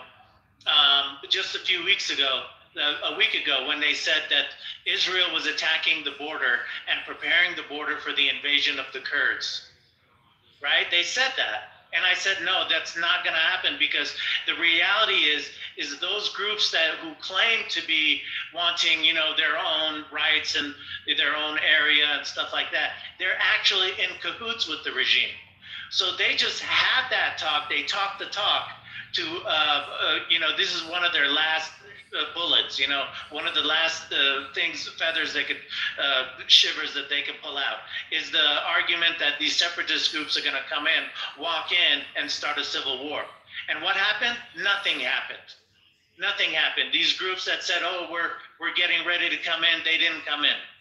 Okay, Trump told them two things. This is what thing they said. They said that Trump told us either you're with us or you're with them. Why would Trump even say that if he didn't suspect that they were with them? Okay, Trump also said that the Kurdish groups in that region had sold oil to the Islamic Republic. So he's fully aware of that stuff. So the argument that there's going to be balkanization from a political standpoint, regionally, it's not going to happen. Internally, it's not going to happen. But it has one effect. It hurts the revolution. What it means is this. Like right now, I can't go into Iran to help them fight the revolution because I'll either get picked up at the border or I'll have to like sneak in, which is a dangerous way. But if there's a civil war, I can go back because the borders will be open. And then Iranians will be killing Iranians. So that is the worst outcome, and that's, we're not going to agree to that. The protesters, most of the protesters, I'm Azari myself, Yashar is Azari too, and we are Iranian first, and we're never going to accept balkanization. Next is Yashar.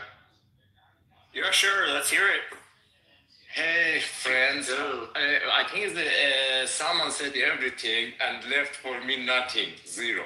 Seriously, he said what I want to say. I just want to add a couple of things. The last thing, someone I know what that means. Someone was saying is the Iranian killing Iranian, and right now since 1979, Iranian killing Iranian. But that's not the fair. It's the war. Groups of the Iranian taking over the oil money and the advantage and benefit and all these profits, and they have a gun and they killing the 95% of the population of the Iran. Okay, if I was in Iran and if I didn't want to as an immigrant move outside the country, I think right now I wasn't alive and talking to you guys here. Seriously. Very, very simple. In Iran, they kill people just because of the hijab. We are talking about that kind of bullshit government. And I see you over here. You have sorry, just a minute. You have I see. Wait. Yes, baby, I'm coming. Sorry, best. So, let me get that. First of all, I would like to say that I participated in your survey and consider President Trump to be one of the best presidents of the U.S. history, to me. Since 2015, I heard a lot of people were talking about that Trump is sexist, Trump is racist, Trump is a rapist. Then I see the Cuomo, who is behind the desk when he was the governor. He did whatever his brother was, adding to his Trump file. Then after that, all these lefties, do you see these lefties? They are not talking to you through what they mean. They see the Iranian taking the Israel flag on the streets and they get pissed off. But they have a mask. They don't want to take a mask out and talk to you through. They get pissed off and they come back. If this happens and you want to fight Iranian government, tomorrow in Iran you're gonna do civil war. Right now is the civil war, man. In the last two nights, it's the 17 and 18, in 40 days ago, they killed over 40,000 people on the street. That's the civil war. What do you call that?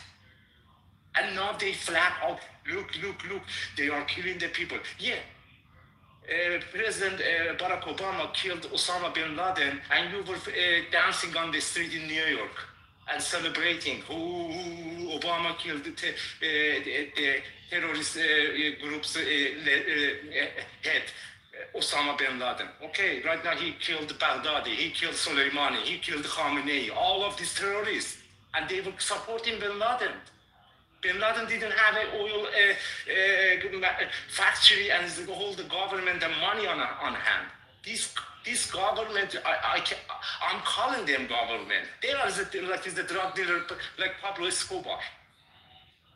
The only shit they are care about it, selling the oil, selling the oil and get the money and support those propaganda and in Hezbollah and the Hamas and everywhere. And last things, I'm asking you guys, if you believe in your ideology, you stay with your ideology, or you run away from your ideology. I think all of you on this stage and who is in this room listening, all of you agree with me. You're gonna stay with your ideology. I'm sorry to using that language. These motherfuckers, over 47 years, saying down it to USA, and all these motherfuckers, son and girls and sisters, brothers, family, all living in United States, in Canada and Europe. Why? Somebody answered my question. Why? If you believe in your ideology, why you fucking not staying in your own country? You just stole the money and bring it here in Brooklyn, New York, buying the best tower, buying best houses in California. You're having the best life and taking advantage of the democracy and supporting that bullshit ideology overseas in Iran and saying they killed own people and support the terrorism. No, nobody gonna buy your shit except fake news like CNN making propaganda and forcing the people to believe what they are saying. But these days, I see America also is, woke up. When I say America woke up, I had a political science bachelor degree from my country, Tehran University. I came over here and I started, the foreign policy in a master degree. Then I moved to the engineering, and now I'm working for NASA. When I was in the school over here, I had to sit with some, the girls and boys, 18, 19 years old. They just graduated from the high school and they come to college, and they didn't have any idea about the Persian Gulf War. They didn't have any idea about the gun freedom. And they were looking at me like a zombie. When I said, hey, your freedom of speech supported by having freedom to carry gun. And they were looking at me, what? You crazy? I said, yeah, government can kill you if you can't support protect yourself. They said, really? Government gonna kill me? I said, yes. Because of the Instagram, Facebook, and your noise in your phone and fake news, selling you wrong information, false information, and you believe that, you bought that. No. Just look at the history. Yes, government in the last 2 nights can kill over the 40,000 people. Which crazy guy in the cinema killed 40,000 people in just one, shotgun, just one shot? No, sir. So, all of this said, we are coming from the strong background. Look at the America.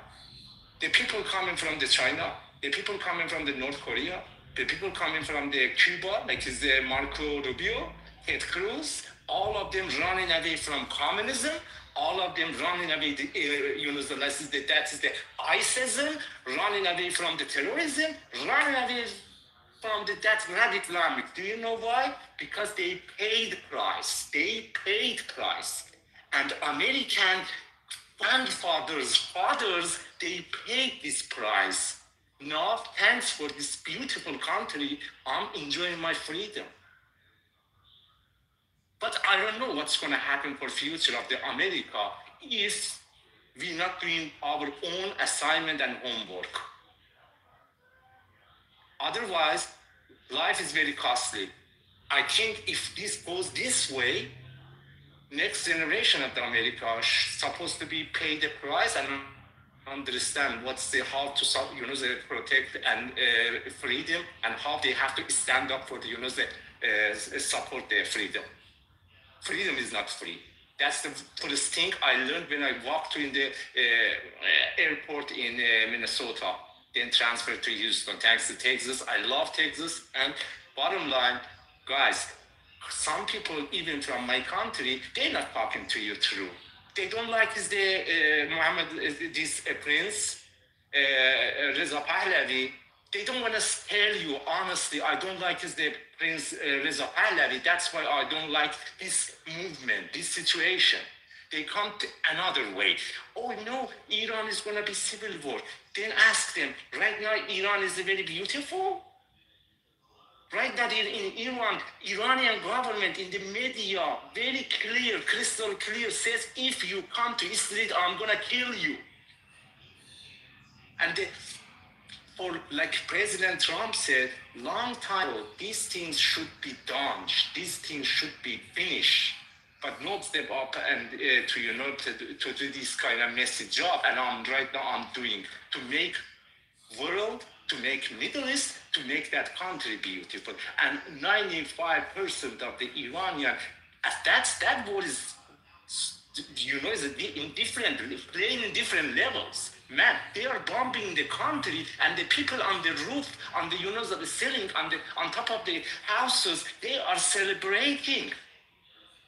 Just Trump comes says, I just maybe want to deal with this government. All of 95% of the country, Iran population, all is down, and they get like they lost the hope. No, please don't stop bombing. Do you know? That's since 1979 until now, see what this government did for own people. They love to be in war and someone come bombing that country and take their freedom back from that horrible groups. Like I said, it's a 5% of, and most of their family living in America. And every Friday they come together and say, only to Israel and America. Son of a bitch, while you are living in New York, then come back, go back to Iran. Right now, they need you. I don't want to repeat myself. So thanks for giving me this time. To me, of course, that's a price. Gas price going up. As a humanity, all of the world have to pay this price. And again, European countries taking advantage. They don't want to, get in messy job, but they want to take advantage. That's exactly the best part of the, relationship between the U.S. and the Europe.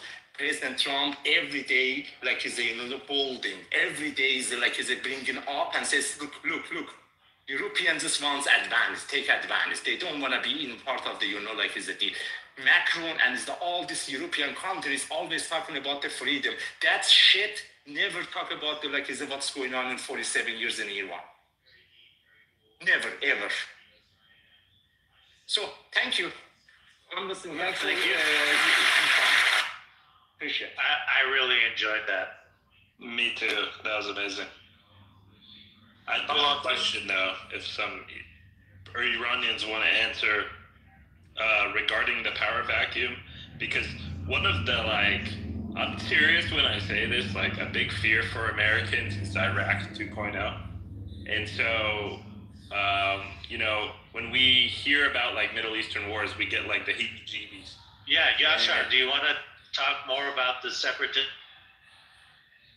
How you feel about that?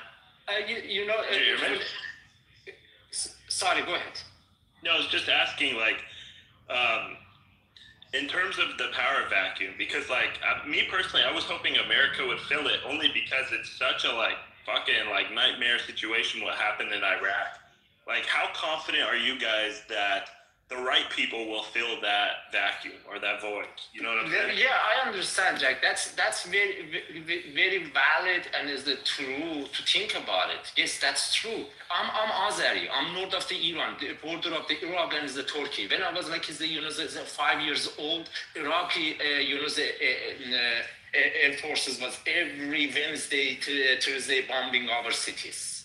I born in the war, I grew up in the war, and fucking still is a war, and I'm getting retired still in the war. So I totally understand. But you know what is that? Right now, Iranian, I explained just portion of that 47 years, right? Now Iranian feeling this way. They say, with this government, we don't have any hope. We don't have any future. We don't have even life, fucking life, right? But without this government, maybe 1%, 2% we get chance of have a better life, not beautiful life, better life. So that's mathematically right. With this fucking terrorist government, every day you getting down. But without this government, maybe you get somehow some lights in the end of the tunnel. That makes sense for you, Jack? Yeah. That makes sense for me at all. You know, because the mathematically, yes. Then when it comes to this mathematics, and then yes, you say yes. Again, I said I have a master in foreign policy, political science, right? I studied this science, and again, I'm saying what you are looking, what perspective you are looking, perfectly fine. Yes, that's the challenges in front of the Iranian people. That's true. But when it comes to mathematics, to answer your question in the right way, and is it the best logic I can use? With this government, Iranian says we don't have any future. Without this government, maybe we get better life and better, the future. That's what they are not dealing. But who is supporting Iranian government? Last sentence, sorry. But who is supporting this fucking government inside the Iran? They are using that kind of language just to keep you busy with just like is a. Pointless stuff like is that maybe it's gonna be civil war, maybe it's gonna be like can I just have some comments here? Yes. No, Evolve. Let him finish, and then I have a question for Yasha. You're not a moderator. There's one rule in this room: never interrupt Yashar when he's cooking. No, I'm done. So basically, I'm saying is that this mathematics giving you is the absolute answer. Someone coming, I don't want to judge them. Who is the leftist, who is the righty, or is the whatever? I don't know. But they coming to you when they're saying, maybe tomorrow gonna be civil war. After that is gonna be separation and these kind of things. Again, you coming back to the first step, sir. Right now, they don't have any life. Tomorrow, maybe they have a life. That's it. Now I'm doing the computer language in NASA. That's called the loop inside the function. When they play with me, with the knowledge I have from the political science and with the logic from the computer science, I put together, combine, and say, okay, you are keeping me in the function, and I have the same answer for you. The same as the computer. When you ask the computer, hey, this is true, says true. Many times, 100 times, 100 plus 1 times, you go ask the same question, they're going to say true. And maybe computer be too smart, like AI, at the end is going to say, are you stupid? You are asking the same question. Go ahead. Yasha, what I know you agree, but they want to hear it from your mouth about how there's unity. Said you finished. Can I continue? It was my turn. Just real quick, Evolve. Yasha never comes. You gotta wait for your turn. Go ahead. Just real quick about the unity behind the leader of our revolution. Just 2 sentences about the people's unity behind the Crown Prince, the leader of this revolution, and how we feel about separatists. I've already said it, but if they hear it from you, it'd be helpful. First of all, they say that these guys are not alternative. We don't have a leader. We don't have a leader. He's the leader of the people in Iran so far.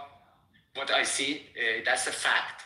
He called people on the street, and everybody came on the street. And that's the interesting part. The people who is against the leader, they say, you didn't know this government is going to kill the people on the street. Why you call people on the street?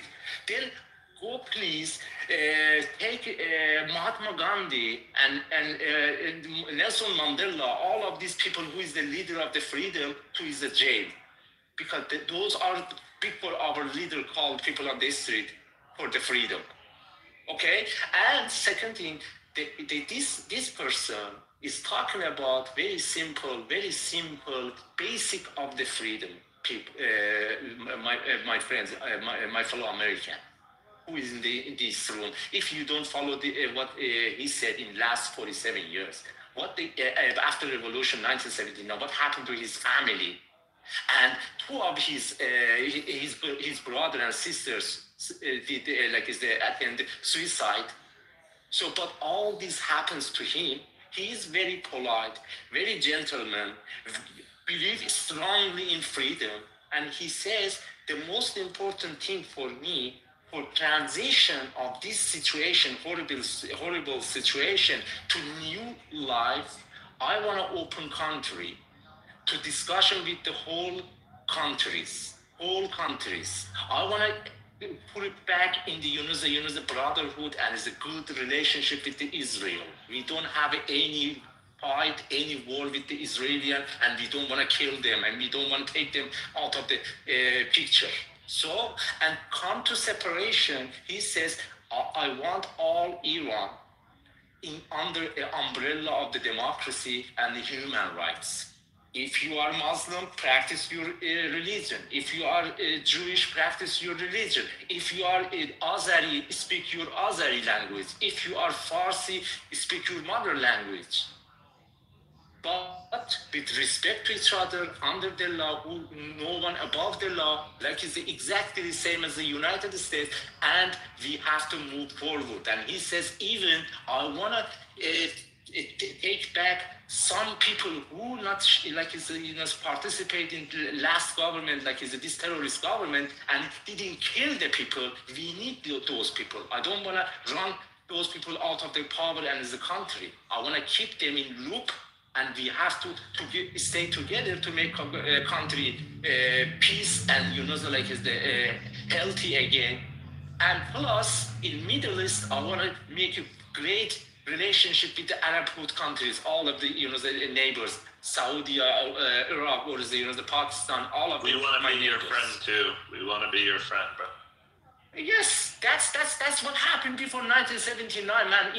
Iran was big ally of the United States. I don't know, I don't want to blame Carter, who was the president of the United States, because the foreign policies, so... You can blame him. Carter It's is one of the okay. worst presidents. Please blame him. Yeah, Carter is one of the worst presidents we've had. I don't want to say anything bad about him. He's dead. No, now. I He's a hear you, horrible guys. president. I hear you because I don't want to take your title to different levels and different ways to talk now about the Carter. But I'm just reminding you, Iran was the big ally of the United States, and in Middle East have that kind of shits. Hamas, the raping a 19 years girl, Jew girl, and her pants was bloody shit. What kind of shit is that? And then Iranian religion did that shit. They killed Khamenei. He was saying, I kissed their head. Motherfucker, what kind of humanity is that? What kind of fight is that? Even you are believing again, if you are believing your ideology, if you are believing what you are saying, why you are going under the ground? Why your people, why your family, all of them vacuumed before anything happened, and they live in England or Europe countries or America. Man, Arakchi, foreign minister of the Iran, his sister son, right now he's living in California. Can you believe that? The Ebtekar, who was the monkey, was jumbling on the wall of the embassy in 1979 when the hostage of the consular and all the diplomats of the U.S. Everybody remembered that. His son right now, he's living in California. Can you believe that? And they come to United States, and she takes the selfie, and she says, in United States, we have an Iranian flag up. I went to school with one of the Iranian regime's kids. So, Jack, last thing, last thing. So with all this said, when I see these things, why my temperature goes up? Why I get frustrated? Why I get pissed off? Because that's not the freedom United States giving you. That's you abusing freedom. You are abusing freedom. If you believe in that kind of freedom, why you not giving that same freedom to your own people, freedom of the speech in your own country? That's bullshit. They're playing with these words and they're taking advantage. But now President Trump in the charts and he says, game over, motherfucker. You're gonna go out or I'm gonna fuck you with this beautiful, like is the military I brought to the Middle East. Of course, I'm so sad. I'm so sad. I'm so sad for those soldiers, American soldiers, died in this war. And I write email to the Prince of the Iran, believe me, guys. And I told him, I have a suggestion.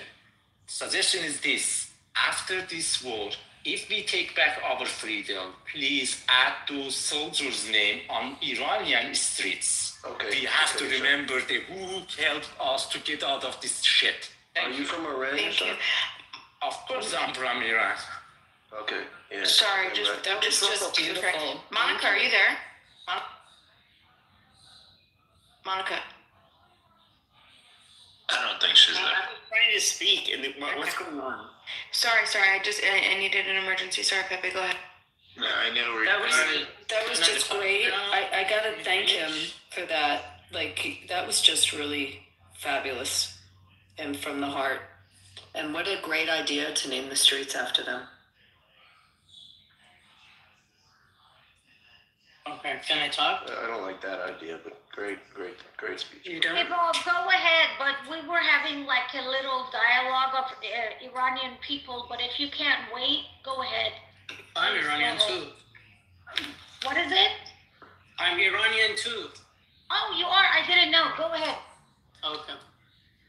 Yeah, I agree with most stuff that Yashar said about the government of Iran, the hypocrisy they have, etc. But I don't want to close my eyes to possibility of a couple of things. Those failed state option and having the map of Iran be in some pieces, because Trump mentioned that it's high probability that could happen. Can I ask you a question, Evolve? Did you, before they asked him about the map, did you hear where they told him about the Iraqi Kurds wanting to spread Iran? And he said, there are allies, but we won't be using them because we have no intention of separating Iran and we don't want to make this war more complicated. Then they asked Trump, will the map of Iran look the same? I want you to think about this. When we talk about map in English, it doesn't mean borders. Map means satellite map. When they've already bombed 10,000 locations. So the satellite map already doesn't look the same. So that was not what it meant, because they specifically the reporters asked Bibi that day, within 48 hours after the Iraqi Kurd talk and everything, and they asked Trump, and they both said, we don't have any intention of separating Iran. So that, you're... If that's the case, if that's been confirmed by Trump, I don't care about in the talking, if that's been confirmed that there's no intention of separation, that's great, because otherwise people of Iran are very sensitive to their map and to their geography, and they will the experience of Afghanistan or Iraq could happen if they take over Iran. So that number one, I was positive, the way Yashar was talking about, we are happy that Trump's doing this. To my colleague, my previous colleague, that he was originally Polish but has been American for a long time. By the way, his daughter was a recruit for being a nuclear submarine scientist, and he was against it. He says they're gonna make it like a failed state, and he had his own rational reasons for this, that why they're planning to do a failed state. But I was surprised with that statement, so that's why I'm taking that to consideration as well. We can argue about the reasons for that, but options for that. But number one, what I'm seeing here, people are fed up with the existing government. However, with heating the infrastructure and future plan with heating the infrastructure, there are some concerns about heading to the direction of failed state.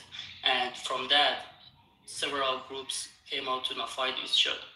So that's one of my biggest concerns for now, and I wanted to raise that concern between you guys. And Yvonne, We'll you know rebuild. they're not hitting. That's not a concept. We'll Right. rebuild everything. Yvonne, you know they're not hitting infrastructures, correct? You know that, right? They'll be very, very careful not to hit the infrastructures, and they've even said it directly that they're hoping that Iranian people can have a regime change, and they're trying to make sure the infrastructures, the main infrastructures like Polishkas, they're trying to make sure they're not hit.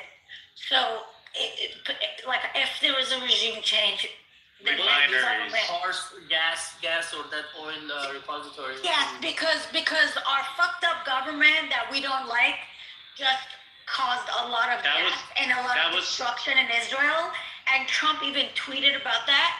At the end of the day, if our government, the same government that we don't want to own, it is still Iran's government, right? At the end of the day, they do really fucked up things. And guess what? Even this is why I'm worried about this myself all the time, because they're capable of anything. They're a true full-blown terrorist. That's what the Islamic regime is, and they're capable of anything. I want to add one thing for you, Sarah.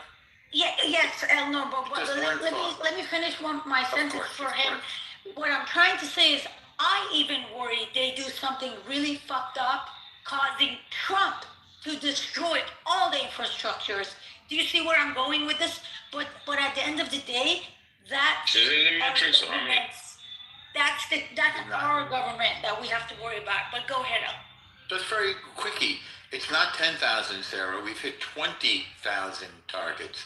We have 400 jets in the air, 200 American, 200 Israeli, and the Israeli I know is flying 3 sorties a day. We're actually running out of targets.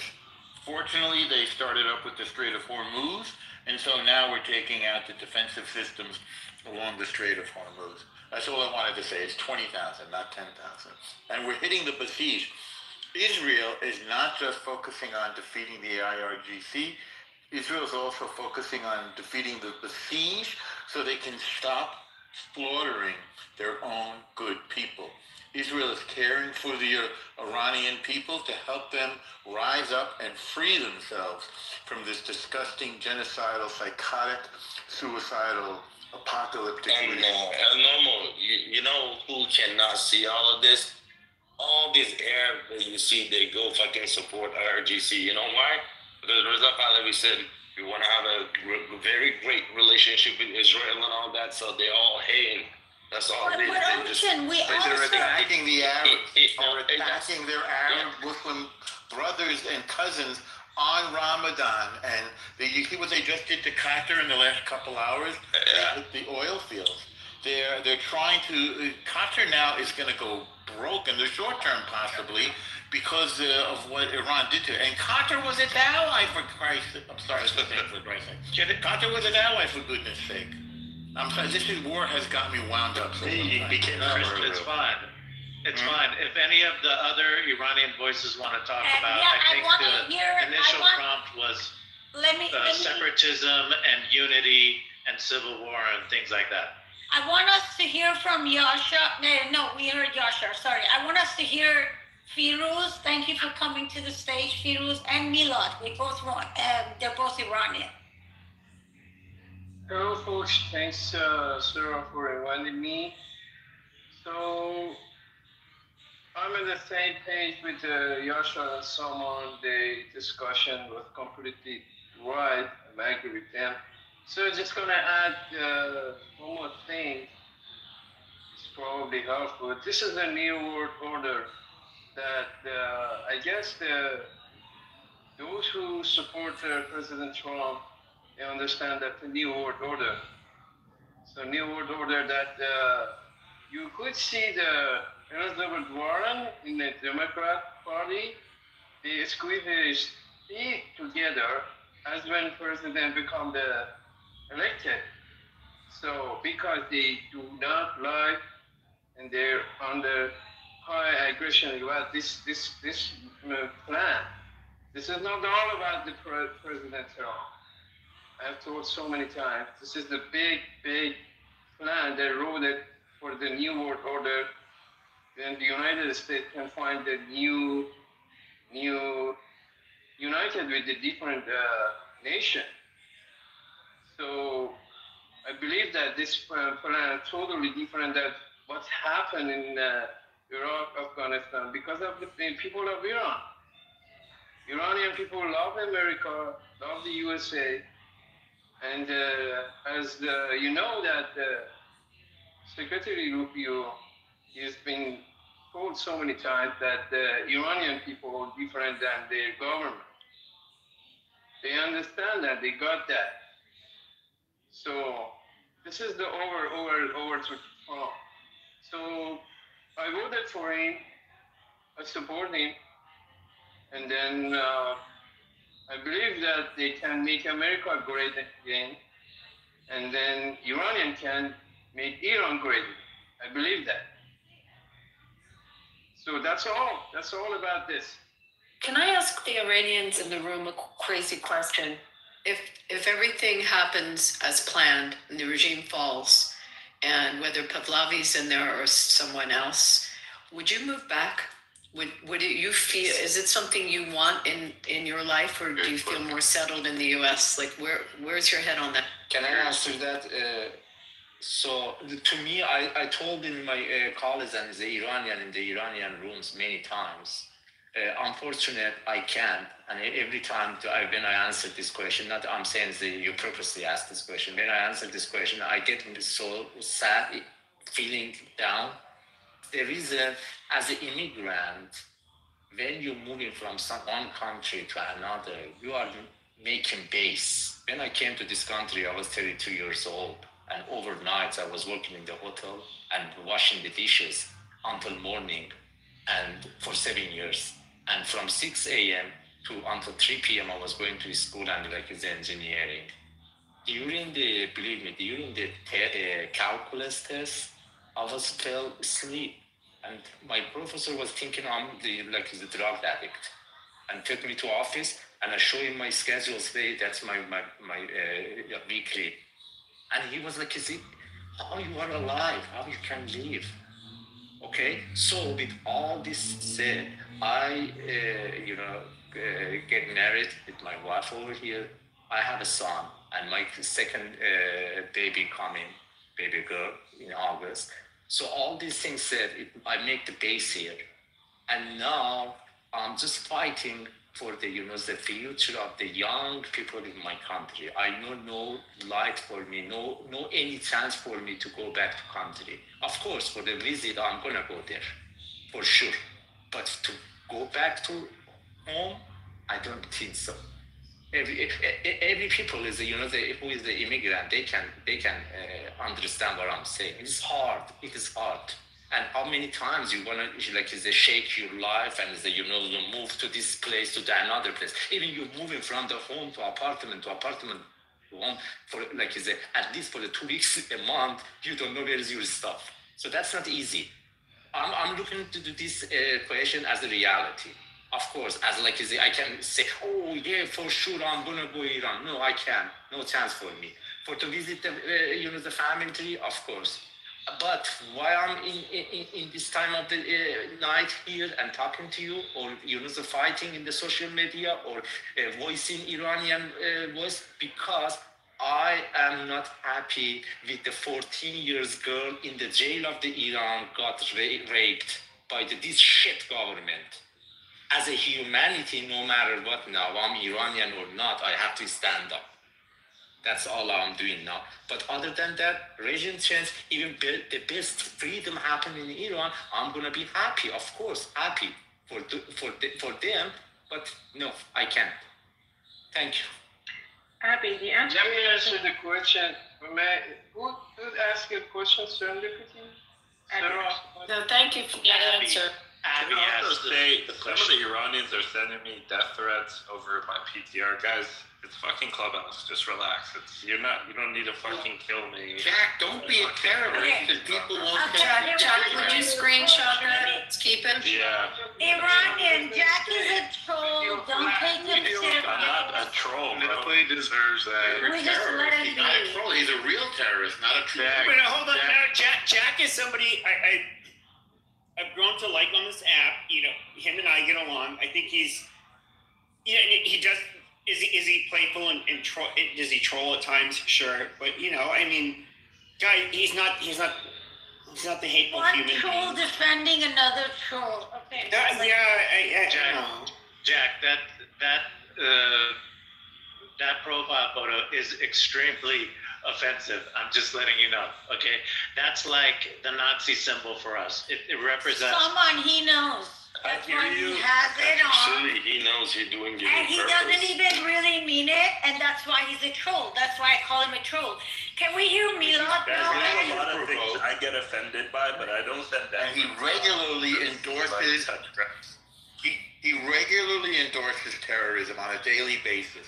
In other words, the killing of innocents for some sick ideology. And you don't do it every single day. I'm sorry. That's the truth. That's just a slander. No, Not a slander. That's a fact. I should sue you for saying that, though. Yeah, but to be realistic, all of us, at the end of the day, this is the weird thing. You're on the record, Jack. Okay, hold on a second. Oh, Normo, here's the really weird thing. And so I've been around many different groups of people with different ideologies. But what has never ceased to amaze me were the people that, whether they're on the far right, the far left, whether or not a very strong religious ideology, racial preference, you get people that are going to, their threshold for what they would consider inhumane for treating another group of people can vary absolutely significantly. And I don't know. How do you even solve this? I don't even know. How about Israel? Israel, how they are treating the Palestinians? You guys are talking about Iran, and you are saying that they are terrorist country. Sorry, Can we go back to my question? Because it's really interesting to hear the perspectives on it. Yeah. we have Abby's question, and then Milad didn't get to speak at all. I wasn't done. Yeah. You said for a long time. I'm requesting, should I get a chance to speak out? No, not tonight. Not tonight. Yeah, I'm for the Greater Palestine Project. Okay, personally, as a conservative American, no, we want to And how about you don't want justice in other countries like? Okay, hold on. Paki go. You want that oil, and you want to do to Iranian. Wow. Hold on, sir. Answer to your question is they brought it to themselves. That's it. Flipping on the phone. So They hold on brought a it to second. the. Yeah. Okay. Now, I'm a Palestinian maximalist. I want Greater Palestine to occur. Now, my idea of what's going to happen is we're going to maximize Palestine. The Palestinians will be free, but at the end of the day, you guys are going to convert to Christianity. If you don't, we're just going to kick you faggots out. That's the end of the deal. I mean, I don't know what else to say. But we need to bring the peace to that fucking region. We are talking about justice. We are talking about the terrorism. The country which is, that indulging terrorism. We are not talking about. Okay, I moved him down because he's hijacking the conversation. Yeah, let's let Firuz talk, and then Milad, and then I'm planning on going back if I can for a couple years. And if I can't go, I'm going to pay for scholarships for students to, go to school. So that's my plan.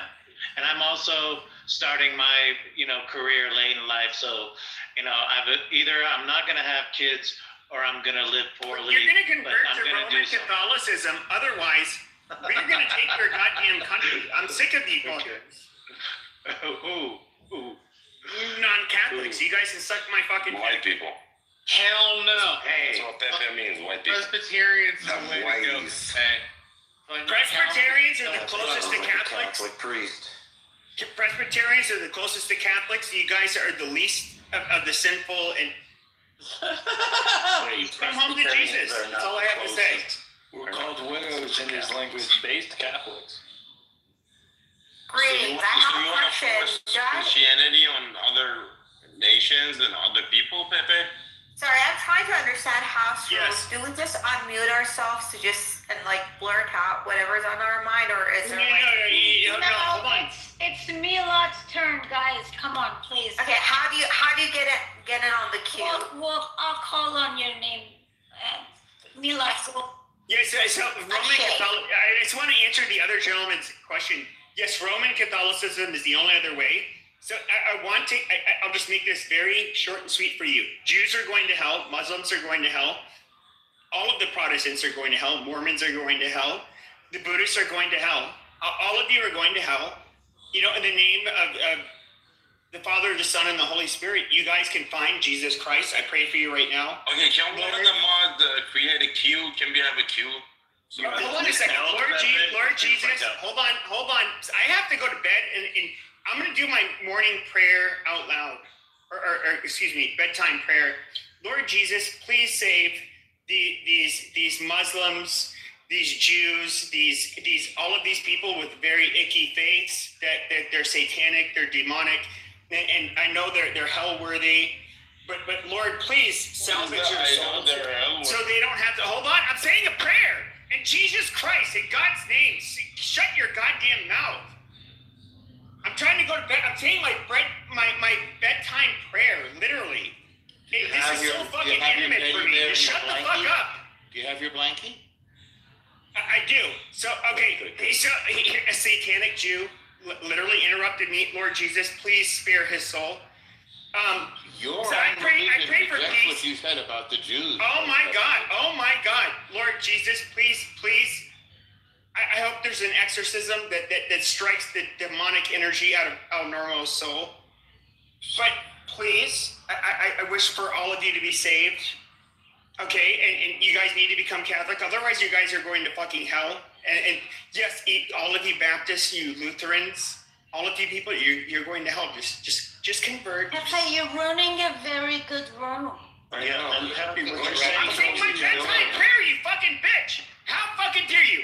Jesus Christ, strike this bitch into hell. I pray for that you strike this bitch into hell. Carrie, you want to mod me? Amazing. Don't talk to her that way. So, Pepe, everybody, this is a radical Christians.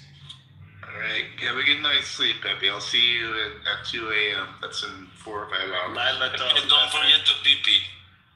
Pepe, all you gotta do is buy indulgences and you can save all of us. Okay, the mic is all Milad's now, guys. No, it goes against the position of the Catholic Church. That's correct. He's Milad, are repudiating you his own there? church. Milad. I don't think Milad wants to talk. He was complaining in the chat. Oh, Milad just sent me a message saying that I could speak. No, I'm just kidding. Shut the fuck off. Change your. It's a Okay, joke. yeah, do you want to Change go? your image. You're separated. Hey, Sarah, do you see the profile, his profile picture? I do. Whose profile? Oh, Jack is from Palestine. Jack is from Palestine. Okay, hold on, guys, hold on. Let me tell this for Iranian people about how this room is. So we actually practice real democracy in President Trump's house. Unless someone is making a life threat to someone, we try not to remove people. I personally had to unleash a lot of people, a lot of terrorists from my block list today.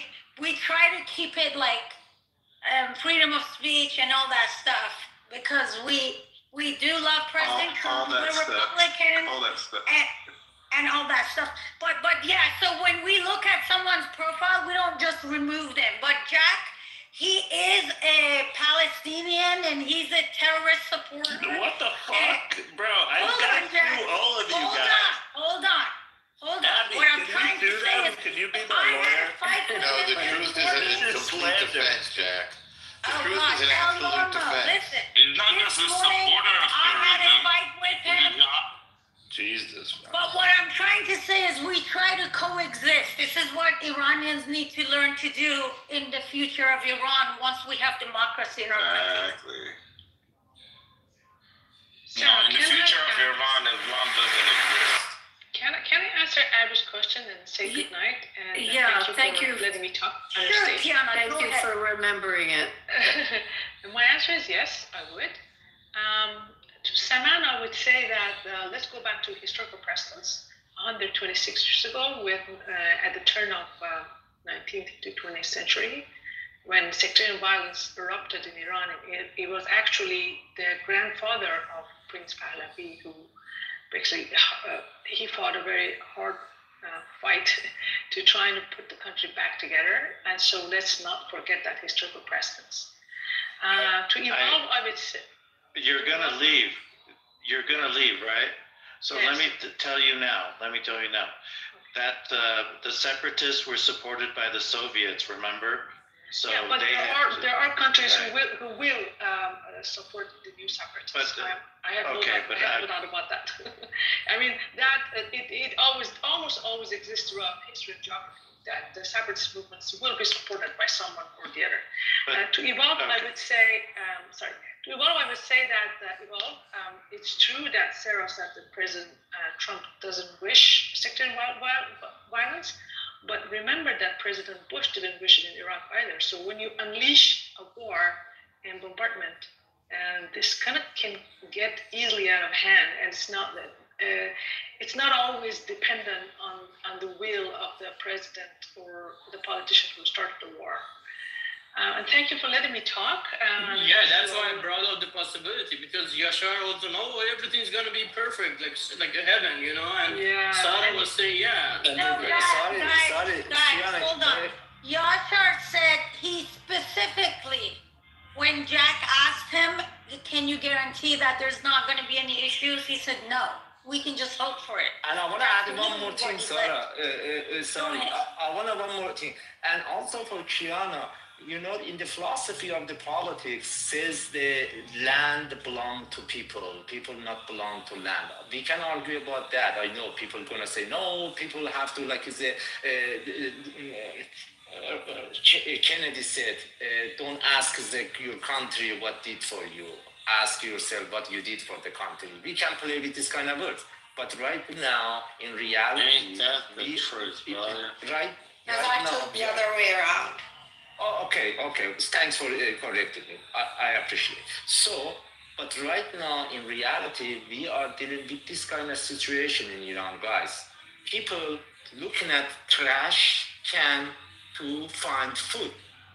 Girls going out to say, I wanna choose my body, my hijab, what to wear, what to not wear, and they take them to jail and rape them. That is the biggest separation fucking Islamic government right now, forcing forward. And when people come in here and, afraid of the future of Iran's gonna separation, and I say that's was the the bullshit. last time you went to Iran? Wait, I'm gonna answer that question too. When people come in and talking about these things, then I say that's the bullshit. Because let me give you example. In the house, husband every day attacking wife, and neighbor is the word separation. That's the bullshit. Yeah, sure, it's not bullshit. There are a lot of people. It is bullshit. To me, it's bullshit, and people can judge our what we talked about it. Yeah, we agree that listening. the Islamic regime should go. We just disagree. Sarah, can I make a comment to Kiana? Okay. Oh, sorry, one more thing. How some people, I say millions of people, because they come out when the Prince Pahlavi called them.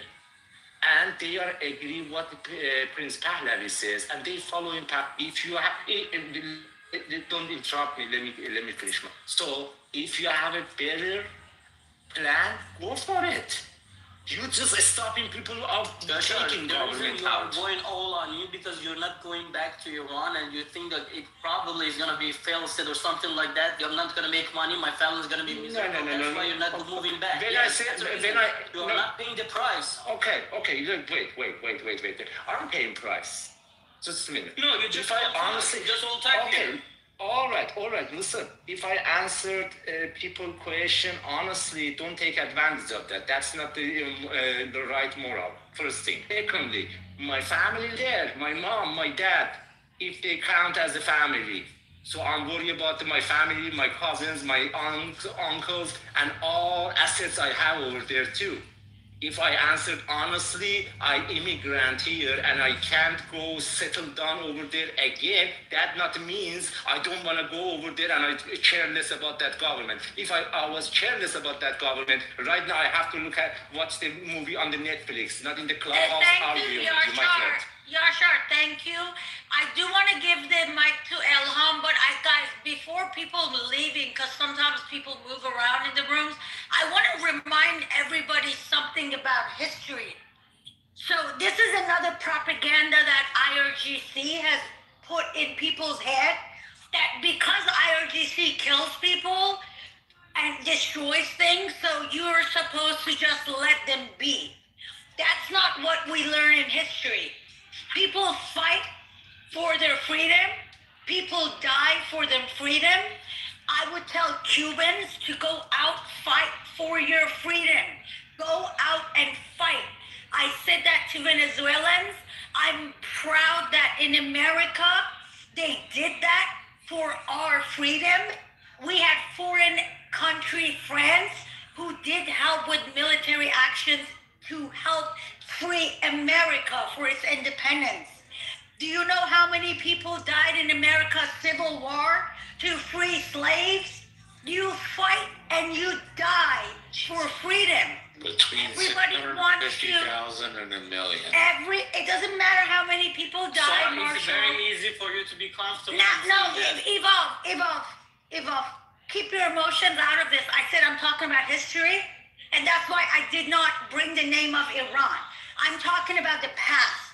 Can you imagine they would tell people let's not free slaves because it's easy to say, let's go die and do this? No, you don't. You stand up to bullies. That's what history says. This is a propaganda by IRGC, and if somebody doesn't feel that way, that's fine. At the end of the day, every single one of us live outside of Iran, and those who live inside, majority of them don't care what the price is, and they want this government gone. They're the one that bombs are being dropped in their city. They're the ones that been cut off the world for 19 days, and every single Iranian knows that majority of them rather be bombed but have the hope of getting rid of this government. So let's not attack each other, and let's not make patriotism something bad. People fight, people die, but blood is shed for freedom. That's what history taught us. This is only IRGC bullshit that tells people otherwise. But can we hear from Elham, and then someone, we can hear from you next. But I know Elham wanted to make a comment. talk? This gentleman, Malad, wants to talk. I don't know where he's in the queue. He said he was talking, but none of us heard anything. I don't even. Yeah, Malad was his mic. Yeah, press on your mic if you see on the bottom left of your screen. I'm confused, Matt. When did we, as America, really, I'm going to be honest with you, I don't really care what you guys do in Iran. You set up your own government, you want to pray to goats, your religion means nothing to me. Your government really means nothing to me outside of, supporting terrorist attacks, free open the straits, maybe become an economic power player in the Middle East. I mean, and partake in it, not circumvent, do black oil deals, not institute war against allies, back up targeting of in Asia, Pacific, Europe, American shores, African continent, back those terrorist attacks. I mean, really, I frankly don't care if you set up a kangaroo court and have like a jester as your premier king or whatever it is. You can set up anything you want to. If you want to be part of an economic trade policy, that's at the doorstep. But right now, what Trump is fighting for is not to free your people. You had 50 years to do that, and yeah, the U.S. fucked around the first time around. You can blame that. Can you hear me now?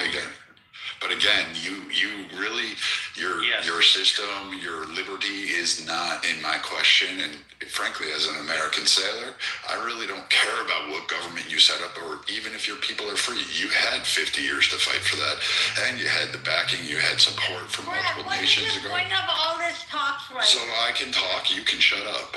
No, but what's the point of all of this? Matt, do you want to handle this? Sarah, hold on one second. But he's not wrong. He is honest. I'm gonna finish my point, and then you guys can rebut it. I want to have a little bit about this. Yeah, let him finish his point, nigga. So, like, most of the Americans in here really don't give a damn about it. We're just sick and tired of having to pay for high dollars for our own goods, spending $300 billion a year on average to protect the straits and combat terrorism attacks that you're pretty much doing, like Iranian government's doing all over the world. And from every waffle kid that gets radicalized in your nation or falls prey to it or some other kind of sectarian belief. Like, really, at the end of the day, what I care about is whether or not you guys are really going to stop like the funding of these individual radical Shiite groups or Muslim or whatever you want to call them. And if you're going to start like folding economic accords that the Middle East is clearly on a track going forward, because it seems like the rest of the Muslim community, at least the nations, are not backing up all this. And as far as your freedom goes, that's up to you to decide. It depends on your government. And right now you're allowing the clerics to pick your next leader, and we keep knocking them down, and you guys are still not getting the message. Viking, aren't they sectioned up into 31 sections? Who's that? Hold on, Lise, hold on. No, Sarah, I just wanted to, keep in mind this is, obviously an American room. You know that, obviously, and we're going to be talking about these things. But it's funny because I was just sitting here, and you might want to close your ears, Sarah, but I'm looking around, I'm like, well, a lot of these folks aren't, really Americans, for that matter. Some are, and we're paying for this. So we kind of have a little bit of say and a little bit of, a little bit of stuff involved in this. I think that's where Viking was kind of heading to a little bit. That is 100% true, Matt. Yeah. You We'll know get where back to I the stand stories. at this. But, The whole point of listening to some Iranians, by the way, these are Iranian Americans. Almost everyone who talked lives in America, so these are Americans. They're just. But the whole point of listening to some of these people was for other Americans who want that insurance. And they have questions on what is different about Iran. What do you think is different about Iran that's going to make Iran be different than Iraq or Afghanistan? Why are we in this war? Right. We'll continue that, but I just want to let you know that's kind of what Vikings kind of. I appreciate it. There's a lot of Americans. So can I make a comment here? I want to answer. I want to say something to Vikings. Can I say that? No.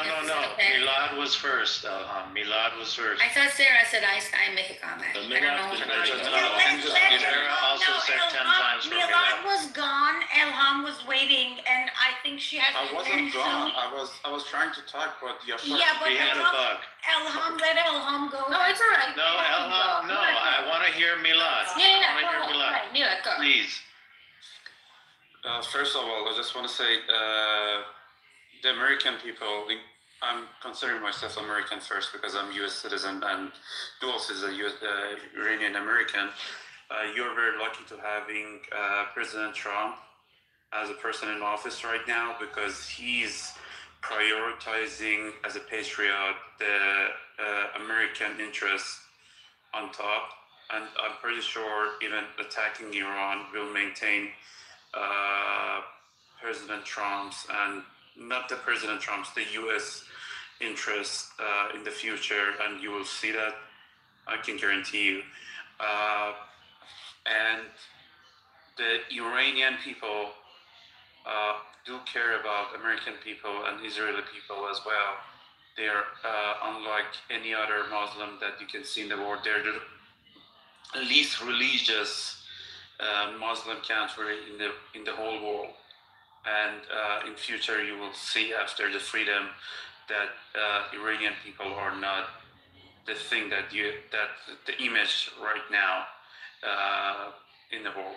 So and I'm concerned about as an Iranian American Iranian dual citizen. I'm concerned about the American soldiers as well. I'm pretty sure this is the way a lot of Iranian American people are feeling these days, and hopefully with the least casualties and least financial burden, this war finishes for the interest, for the sake of Iranian and American people. I have a message for Pepe, because your bedtime prayer was not good at all. Because I have a lot of feeling. You don't even know if he's awake. Pepe, are you there? I can see his name. I'm just saying. Asleep. He's asleep, man. Oh, okay. So anybody with Pepe's mindset, I'm just saying. I have a lot of interest in Christianity, and I have a friend that he's a pastor, and we're doing the Bible reading and a lot of other stuff. But the way that you're representing the Christianity and the Catholic, that's He was just trolling, bro. Don't take. Yeah, he didn't mean it. He's just being a dick. Don't take it too seriously. Okay, so maybe. And it goes against what the Catholic Church actually said. Just a. And I just want to say thank you said, for giving me the moment. You're a US citizen or what? Yes, I'm a US citizen. Okay, good. And for the question that they ask, if everything goes to the favor of Iranian people and American people, our dual citizens are planning to get back to Iran. My roots are there, and I'm pretty sure a lot of other Iranian as well. But I built something here so strong. I have 2 kids. It's not that easy to say we're going to get back to Iran, because you should destroy everything on our back if you get back to Iran. But definitely our heart is here and there, and it's not easy to just choose one over the other. And thank you so much, everybody. Mila, love you guys. thank you for answering that. And you know, it's interesting, what I hear from the Persians in rooms is this pioneering spirit. It's an incredible pride that comes out of so many of your voices. And I think, you know, everyone comes from different perspectives. I come as a Jewish person who's supports Israel. And it reminds me a lot of those voices. You know, you hear some people around the world that just have great national pride. And I hear that from the Persian community. So I meant the question just to understand, look, I live in America. I don't live over in a country that I love very much and support, but I'm an American. And it's a very hard question, but there's a strong fervor that comes out of your community that's really outstanding. And it seems like if things happen the way that everyone dreams that they will happen, that that pioneering spirit and devotion will probably be planted back in Iran in some form. You know, whether it's not you physically, but it's supporting industries there, or, you know, changes that will enhance the country. I mean, I can hear it from all of you. So thank you for it. But they said they wouldn't go back and live there. Well, no, some might, some, you know, probably a lot of them won't. But I think they'll. Let me finish. I think you'll see a lot of them investing and putting a lot of energy into building back the culture and the life there, whether it's, you know, in social services or within, you know, some format. I just hear it. I hear it in their voices.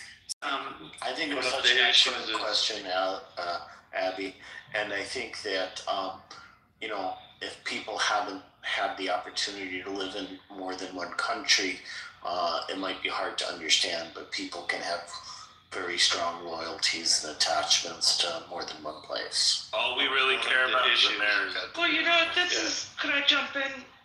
Beaver, Well, is that okay? let me just say, one of the issues is when you have kids and you don't want them to be raised in a place where the education system is being rebuilt. No, for sure, Simon. That's like that makes sense. I mean, it all makes sense. It's just, again, I just point out this pride I hear. I've been hearing it since I first came on the app. Whenever I come across people from the Persian community and from friends that I have. I live by the West Coast, and it's just a very strong pride, and it's very. That's why I believe it's going to happen, and I believe that most of the community will somehow put back into that nation somehow. Let's hope so. Jane, do you want to say something? Go ahead. Sure. Thank you, Matt. Yeah, this is another interesting case of Americans who, I suspect they may get support from some of the people who don't usually support me, because what I'm feeling a lot of is Americans, we know that Persians, Iranians who come to America came under very unique circumstances. The cultures were quite different from other Middle Eastern countries. I'm excluding Israel for a second. Because guess what? Some of us were around in the 80s, and we knew them. This is not a new group in America. So I wonder if Persians are feeling like a little bit like, oh, you just heard about us? When certainly in the cities where I live, in New York City and Washington, D.C., very large Persian communities. So this is interesting, classic American, almost like provincialism. But Excuse me, Jane. Do you think I haven't been around the Persian community? That's not why I asked the question that I asked. It has nothing to do with it. I would never suggest that about you. I was saying a general statement that I've noticed about almost people registering surprise at the distinction between Iranians, Persians, and other countries. Well, Jane, you know that one. But I would like to say one other thing, Sarah. One other thing. I am all for, Sarah, you've told us, I mean, we don't know each other personally, but I've heard you on Clubhouse. You're American, and you're Persian. You're both. And this is America, where I think lots of us were raised to think that's normal. Look at us Jews, Abby.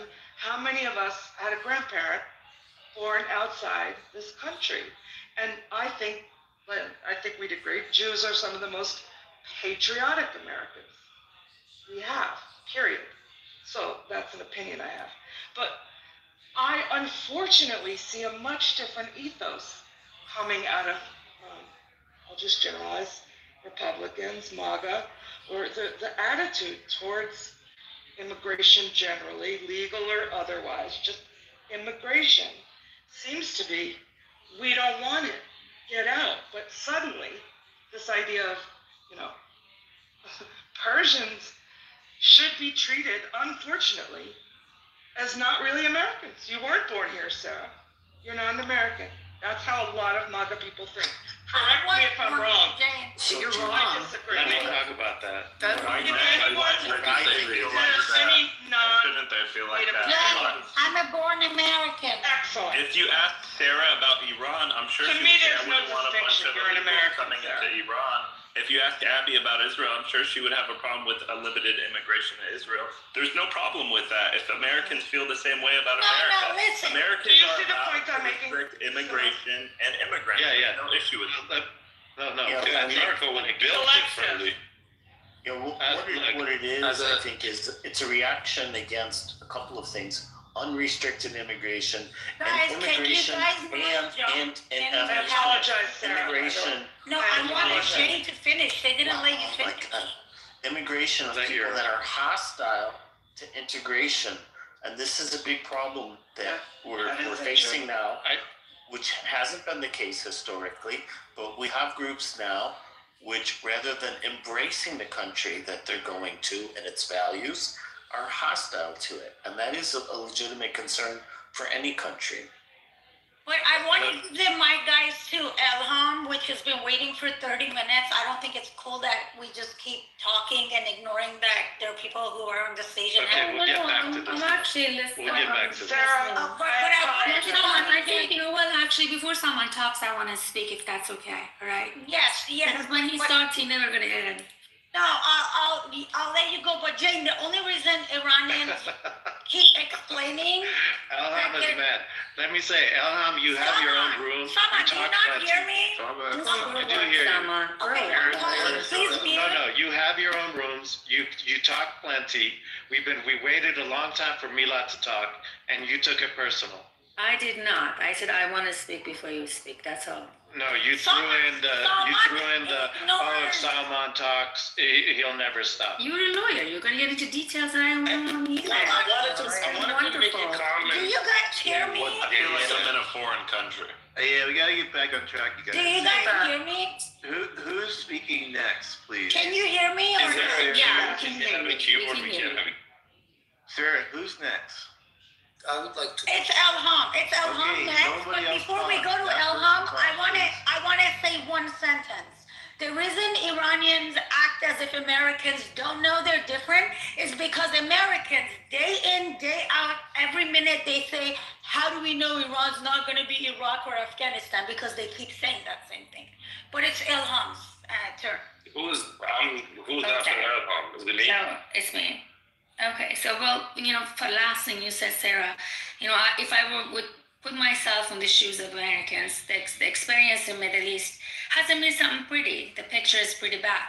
You can imagine, I cannot imagine what you guys think, but one of the pictures that come to my mind, the image, is the Afghanistanis, hanging from the plane, or the, bombs on the side of on the roadsides in Iraq, and many soldiers, U.S. soldiers, losing their lives. So it's okay. The feelings you have, as if like, oh, this is going to be another situation.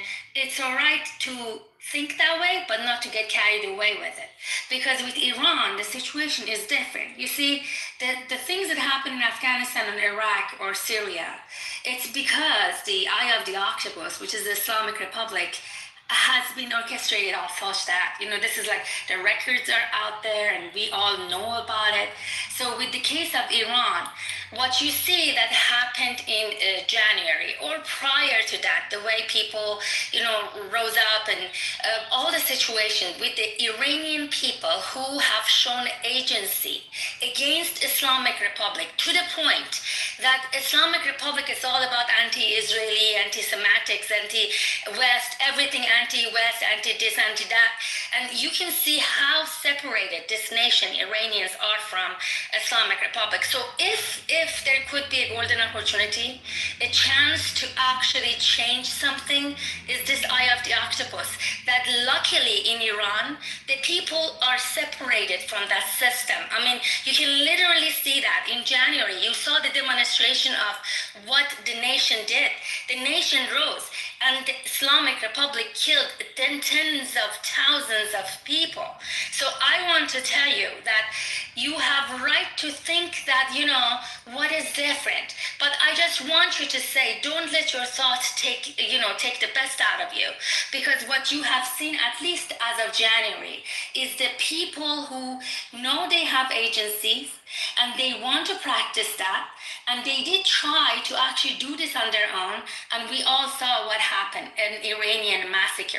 So if we live in the 21st century, third decade, I think what's happening with the decision of Trump is the best thing today.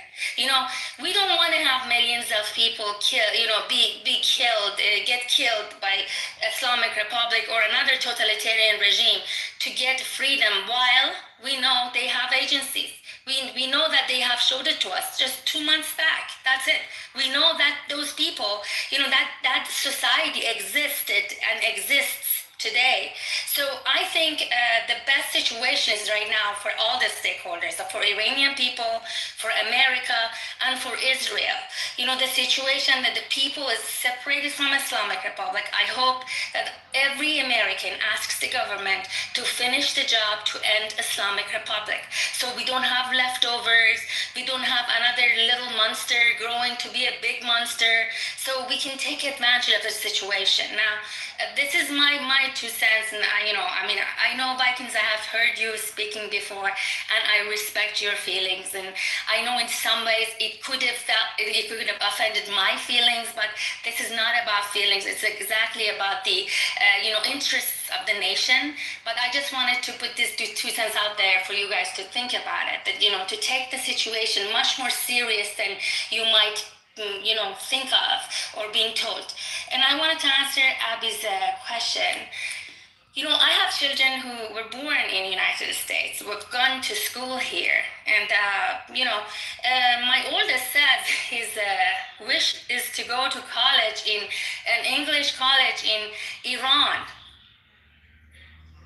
That's huge for me.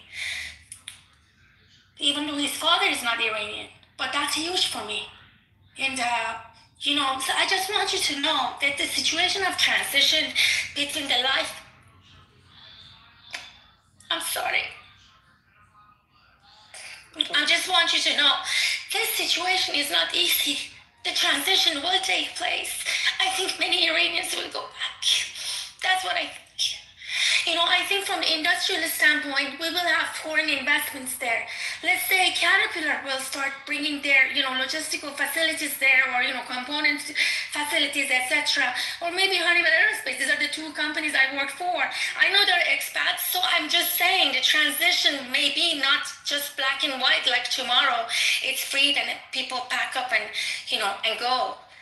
Maybe it's not working that way. It would be normal if it doesn't happen like that, because people have to move the life they built here to take it there.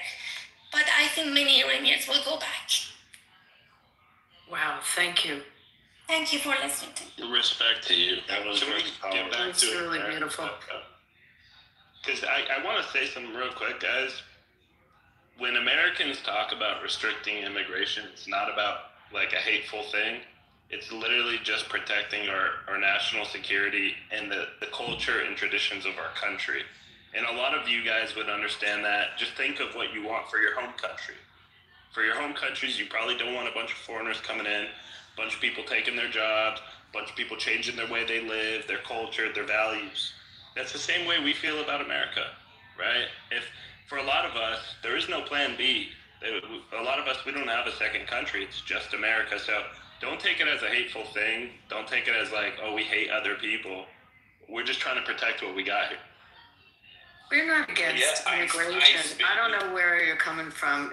We're not against immigration. It's just got to be legal, and there's a legal process, and the country's built on immigration, and properly done and lawfully done is a different conversation than people just rushing our southern border. It's just completely different. But if someone comes here illegally and goes through the process, and they're welcomed with open arms in this country, and that's what we're about. So Yeah, I just no, I there's- don't agree with you. That's why we gotta support ICE all day. But I want to just say to the gal that spoke, that was just really so heartfelt. But it's just this spirit that it's a shame in my lifetime that I never could see Iran, and I hope someday I can, because it just sounds like there's such a love for this country that you have. It must be beautiful. It must be like spectacular. I don't hear it from other nationalities, the same kind of passion. Yeah, I want to echo Abby's sentiments. What Ellen said was very beautiful, very powerful, and very touching. It does even make me want to, visit Iran someday, hopefully when it's free. But this is the comment that I made earlier about immigration. It's not anti-immigration in principle, because the U.S. historically has always been a country of immigration. It's against the specific types of immigration which is harmful, mainly illegal immigration and immigration of people that are hostile to the culture. The U.S. is welcoming arms for people that want to truly integrate and become part of the country. Respectfully, Are you in favor of? I don't like it when Europeans speak on our country like you're telling people you can come here for us. I don't get. No, what I'm saying is that the history of the United States is one that has been very open to immigration, and the people that have been objecting to immigration primarily have been talking about being against illegal immigration and hostile immigration.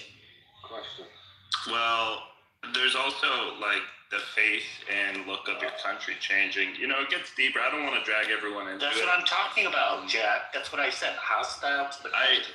I tend to agree with what Abby said in terms of legal immigration, but I also believe that should be severely limited. And we should only be really accepting immigration from countries who can benefit us instead of... Jack, were your parents immigrants? Were your parents immigrants? So then, Jack, then you're in agreement with what I'm saying. I have no plan B. This is my only home country. Jack, were your parents immigrants? No. From Gaza. His I parents. thought you were like Palestinian Algerian, so. What the fuck? But you claim to be Palestinian Algerian. Does that mean my parents are from Gaza? That's crazy. It's called Gaza. Yeah, I mean, yeah, it would mean either them or your grandparents. Like, who is in your family is from there? Yeah, but this is the thing, right? I'm just saying that you come from a line of immigrants as well, Jack. Eric, Jack, there's no plan B for my family. There's no home country to go back to. It's only America. Yeah, well, that's because Palestine is not a country. We know. Okay, even better. There's only America for us. So just let me finish this.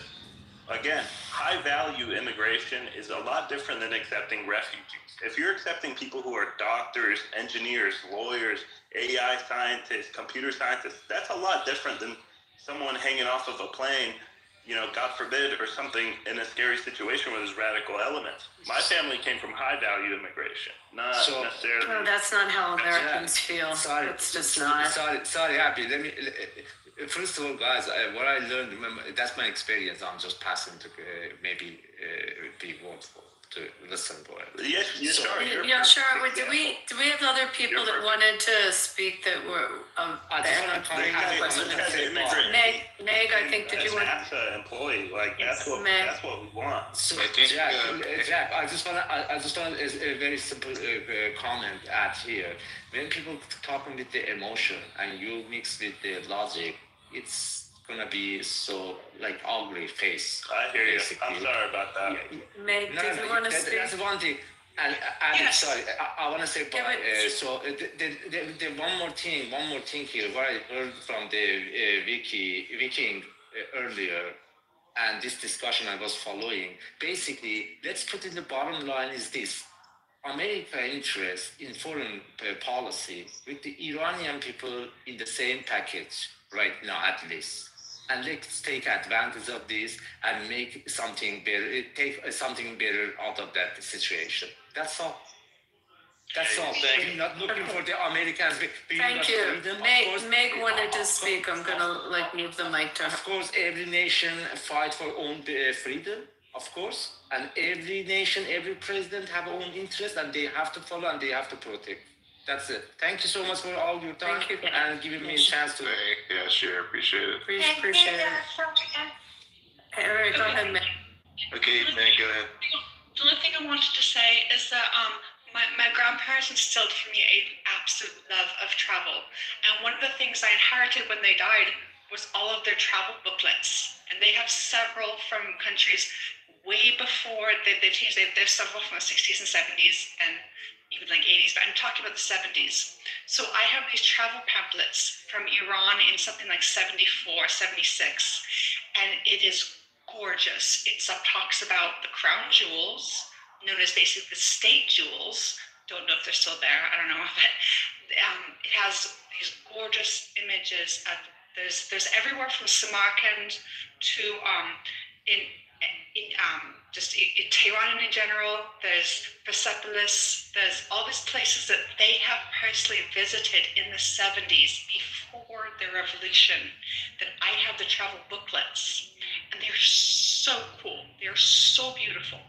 And so that right there is, I wouldn't move there, I'm not Iranian, but I would go there. I would go there and I would happily spend a ton of money going to these places that my grandparents have these incredible travel booklets from, and just looking and seeing, trying to find what they were able to see and what is still preserved.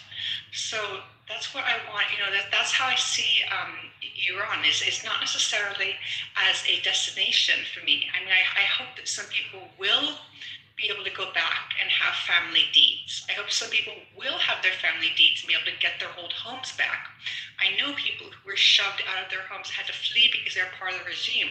They probably still have their deeds. They could go back and maybe get those homes, and that would be what an incredible feeling for people who are now grandparents to go home to their childhood home. But for me personally, I want to travel there, and I want to use these booklets and just see this country that looks absolutely amazing. And all I have are travel booklets and no ability to go to somewhere where I love ancient history.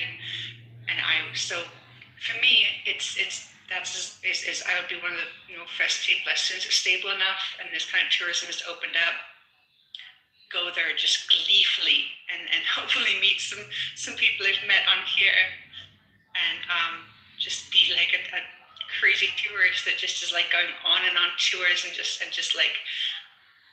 I would want to go everywhere. Thank you. Did we have anyone else, Sarah, that you wanted to speak to? No. Because, Okay, I think we. I mean, anybody, the mic is, the stage is open. I don't know if Brad is here or not, Viking. I'm like, I feel like you felt in that moment, I'm like, bleh, so much Iran talk. I was telling Matt just a little while ago, I was like, how do we change the topic? Like, I feel like we're just in an echo chamber. But we appreciate the story. It does bring it But home. I think it's good, Matt. You know why? Yeah. Because like, seriously, like, look, what did I tell you earlier? I was worried, like, guys, as an American, I don't fucking want boots on Iran's ground. I just don't want it. I don't want that. As an American, I don't want that. Okay, we got it. No, but what I'm trying to say, someone, is like, I personally don't want it, and I have my mom, my siblings, my family live in Iran, and I have family there, and I have people who lost their lives. I know what's going on, and I still don't want it. So I think. And how do you want to have regime change? So maybe that's the question again. We should pass around. Yeah. What I'm trying to say, Eva, if you let me talk, what I'm trying to say is I actually think it's good for Americans who do have those worries like I do, because there are a lot of Americans, especially in this house, who hold similar values to mine, which, if you click on my profile, it says America first. Why does that say it? Because I want my Iranian friends to know America's first. For Sarah, America's first, whether people like it or not. I have two countries, and I am America first. And then, but when people get to talk, when Americans get to talk and ask if they have questions from Iranians, because we don't have control over what's going on, what Trump and its administration is doing. But we can ask questions. We can see, we can talk to some people, So I just thought it can open up like good questions, conversations, stuff like that. Evolve. How does a regime change happen? If IRGC did not kill people on the 9th and 10th of January, do you think the country would have been toppled? We live in a real world. Don't use if. We are absolutely living in a real world. That's why I'm telling you, Evolve. Because this is what they say. I'm not talking about conspiracy. I just don't like conflicting words. You say I like regime change, and I said no. No, I don't like anything. Evolve, listen. I live a very beautiful life. I have a beautiful job.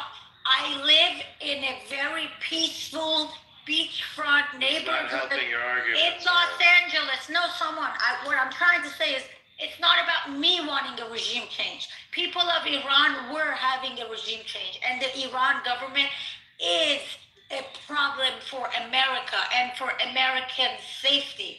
So this is not even. We got that. This is not even. Little ago, you were speaking about like fight for your freedom, do that emotionally. That's why King got into It has nothing to do with Iran. I said that about Cuba.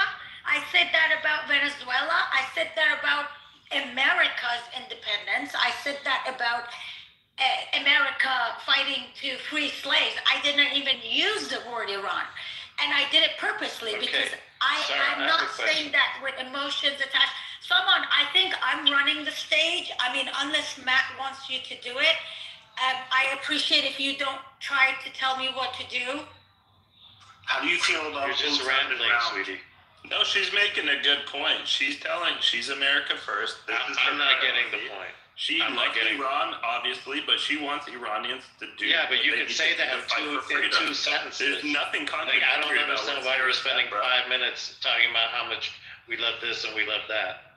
There's nothing contradictory No, about the it. That's all I'm saying is get the point out. answer to evolve is right now, just yesterday, in the last 24 hours, Israel has hit 200 targets of Sipah and Basiji's checkpoints.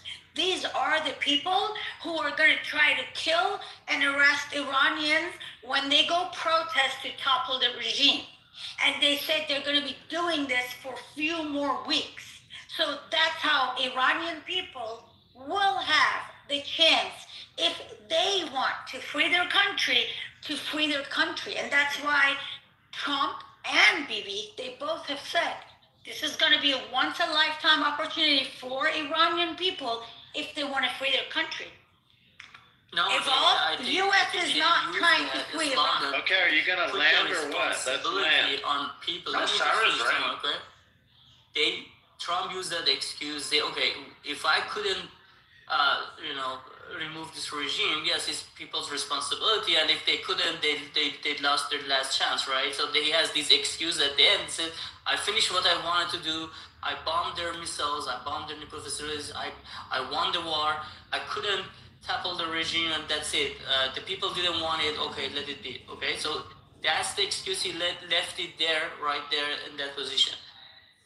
There is no other chance. Like, people trusted Pahlavi, trusted Trump, came out, 40,000 people died because of the regime and fucking torture, crazy killing them, right? However, this time I don't think they will easily trust those tweets or those words and get out and put their life in front of those guns to free Iran. You're sitting comfortably in wherever you are, right? And you're saying, go fight for your life, for your freedom, blah, blah, blah. But in reality, those are bullets. Those are So bullets. are you. People die. You're in a free country. You clearly have access to the world, and you're sitting here and telling people in Iran who cannot feed their kids and the government is killing them. You're trying to say, they should just sit there and live like that. We're going to finish this conversation. We're going to finish this conversation. Can I just real quick, Sarah? I need to ask. Go ahead. Father, are you there by any chance? Father, are you there? This is kind of random, but Yeah, right here, dude. I'm going to come back around to you. We keep going with this conversation, Sarah, or I can ask my question right now. What do you want to do? No, go ahead. Go ahead. I think the conversation is enough because, and I understand Evolve is worried, but it's like. I'm just saying, you guys are We're both outside of Iran. Listen, Evolve. I did not bomb 15 countries. I didn't ask IRGC to bomb anyone or fight US. I didn't ask them to build nuclear weapons. And to be honest with you, I'm not even happy about this war. As an Iranian. I don't understand. What I'm trying to tell you, Evolve, is this is not about me. And neither it's about you. It's about the people, and they make that decision. Yeah. And people, it looks like they're happy with what US and Israel is doing for them. And this is a great little pause because I want to take Father for example. He's just, I don't mean to downplay you, Father, but I'm assuming you're just, actually you live in Mexico, so this is not a fair assessment. Yeah, it's true. I'm going to treat you as a typical American, when that's fair to say, right? Yeah. How do you interpreting everything that's being said? You've been here for hours, and you probably are just your typical American. And what are your thoughts on all this? just to kind of give a different flavor here for a second. Well, I think the room tonight was very, very good because we had some very well-spoken Iranian people that can talk and can talk well and all that stuff, which, other nights in this room, it's really,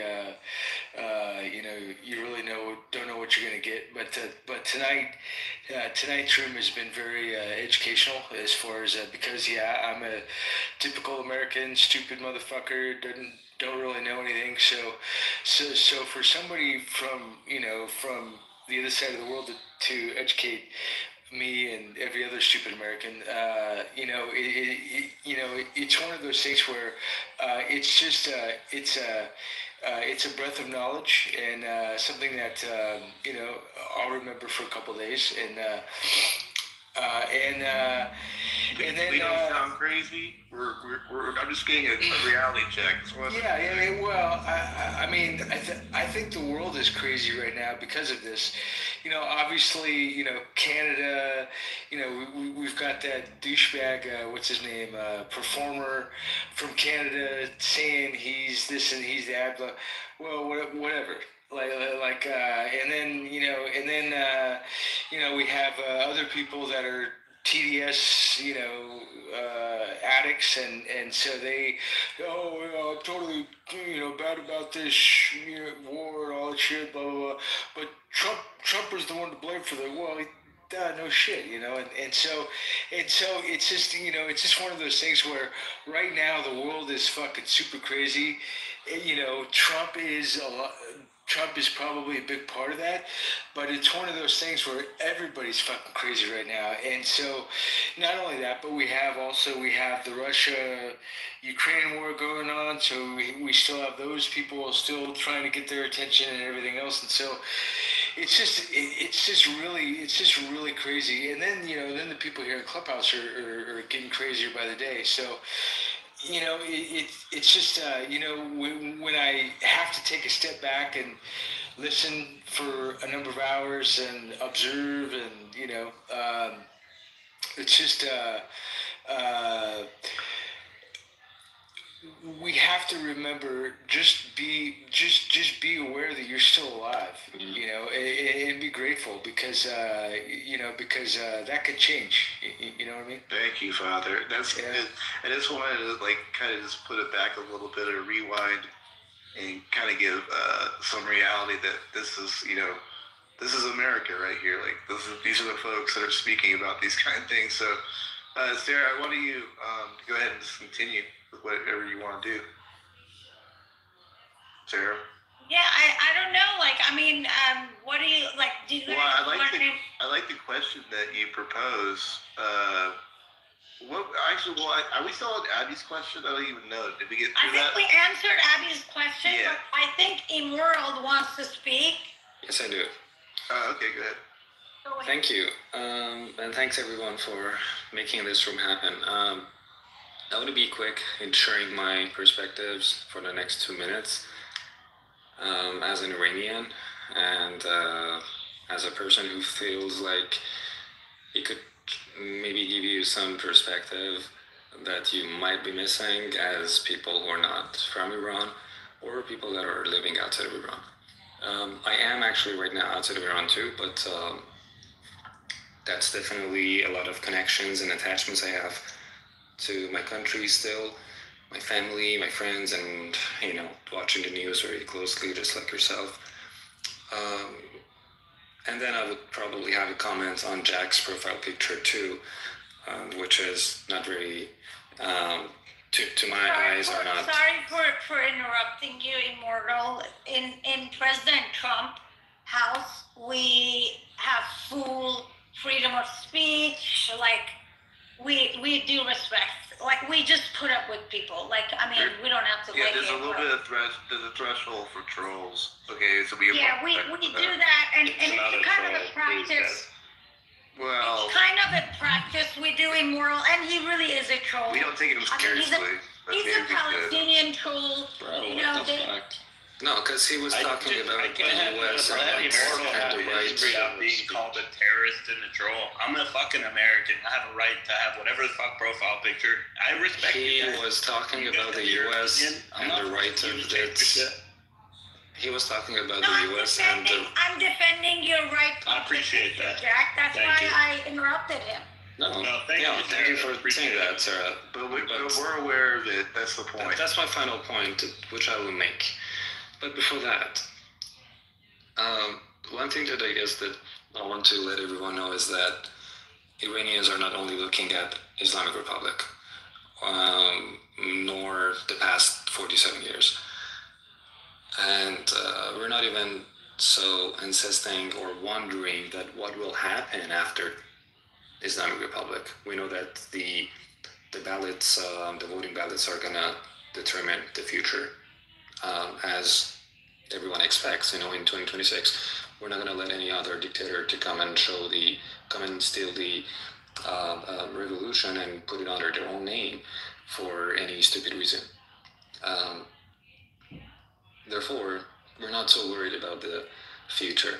I think that Iranians are awake more than ever, and they have proven that they are ready to pay the price for having their voice, as they did so many years, including on January 8th and 9th in 2026. But again, you have to acknowledge that despite this effort of Iranian nation to topple the regime is an ongoing effort that they made during, at least in the past 20 years, they actively were being oppressed by all the means that the regime of terror in Iran could possibly bring to its people. So we're talking about 47 years of casualty, death, executions, sufferings, jailing people, and blah blah blah. Therefore, please excuse me if I'm not only referring to January 8th and 9th, because to me it's more than that. And I guess that for everyone else, for that matter, if you just look at it from a maybe broader perspective. So what's it about? And again, this one might hit a bit hard, but Iranians are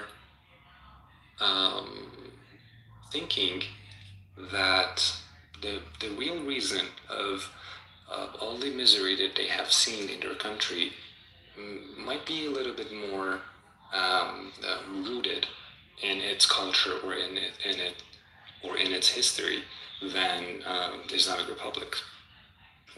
We're talking about Islam. We're talking about the religion of Islam, that the way that it was brought to Iran by war, the way that the Arabs invaded Iran, and the way that it eventually evolved into the shape of this Islamic Republic, which is now the matter of the question. But again, if you look close enough, you'll understand that we, on January 8th and 9th, the people of Iran, in Iran, have burnt so many different mosques in Iran. We burnt dozens of mosques. We burnt hundreds of Qurans, the holy book of Muslims. And that's exactly the reason that you won't see a lot of other Muslim countries or Arabic countries to support Iranians' movements, because we are exactly questioning one thing and only one thing, which is Islam, which is Allah, which is the reason of making all the mess in the region, not only in Iran, but you would see all the different proxies that RAGC had to operate against all other countries in Lebanon, in Syria, in Iraq, in Yemen, and everywhere, by Houthis, by Hezbollah, even Taliban, or in Afghanistan or other neighboring countries. You'll see that they have only one thing in common, and that's the religion, which is Islam. Therefore, people like me, which are the majority of the population in Iran, people who are aged between 18 to 40, we would call a combination of Generation X and Generation Z are, because of, again, the suppressions that they suffered, and because of being a little bit more educated than maybe normally people in a healthy environment or educational system that was forcing to study Quran for all the schooling years, and even having this as a mandatory course to take in university, as well as you have to actually be passing this test to get into the university, and this means that you naturally will become a person who studies Quran or the religion as a mandated thing during your life. Therefore, the information that we have about this religion, or the way that it's been practiced, or its ideology, is a bit more than you. I mean the Americans, the people of America or other countries that are not in the same area of belief in terms of religion, or do not see it the way that we do. I guess that in many Arabic countries, you'll see, I'll be quick, that they have a more liberal approach to religion. You'll see that even in Saudi Arabia, you'll have Jennifer Lopez concerts just right by Kaaba, the house of God. This is a dream. This is something that you would never see in Iran. Iran and its regulations, like the law of the country, the public law, has been regulated based on one book, which is set that is written 1400 years ago. We doubt that, by the way. We don't really feel like, when the same news is being interpreted into two ways in Fox News and CNN, I would probably doubt a book that was written 1400 years ago, and it's been delivered just the way that it was written. I guess that it's been manipulated. It's just common knowledge, right? It's just being a little bit wise about what's happening around me. And like I said, it's not only about me, it's about the people of Iran.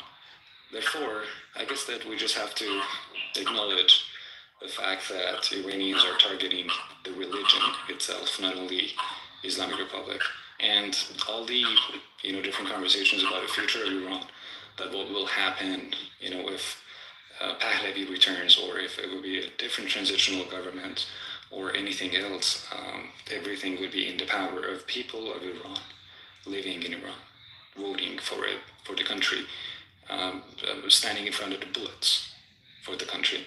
America should have a big say as well, to be honest. I mean, if they help overthrow the government, they should have some sort of say.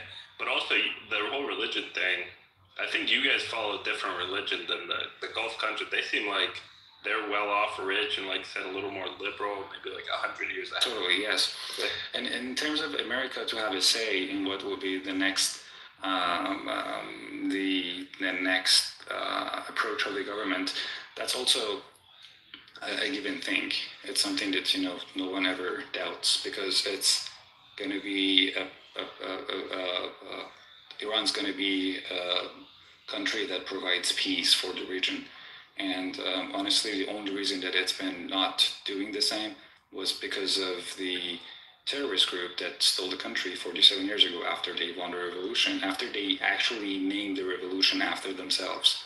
In 1979, after they got into the power, they executed all other parties that helped them to get there. So, Immortal, can I ask you a question? For the people in Iran who are religiously Muslim, how do they feel about the regime? Are they divided? They support the regime? What's the situation there? You would find three types of approaches for the religious people. The very common one would be those that are totally disappointed of the regime and are not feeling the same as the regime does. They're not looking at it from the perspective of the supreme leaders or anyone in that matter in terms of a religious clerk. They hate this regime. But you'll also find a minority that are the supporters of the regime because of its ideology. And it's exactly the propaganda that you will get into the social media, people celebrating the announcement of the third supreme leader, and just making like celebrating, being in the streets right now, in terms of the human shield that they're putting people as their human shield. They're asking people to come into the streets to just have demonstration 24/7, only to put human shields. Sorry That's for the one that interrupting you.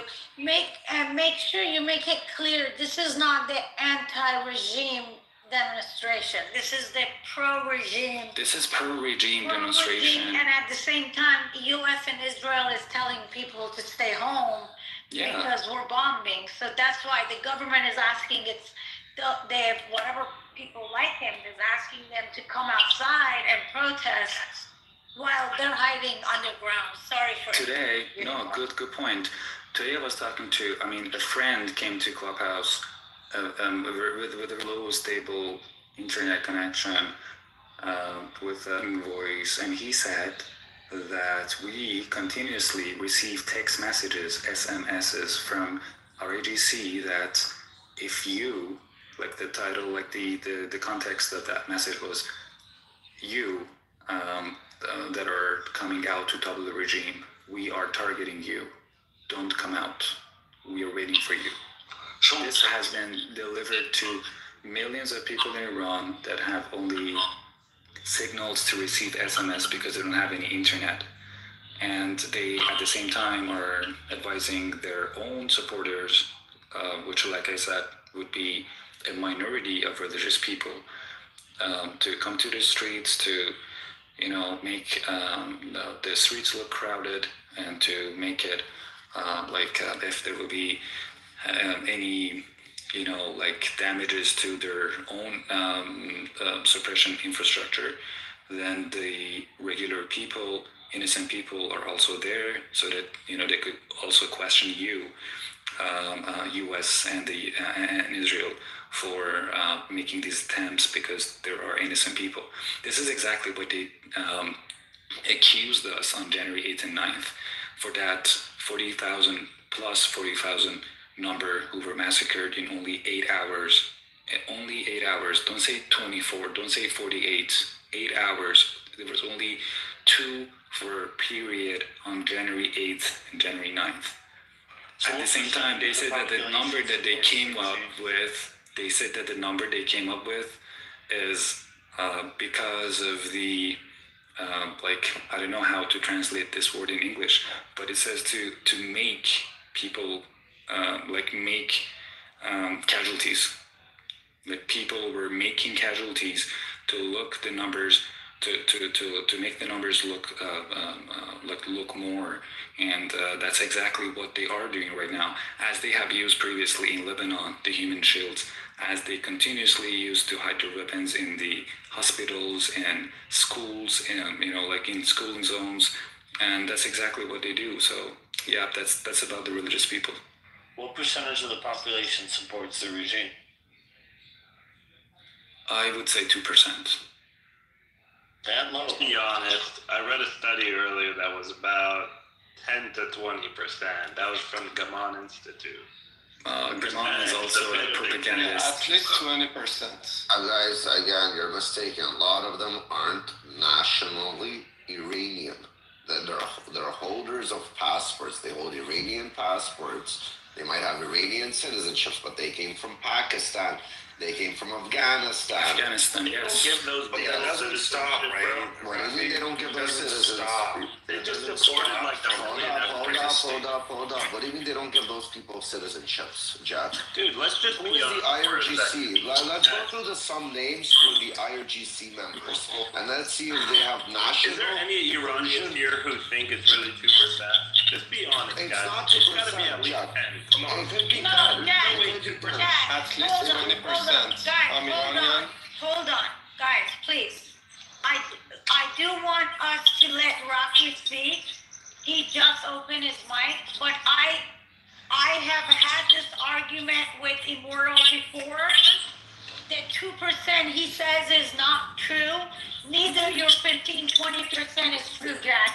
Jack, I come from a religious family. My mom is Muslim. She prays, and she doesn't want this government, and nobody else does in my family.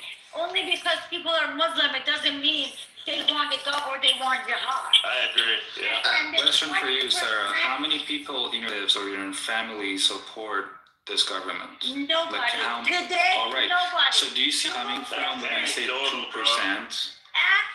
Listen, Jack, after they killed 50,000 people, I am not going to go into details, but there are a lot That's of a people good that point. even pray. Yeah. There are grandmothers, there are mothers and fathers in their 70s and 80s. They don't even do their mandatory prayers anymore. Yo, you bring They're up a done. good point, Sarah, because those studies were before they massacred. Those are 40,000. before. Those are before they killed people. Those are before. You know, like, and not just that. You have to understand. So you just proved what I said, that it's less than 5%. It's about. We Yeah, don't yeah, know. nobody knows You're that. assuming. Nobody knows the exact percentage. Immoral. You're assuming, and but- 2% is too low. But too low. Again, a fair percentage. You're saying 2% of 100 million. Mortal, a fair percentage is to say 10%. Right now, they're fully like supportive of the IRGC. I'm gonna say 10%, up, down, maybe 5%, something like that. We don't know. Nobody knows the exact number right now because, first of all, a lot of people are gonna give you false information because either A, they're scared when you're getting questioned in that region, or B, you're basically, who's gonna be giving you honest fucking polling there? And you have to see what's actually just happening on the ground. If there's 50,000 mosques that are sitting fucking empty, and as if everybody's saying this is a religious country that people are bringing up, like we had Prince come in, say it's a religious country. If it's a religious country, how the fuck in a religious country that is predominantly Muslim has fucking 50,000 unoccupied mosques? So they're going further away from religion there because they're opening up their eyes. The percentage of the radicals, nobody fucking knows. But a fair number, always to say, is at least 10% right now for the population that they have. Even though 10% on, let's say, 100 million is still 10 million people. That's not a small fucking number, even if we go by that number. But one good thing, Rafi, is that, I mean, we see a lot of, what's it called? We see a lot of AI videos when they want to show like their decorations and stuff. But one good thing that we see is, for example, the amount of people who went to the streets in Pakistan after Khamenei was killed was higher than the amount of people who went out for Khamenei in Iran. Sure, So because you gotta think of that too. Sarah, and again, if you look at the top leaders of the IRGC, the names, they're not really Persian names.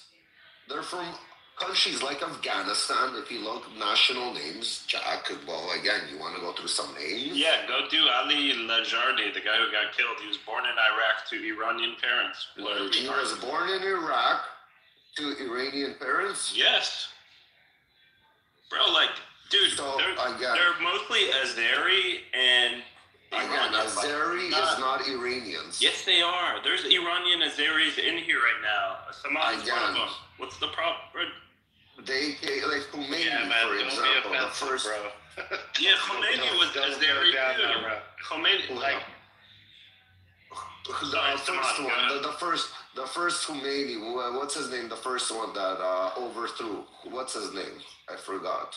Khomeini. Ruhollah. Which one? Ruhollah. Where's he from? He Where's was from? Indian. His grandfather was from India, actually. Indian. Yeah, but where his parents are from? And with the last Ayatollah, he's Azeri Iranian, right? Like, I get it. We hate him. We don't like him. That's fair. But like the whole idea that these guys, none of the leadership is Persian or Iranian. Let's be honest. Some of them are. They're just fucking psychos. They don't represent you guys. We know real Iranians. They're successful. They're smart fucking people. Jack. They're accomplished. Jack, we're trying, guys, be nice to Jack. His ancestors are from Gaza. You know that Palestine people talk about. That's not true. And they're losing their sugar daddy, which is IRGC. So Dude, I don't support be nice to Jack. The IRGC RGC killed 600,000 Syrian Sunnis. Why would I ever support that? Stop. Because of the profile picture that you have. That's what RGC wants. Bro, I changed it. Please stop talking about the profile picture. Just please. I appreciate though everybody that has given Jack a hard time. I tried to tell him how bad that picture is, but I'm glad that other people helped out. I agree. Let's open the stage up a little bit. Any of the newcomers want to come off mic? I know we've been kind of, sticking to a couple people. What constitutes a newcomer? You, Dr. J, how are you? I mean to the stage, not to the app. Good. I haven't been on at all today. I've been working, and I saw this huge room. Hey, you It's work. exciting. You work? It's Amazing. Okay, good. It's exciting to see all these people on stage. Please go to my profile and click on my LinkedIn tab and connect with me. What's going on? What exciting? Has there been a lot of fighting in here, or what's going on? No, we're talking about the new Iran. We'll probably set up zoos there. You think you'd be interested? They have some cool animals at some of the zoos that have been,